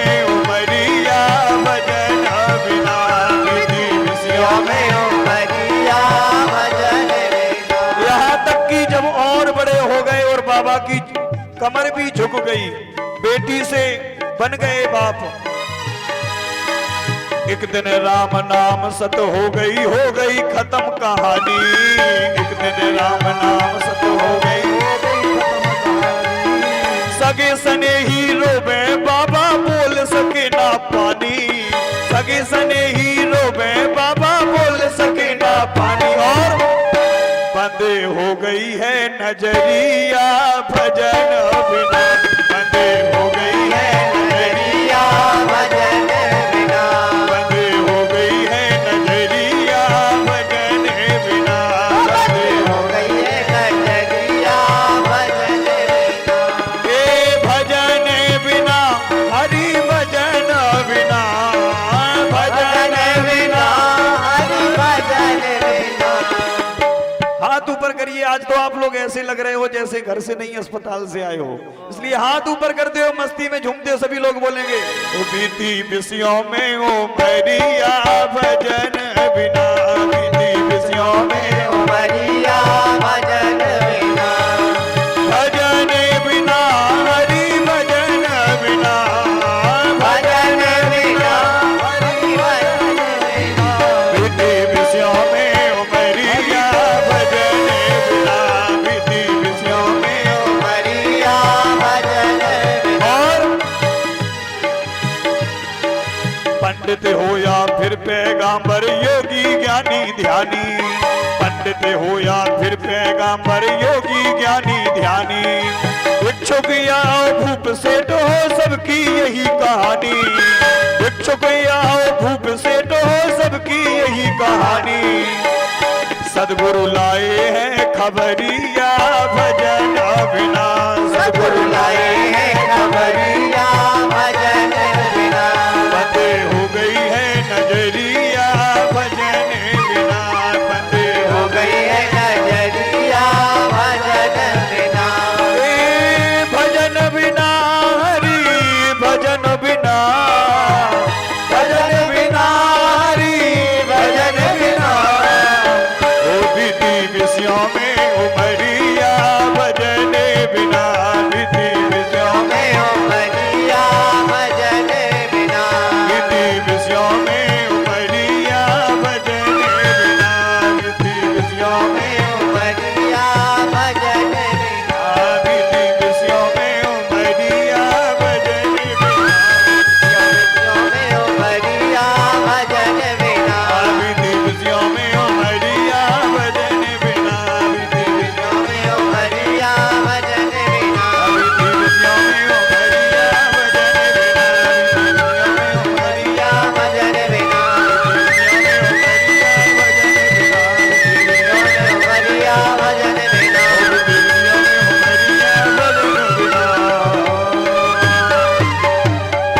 बोलिए भक्त वत्सल भगवान की जय हो। सुंदर उपदेश दिया है माता को। यम नियम आसन प्राणायाम प्रत्याहार धारणा ध्यान समाधि अष्टांग योग की विधि बतलाए हैं।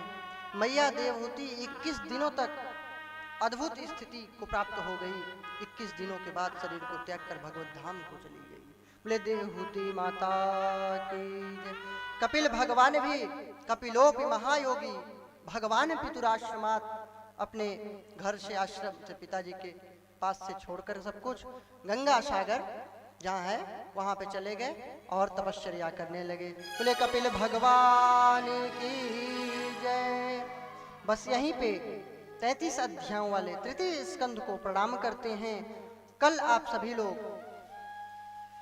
सती चरित्र भगवान शंकर पार्वती का विवाह की थोड़ी लीला और ध्रुव चरित्र जड़ भरत चरित्र अजामिल प्रसंग ये सब कथाओं को आप लोग कल श्रवण करेंगे। आज की कथा को यहीं पे प्रणाम करते हैं। बोलिए भक्त वत्सल भगवान की जय। राधा रानी सरकार की जय। भागवत भगवान की जय हो। आज के आनंद की जय हो। जय जय श्री राधे। जय जय श्री राधे। जय जय श्री राधे। नमः पार्वती पते बताए। हर हर महादेव। बस यहीं पे विराम देते हैं, कल आप लोग सेवन करेंगे ठीक 3 बजे से।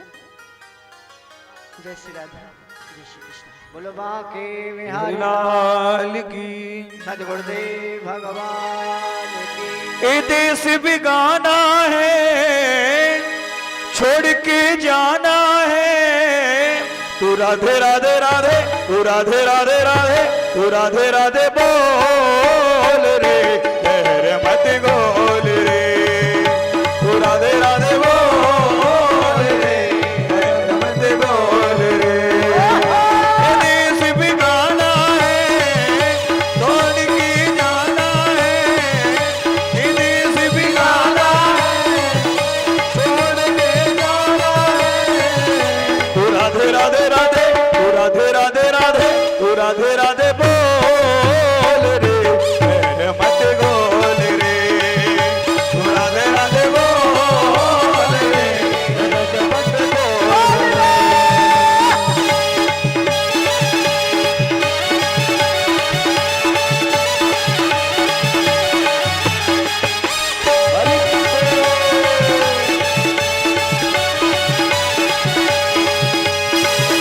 ए छोटी सी जिंदगानी करे तू काहे मनमानी।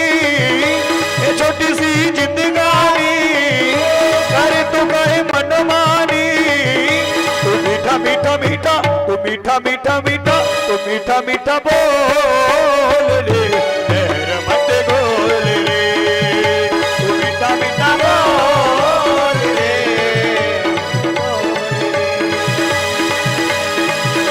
समय चला जाएगा बहुत ही पछताएगा। समय चला जाएगा बहुत ही पछताएगा। तो राम नाम राम, तो श्याम नाम श्याम, तो श्याम नाम बोल रे, तेरे मत गोल रे।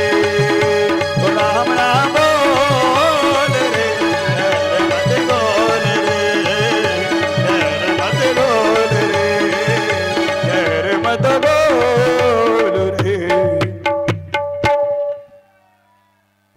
यजमान परिवार के जो सदस्य हैं वो आगे आरती के लिए आ जाएं। सभी लोग आगे की तरफ आ जाएं। यजमान परिवार के घर के सदस्य हैं और आकर के श्रीमद् भागवत महापुराण की दिव्य मंगलमय आरती। ओम ज्वालामालिन्यै नमः। सर्वोपचारार्थे गन्धाक्षस्वाणिं समर्पयामि। चंद्रमा मनशो जात चक्षुः सूर्योऽजायत। श्रोत्रात् वायुश्च प्राणश्च मुखात् अग्निरजायत। इदगुं हविः प्रजननं मे अस्तु सबीरगुं सर्वगणगुं स्वस्तये। आत्मशनि प्रजा शनि वश शनि लोक शन्यभय शनि अग्निः प्रजां बहुलां मे करोद्वन्नं पयोरेतो अस्माशु दत्त। अरे मन में बसा के तेरी मूर्ति उतारो में गिरधर तेरी आरती। मन में बसा के तेरी मूर्ति उतारो में भगवान तेरी आरती। मन में बसा के तेरी मूर्ति उतारो में गिरधर तेरी आरती। मन में बसा के तेरी मूर्ति उतारो में गिरधर तेरी आरती। करुणा करो कष्ट हरो ज्ञान दो भगवान। भव में फंसे नाव मेरी तार दो भगवान। करुणा करो कष्ट हरो ज्ञान दो भगवान। भव में फंसे नाव मेरी तार दो भगवान। दर्द की दवा तो मेरे पास है। दर्द की दवा तो मेरे पास है। जिंदगी दया की भीख मांगती। मन में बसा के तेरी मूर्ति उतारो में गिरधर तेरी आरती। हरि बोल। मन में बसा कर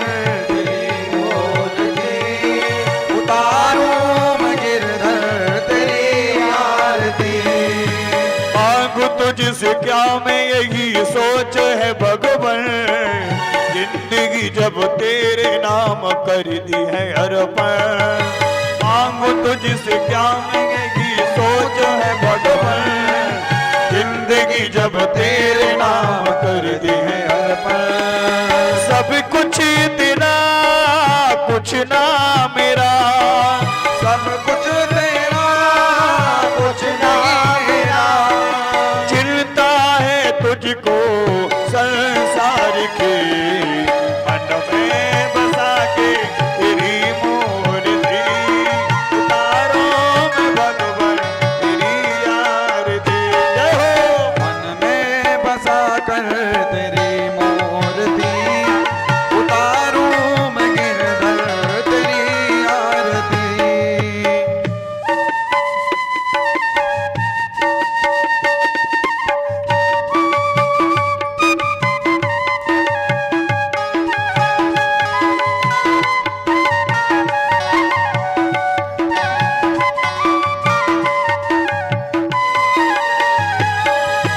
वेद तेरी महिमा गाएं संत करें ध्यान, नारद गुणगान करें छेड़ वीणा तान।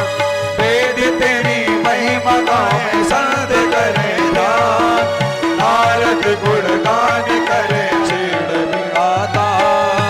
भक्ति तेरे द्वार करते पुकार, भक्ति तेरे द्वार करते हैं पुकार। दास व्यास गाए तेरी आरती, मन में बसा के तेरी मूर्ति, उतारो में गिरधर तेरी आरती। मन में बसा कर तेरी मूर्ति, उतारूं मैं गिरधर तेरी आरती। कर्पूर गौरव करुणावतारो, संसार सारो तुझके निहारो। सदा वसंतम हृदयारविंदे, भवम भवानी सहितं नमामि। त्वमेव माता च पिता त्वमेव, त्वमेव बन्धो च सखा त्वमेव, त्वमेव वेद्या द्रविणो त्वमेव, त्वमेव सर्वं मम देव देव।